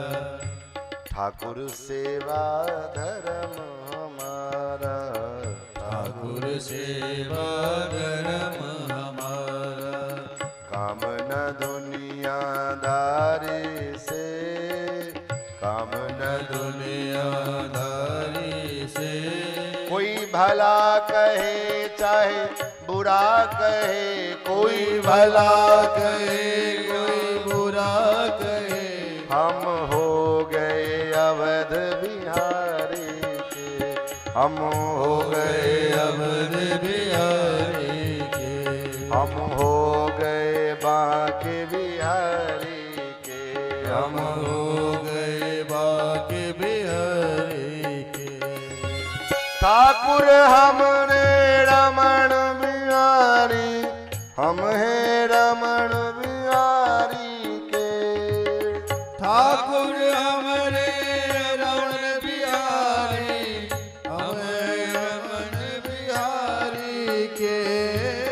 ठाकुर हमरे रमण बिहारी, हम हैं रमण बिहारी के।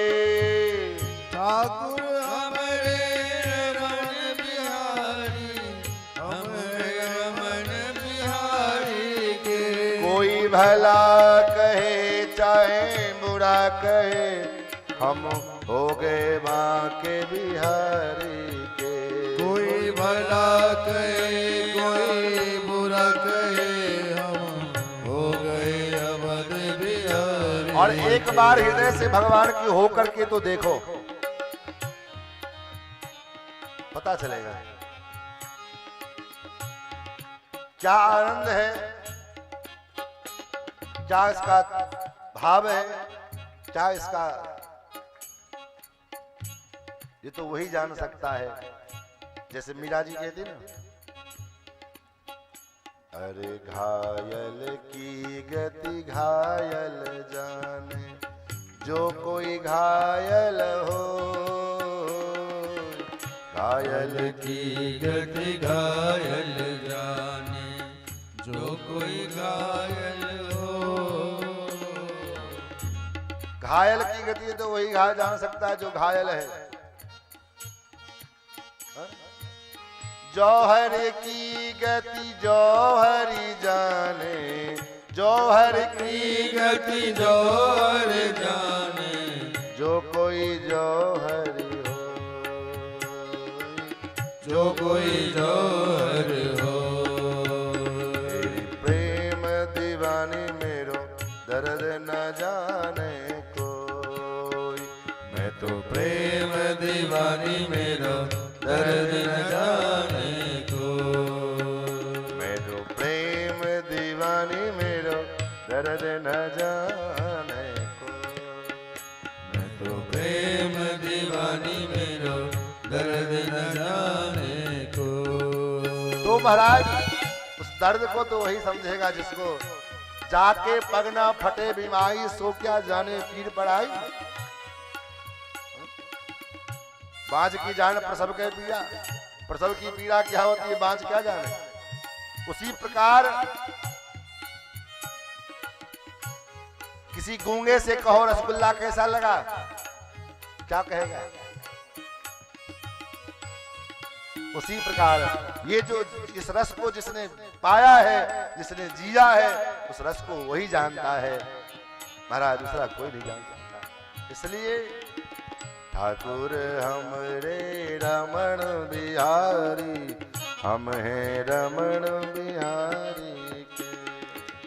ठाकुर हमरे रमण बिहारी, हम हैं रमण बिहारी के। भला कहे चाहे बुरा कहे कोई, भला कहे चाहे बुरा कहे, हम हो गए अवध बिहारी के। हम हो गए अवध बिहारी के।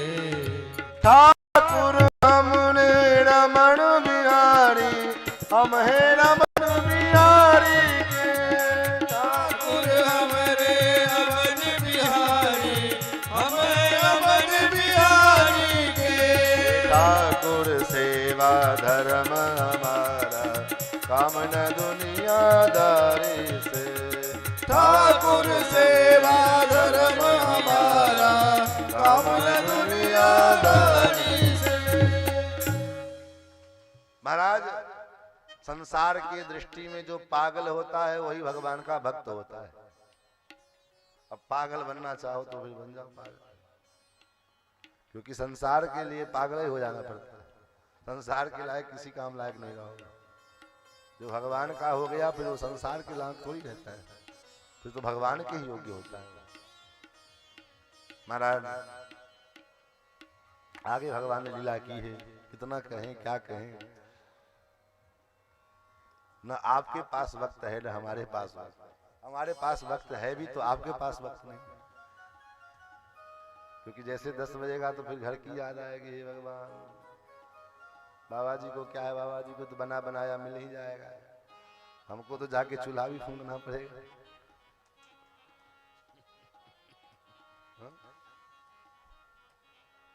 महाराज आगे एक चर्चा आती है। भगवान ने एक दिन अपने घर में लीला की। मैया ने विचार किया कन्हैया घर घर में जाकर के चोरी करता है, आखिर बात क्या है। तो आज मैया ने क्या किया, घर के सारे दास दासियों के अन्य कार्यों में लगा दिए और ठाकुर के लिए कन्हैया के लिए स्वयं दधी मत्थन करने के लिए बैठ गए। देखो नियम कहता है माता पिता की सेवा, गुरुजनों की सेवा, भगवान की सेवा और संतान की सेवा, छोटे बच्चे, इन सब की सेवा अपने हाथ से करनी चाहिए। नौकर चाकर के भरोसे कभी नहीं करनी चाहिए। ये नहीं कि चलो नौकर लगा दिए माता पिताजी की सेवा करने के लिए, नहीं। संतान की सेवा, छोटा बच्चा है उसके लिए नौकरी, दाई मां नौकरी लगा दी महाराज किसी। आजकल प्ले स्कूल जो है ये क्या है, वही तो उसी के लिए तो है। बच्चे से छुटकारा पाने के लिए जो है भेज दो प्ले स्कूल, पैसा दो महीने महीने। हाँ बच्चा कुछ लायक हो जाए अपने, तब पढ़ाई जरूरी है।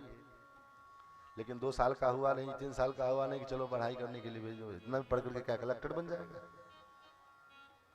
अरे पढ़ना होगा तो आगे पढ़ेगा।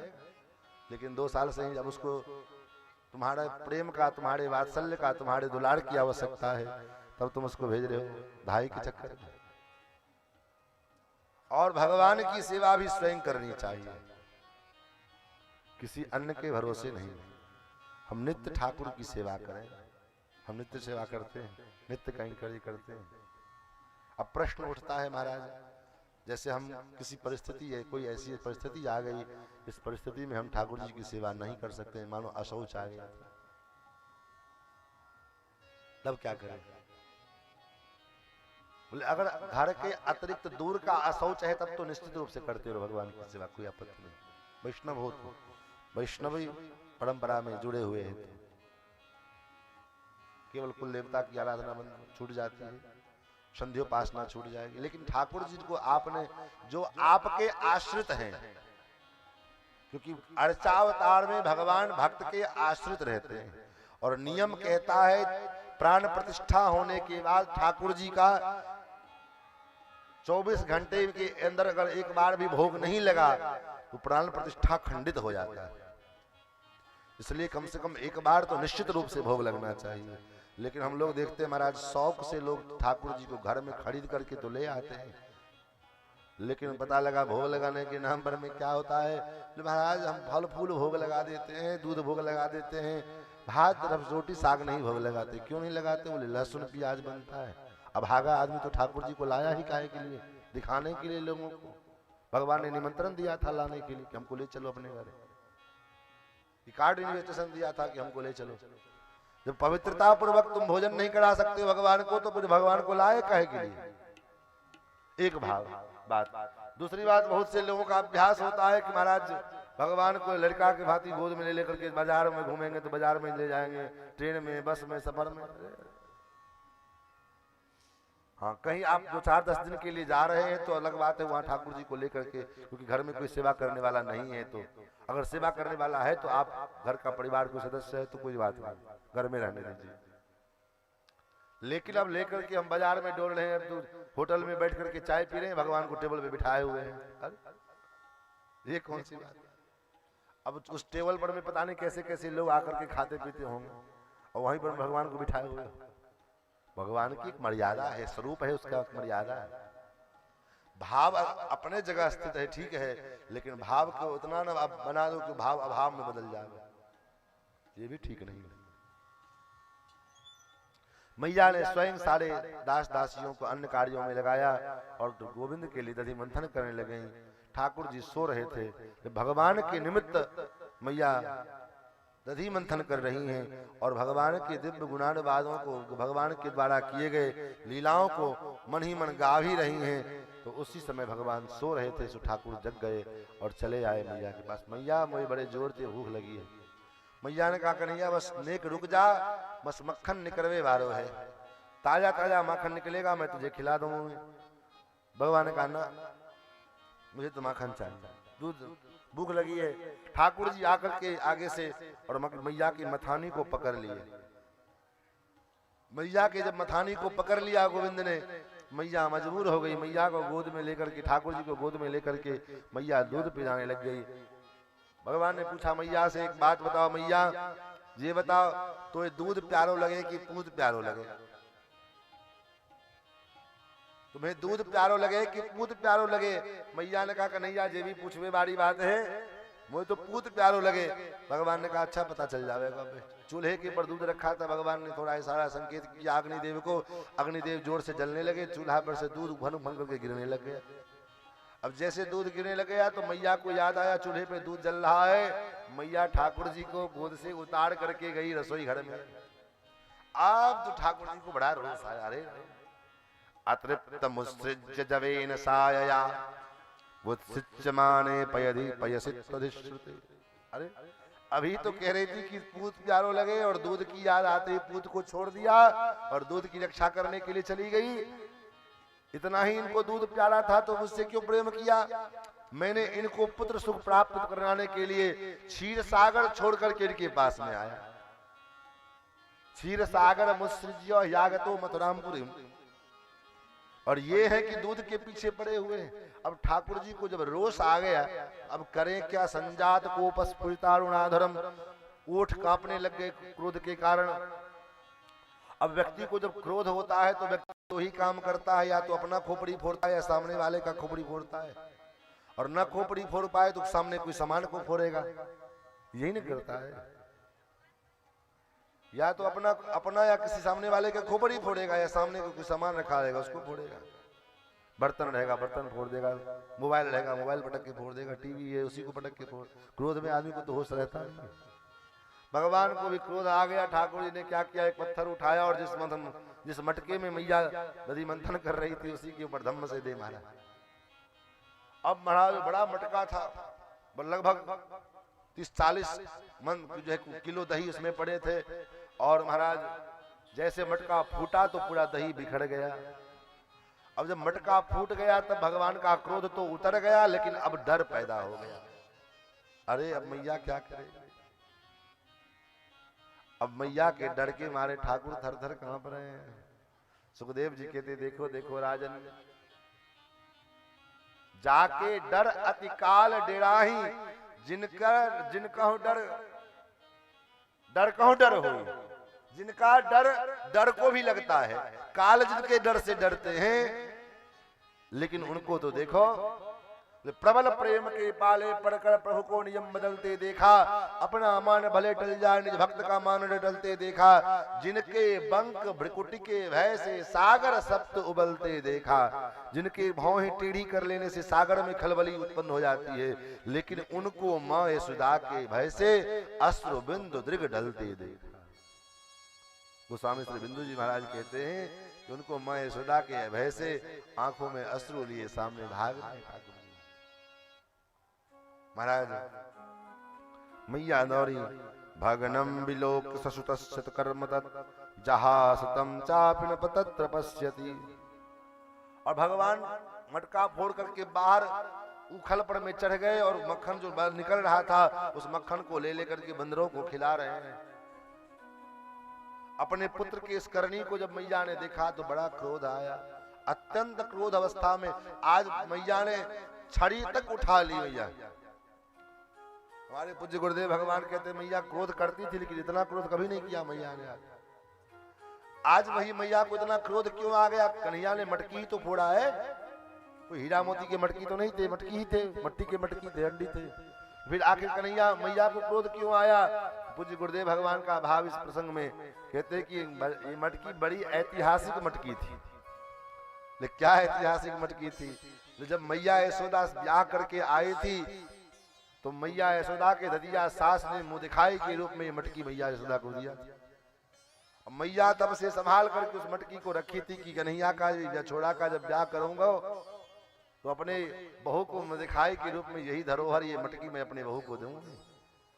तो भगवान ने विचार किया अब जमाना बदल गया है, मटकी की परंपरा हटनी चाहिए, और जब तक ये मटकी रहेगी तब तक परंपरा चलती रहेगी। इस मटकी को फोड़ डालो, कहानी खत्म।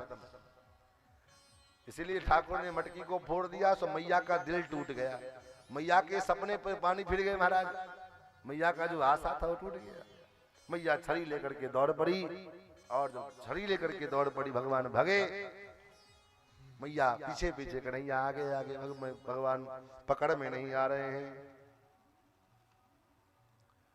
मैया ने कहा कन्हैया आप तो पकड़ में आ जाओ। बोले मैया पकड़ में तो मैं आ जाऊं, लेकिन तुम्हारे हाथ में जो ये छड़ी है इसके कारण मैं पकड़ में ना आऊं। अर्थात छड़ी क्या है, साधन। साधन के बल पर में जीव जब भगवान को पकड़ना चाहता है तो भगवान पकड़ में नहीं आते हैं। भगवान साधन के भरोसे नहीं पकड़ में, भगवान तो कृपा साध्य है, साधन साध्य नहीं है। भगवान की जब कृपा होगी तब भगवान हमारे हृदय में उतर आएंगे। हम चाहें कि अपने साधन के बल पर में हम इतना साधन करते हैं भगवान हमको निश्चित मिल जाएंगे, ये कहना बड़ा कठिन है। महाराज मैया ने डंडा छड़ी फेंक दिए। मैया कन्हैया ने कहा मैया ये बता, पकड़ में तो आ जाऊंगा लेकिन मारेगी तो ना है। मैया ने कहा ना कन्हैया मारूंगी ना, तेरी आरती उतारूंगी, पूजा करूंगी। भगवान भोले भाले 6 वर्ष की अवस्था ठाकुर जी,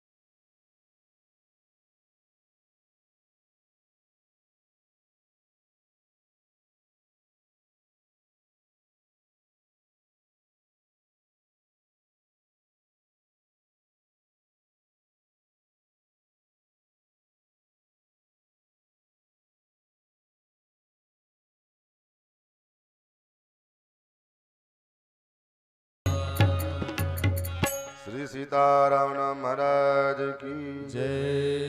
यही 2 अंगुल कम पड़ता है, एक जीव का अभिमान मैं बांधूंगा और एक भगवान की कृपा, दोनों में से एक भी कम पड़ जाए तो ठाकुर बंधन में आ जाए। न जीव इधर से अपना अभिमान छोड़ता है, न भगवान उधर से कृपा करते हैं। एक भाव। दूसरा का बोले भगवान हमारे कब होते हैं? भगवान जब आप भगवान को याद करते तब भगवान हमारे होते। 2 शब्द है, याद और दया, ये 2 अंगुल है। जब आप भगवान को याद करोगे तो ठाकुर क्या करेंगे? आपने इधर से सीढ़ी बनाया याद, तो उस याद की सीढ़ी से उतर करके भगवान दया करके नीचे चले आएंगे। दया, यही होता है, यही 2 अंगुल है।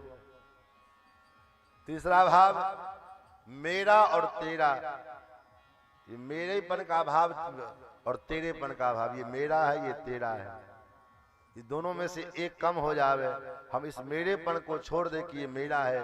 प्रभु कहने के लिए तो सब कहते हैं कि तेरा तुझको अर्पण क्या लागे मेरा, लेकिन हृदय से अगर पूछा जाए तो हृदय से सब व्यक्ति यही कहेगा कि मेरा मुझको दे दो तो क्या लागे तेरा। ये सब कुछ मेरा है, तन मन धन सब मेरा, प्रभु सब कुछ है मेरा, मेरा मुझको दे दो क्या लागे तेरा। कहने के लिए तो कल कह देते हैं, लेकिन हृदय यही स्वीकार करेगा। करेगा कि नहीं करेगा? मैंने कहा था पहले में, आप भले न बोल पाओ तो कम से कम सर हिला करके जवाब दे सकते, कोई दिक्कत नहीं है।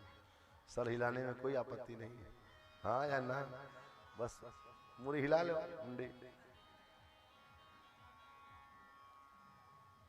सच्चाई यही है। एक महात्मा कहते थे कि जिस दिन भगवान प्रकट होकर के घर में भोजन करने लग जाए ना, तो लोग भगवान को भी कहेगा चलो महाराज कहीं नौकरी खोजो, कहीं ड्यूटी खोजो, अपना बैठा करके खिलाने वाला धंधा हमसे नहीं होगा। क्यों? अगर आप कहोगे नहीं ऐसा नहीं हो सकता है, तो फिर अगर घर में कोई व्यक्ति आपके बैठ करके खा रहा है तो आपको क्यों महाराज पसीना छूट रहा है? सोच लो वही भगवान है, क्योंकि ना जाने किस रूप में नारायण मिल जाए, हो सकता है वही नारायण के रूप में आए हो आपके घर में, लेकिन ना महाराज भगवान बंधन में आए, फिर तो ग्वाल वाल आए भगवान को साथ, चलो भैया खेलने चलना है। भगवान खेलने के लिए चले हैं। उसी क्रम में नंद भवन के महल के आगे एक यमलार्जुन का जो जुड़वा वृक्ष था, उससे भगवान बाहर निकले हैं, लेकिन उखल अटक गया। भगवान ने जोर का झटका दिया, उससे वृक्ष तो नीचे उखड़ करके गिर पड़ा, और वृक्ष के जड़ से 2 देवता नलकूबर और मणिग्रीव, जो कुबेर के पुत्र थे, नारद जी के श्राप के कारण ये वृक्ष बन गए थे। क्यों? क्योंकि कुबेर के पुत्र हैं, धनाढ्य व्यक्ति के पुत्र हैं। महाराज एक दिन कुछ स्त्रियों के साथ सरोवर में नग्न अर्धनग्ना अवस्था में स्नान कर रहे थे, मस्ती कर रहे थे, मौज मस्ती। आज की भाषा में कहें तो जो है, जो जैसे बड़े बाप के बेटे लोग मौज मस्ती करते हैं ना, ऐसे कहीं से नारद जी आ रहे थे। नारद जी को देखने के बाद भी महाराज इसने नारद जी का संकोच नहीं किया। होता है ना, नशा के चक्कर में मदरा पी करके मदांध थे, नशे में थे महाराज। नारद जी आए, उनका संकोच नहीं किया, नारद जी को देख करके उनका उपहास करने लग गया। नारद जी को क्रोध आया और कहा, नारद जी ने जब इतना ही नग्न रहने का अभ्यास शौक लगा हुआ है, तो जाओ फिर जीवन भर नग्न रहना। वृक्ष को कौन कपड़ा पहनाता है? जाओ वृक्ष बन जाओ और जीवन भर नग्न नंगा रहना। तो आज भगवान की कृपा से इनका श्राप दूर हुआ। नलकूबर मणिग्रीव के ऊपर में भगवान ने कृपा की है। अब आगे भगवान वृंदावन पहुंचते हैं। 5 वर्ष की अवस्था में ठाकुर वृंदावन आए हैं, और वृंदावन में भगवान ने लीला शुरू किया है। सर्वप्रथम भगवान वत्सपाल बने हैं। बछड़े चराने के लिए भगवान वृंदावन के जंगलों में जाते हैं, और उसी क्रम में भगवान ने वत्सासुर का वध किया है। वत्सासुर नाम का राक्षस बछड़े का रूप धारण करके आया, भगवान ने उसका वध किया। बकासुर नाम का राक्षस बगुले का रूप धारण करके आया है, भगवान ने उसका वध किया है। धेनुकासुर नाम का राक्षस गधे के रूप में तालवन में था, बलराम जी ने उनका वध किया है। उद्धार महाराज ठाकुर सबको मारते जाते हैं, सबको ठाकुर अपने धाम पहुंचाते जाते हैं। फिर अघासुर नाम का एक राक्षस आया है, सर्प के रूप में, अजगर सर्प के रूप में भगवान ने उसका वध उद्धार किया है। फिर ठाकुर जी ने ब्रह्मा जी को कृपा की, ब्रह्मा जी को भगवान की लीला को देख करके ब्रह्मा जी को मोह हुआ, तो ब्रह्मा जी के मोह को भगवान दूर किए हैं। उसके बाद ब्रह्मा जी आए हैं, भगवान की बड़ी सुंदर लंबी चौड़ी स्तुति किया ब्रह्मा जी ने, बड़ा अद्भुत स्तुति ब्रह्मा जी ने, लगभग 40 श्लोकों में ब्रह्मा जी ने बड़ा सुंदर स्तुति किया है भगवान का। ब्रह्मा जी कहते अहो भाग्यम नंद प्रजवजो विशाम यणमित्रम परमानंदम वरुणम ब्रह्म सनातनम। अहो भाग्य, सौभाग्य की बात है जिसके मित्र साक्षात ब्रह्म परमात्मा श्री कृष्ण होवे, ऐसे इन ब्रजवासियों के भाग्य की क्या सराहना करें। भगवान ब्रह्मा जी से बोले तक नहीं महाराज, क्यों? क्योंकि ब्रह्मा जी ने 1 वर्ष के लिए भगवान के जितने सखा थे और जितने बछड़े थे, सभी बछड़ों को अंतर्हित करके छिपा दिया था भगवान के स्वरूप को समझने के लिए। इसलिए भगवान ने ब्रह्मा जी से बात तक नहीं की।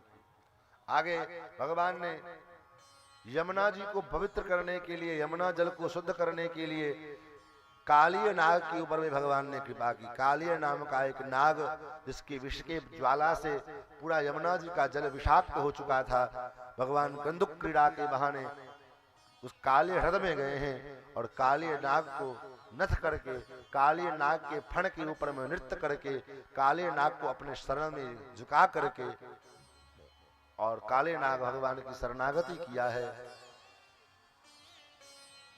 और भगवान ने उसको भी भक्त बनाया, अपना दास बनाया है। आगे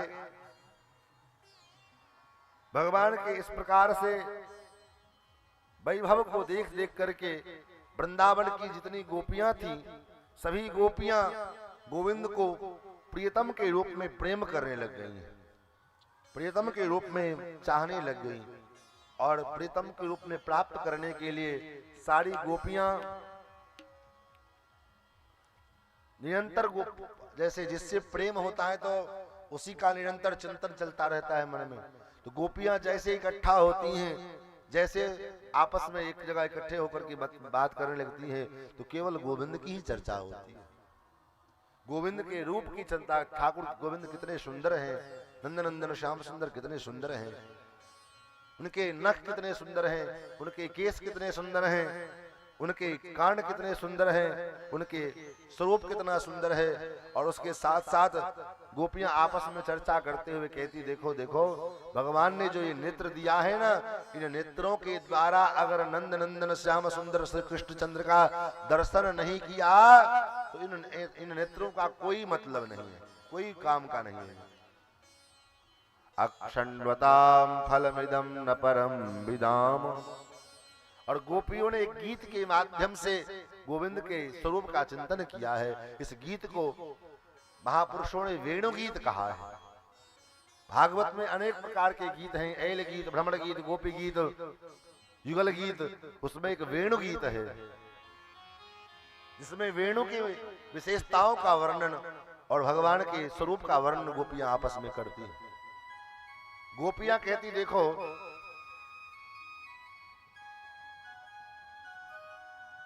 धन्य है वृंदावन की ये हिरनियां, क्यों? धन्यास्म मूढ़ मतयोपि हरण्येता यानंद नंदनम पात्र विचित्र वेशम आकर्ण वेणु रणितम सह कृष्ण साराह पूजाम दधुर विरचिताम प्रणयावलोकई।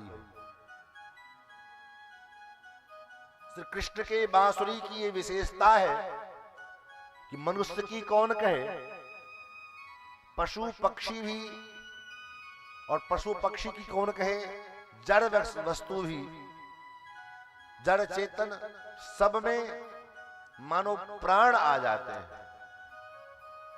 वृंदावन के अरण्य में जब नंदनंदन श्याम सुंदर श्री कृष्ण अपने अधरों के ऊपर में बांसुरी को धर करके महाराज बजाते हैं, तो आकाश में जो पक्षियां उड़ती रहती हैं ना, तो जहां आकाश में रहते वहीं स्तंभित हो जाते हैं, न उड़ते हैं न गिरते हैं, जहां है वहीं ठहर जाते हैं। यमुना जी की धारा जो बहती रहती है, लेकिन कृष्ण की बांसुरी की ऐसी कमाल धारा भी स्तंभित हो जाती है। वृक्ष जो हवा के झोंके में झूलते रहते हैं, तो अगर पछुआ बहता है तो पूरब की ओर जो झुके, और उसी समय कृष्ण की बांसुरी की ध्वनि बजी तो पूर्व की ओर जो झुके हैं तो झुके रहते हैं, फिर वो सीधे नहीं होते। यहां तक कि वृंदावन की जो अरण्य में विहरण करने वाले जो हिरनियां हैं, वो हिरनियां भी अपने कृष्णसार मृग के साथ, अपने अपने पति के साथ, अपने बच्चों के साथ आकर के और कृष्ण के रूप माधुरी छटा का पान करते रहते हैं, और अपने दोनों कानों को उठा करके आकर्ण वेणु रणता सह कृष्ण सारा, अपने कानों के माध्यम से मानो कानों को पात्र बना करके और कृष्ण के अमृतमय वेणु के रब को, बांसुरी के धनुष को मानो पीते जाते हैं। गोपियां कहती देखो देखो धन्य है ये हिरनियां, हम गोपियों से तो अच्छी है ये। धन्यास्म मूढ़मतयोपि हिरण्येता यानंदनंदनम पात्र विचित्र वेशम आकर्ण वेणुरणितम स कृष्ण साराः पूजां दधुर्विरचितां प्रणयावलोकैः। धन्य है, अकेले नहीं अपितु अपने पूरे परिवार के साथ, अपने पूरे परिकर के साथ आकर के श्री कृष्ण के मुख से निकले निर्गलित निस्सरित होने वाले इस बांसुरी की रब को सुनती हैं।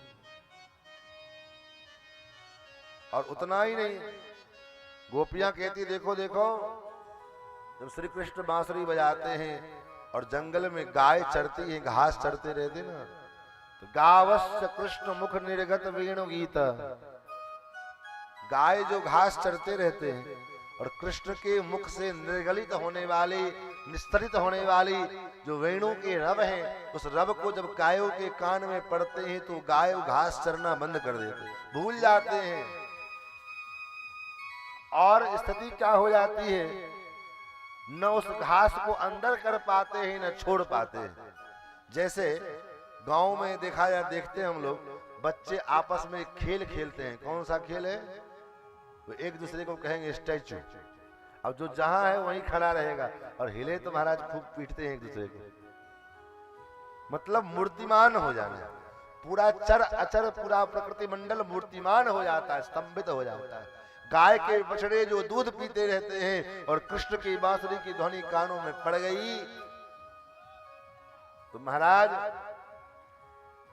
उस दूध को न तो पी पाते हैं न छोड़ पाते हैं, वो दूध बगल से मुख से निकलती रहती है।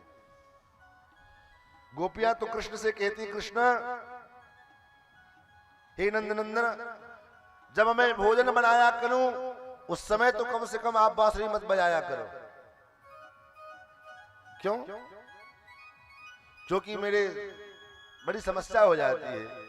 क्या समस्या होती है? मुरहर रंधन समये मां कुरु मुरली रवम, हे मुरहर, कम से कम भोजन के समय में, भोजन बनाने के समय में आप मुरली को मत बजाया करो।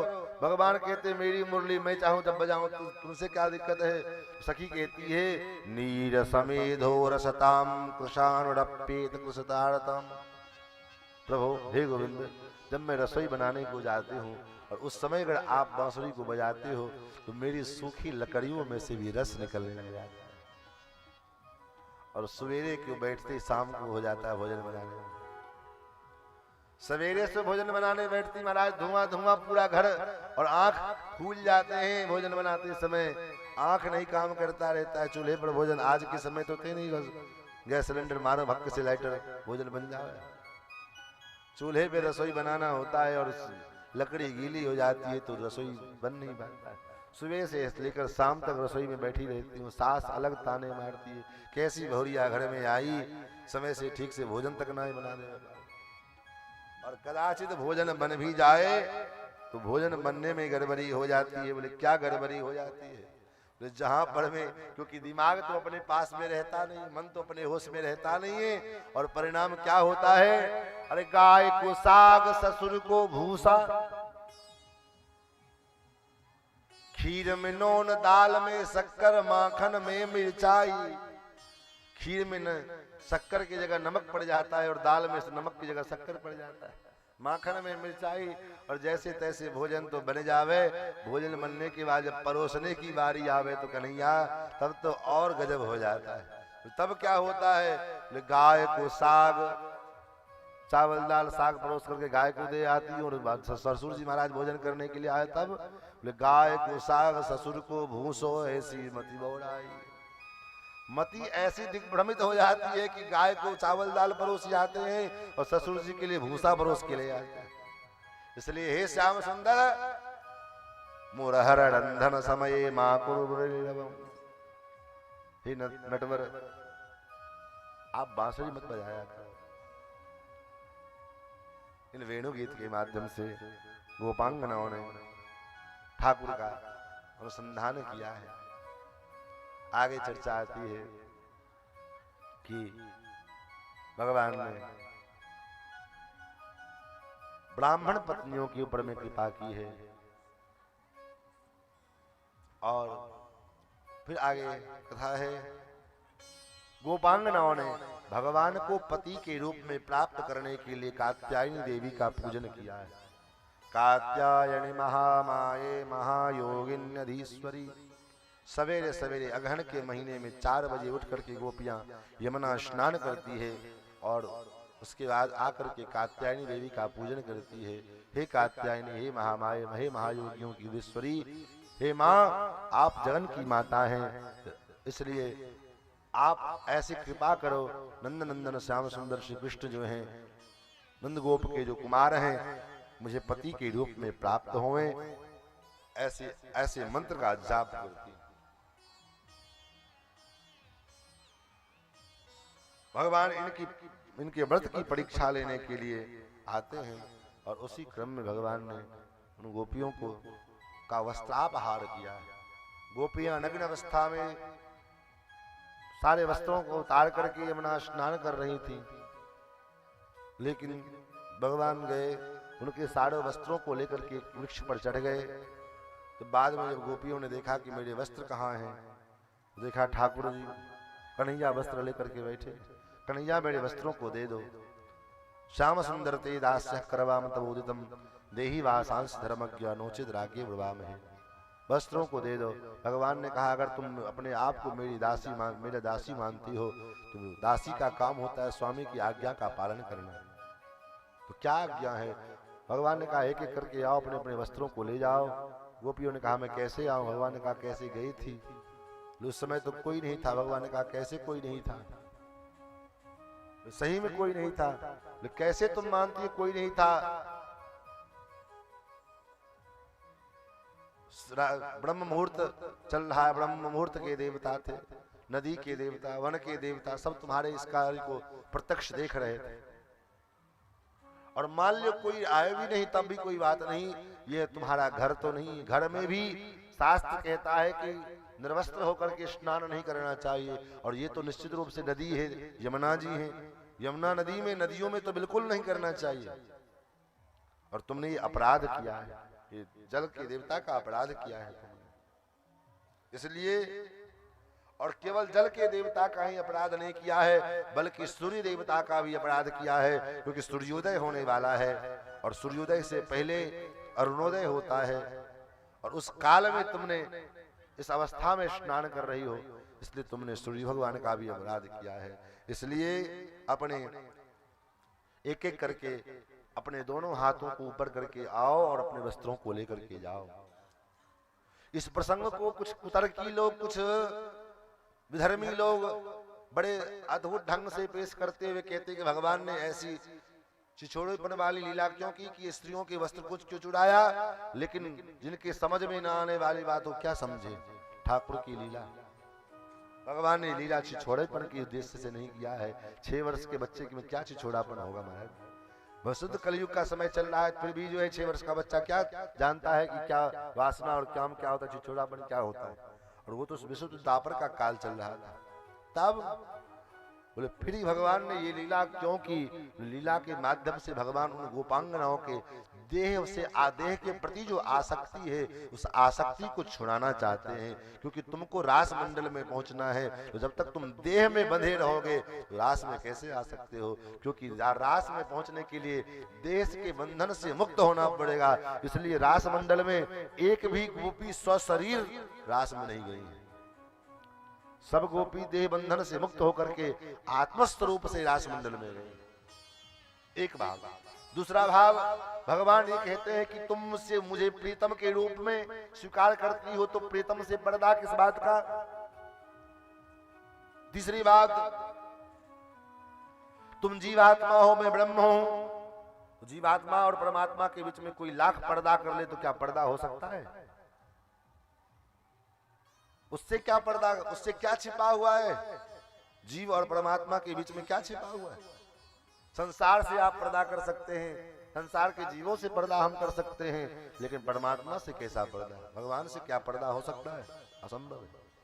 चौथी बात, भगवान मानो कहते हैं, भगवान ने कहा भी है यहाँ पर में कि नमैया वेशतिधियाम कामः कामाय कल्पते भजता भर्जिता कुतता धाना प्रायो बीजाय निश्रुते। जैसे बीज को भूंज दिया जाए, चाहे बीज सड़ गया हो, तो ऐसे भुने हुए बीज में अंकुरण नहीं होता है। ठीक उसी प्रकार मानो भगवान कहते हैं, जिस जीवात्मा का मन मुझ में लग गया है, ऐसे जीवात्मा के हृदय में वासना छू नहीं सकती है। ये मेरी गारंटी। और भगवान ने उन गोपांगनाओं को रास मंडल में पहुंचने का आश्वासन देकर के विदा किया। अब आगे ठाकुर जी देवराज इंद्र के मान का मर्दन करते हैं, गोवर्धन लीला करते हैं। तो चूंकि आज ही हमको करना था, लेकिन कल सूचना हम नहीं दे पाए। तुम्हारे परिवार से कुछ लोगों का निर्देशन हुआ कि आज इस कथा को छोड़ दिया जाए, कल जो है 56 भोग व्यवस्था होगी तब किया जाएगा। हमने कहा ठीक है, खींच करके नमार करके यहाँ तक तो ले आए। और वैसे समय भी पूरा ही हो गया है। आप ये भी नहीं कह सकते कि छोड़ कह रहे हो, समय पे बिना पहले आप जा रहे हो, समय भी हो ही गया पूरा। तो कल, लेकिन कल कथा में आरंभ ही गिरिराज पूजन से होगा, ये जान लेना। हाँ, तो जिनको प्रसाद लेके आना भी होगा तो सवेरे आ जाना। ये नहीं कि चलो लास्ट में चल करके प्रसाद खाली पाने के लिए आ गया, नहीं। प्रसाद खाली जो खाने वाले होंगे लास्ट में अपना आना, लेकिन जो पवाने वाले होंगे शुरुआत में ही आ जाना। तो आइए आज के, और कल भगवान का दिव्य विवाह महोत्सव भी मनाया जाएगा। और कल शिवरात्रि भी है। तो कल तो महाराज चकाचक भोले बाबा की भी प्रयास रहेगा कि एक आध बराती भोले बाबा की भी हो गए। हाँ, तो आइए कल अधिक से अधिक मात्रा में संख्या में आप लोग विवाह की, 2 बड़ा विवाह होगा। भोले बाबा की भी बराती और भगवान द्वारकाधीश श्री कृष्ण की भी बराती। अब जहाँ सेवक और स्वामी दोनों की बराती होगी तब तो कहना ही क्या है। एक बराती में तो महाराज क्या होती है सो आप जानते हैं, जहाँ 2 बराती होगी। इसलिए कल निश्चित रूप से और बराती के अनुभव से आना। आइए आज के सत्र को यहीं पर विराम। श्री सीतारामचंद्र भगवान की जय, जय अयोध्यानाथ भगवान की जय, वृंदावन बिहारी लाल की जय। गोविंद बोलो हरि गोपाल बोलो, गोविंद बोलो हरि गोपाल बोलो, गोविंद बोलो हरि गोपाल बोलो, गोविंद बोलो हरि गोपाल बोलो, गोविंद बोलो हरि गोपाल बोलो, गोविंद बोलो हरि गोपाल बोलो, गोविंद बोलो हरि गोपाल बोलो, गोविंद बोलो हरि गोपाल बोलो, राधा रमन हरि गोविंद बोलो, राधा रमन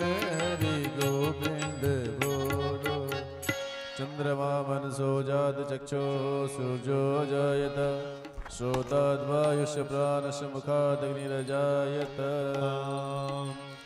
आरती अति पावन पुराण की धर्म भक्ति विज्ञान कान की आरती अति पावन पुराण की धर्म भक्ति विज्ञान कान की महापुराण भागवत निर्मल सुख मुख विगलित निगम कल्प फल परमानंद सुधारस में कल लीला रति रस रस निदान की आरती अति पावन पुराण की धर्म भक्ति विज्ञान कान की कलिमल मत निताप निवारणी जन्म में तुम्हें भव भयारणी सेवत सतत सकल सुख कारिणी सुमोषधि हरि चरित गान की आरती अति पावन पुराण की धर्म भक्ति विज्ञान कान की आरती अति पावन पुराण की धर्म भक्त विज्ञान खान की विषय विलास विमोह विनाशनी विमल विराग विवेक विकासनी भगवत तत्व रहस्य प्रकाशनी परम ज्योति परमात्म ज्ञान की आरती अति पावन पुराण की धर्म भक्त विज्ञान खान की परमहंस मुनि मन उल्लासनी रत हृदय रत रात विलासनी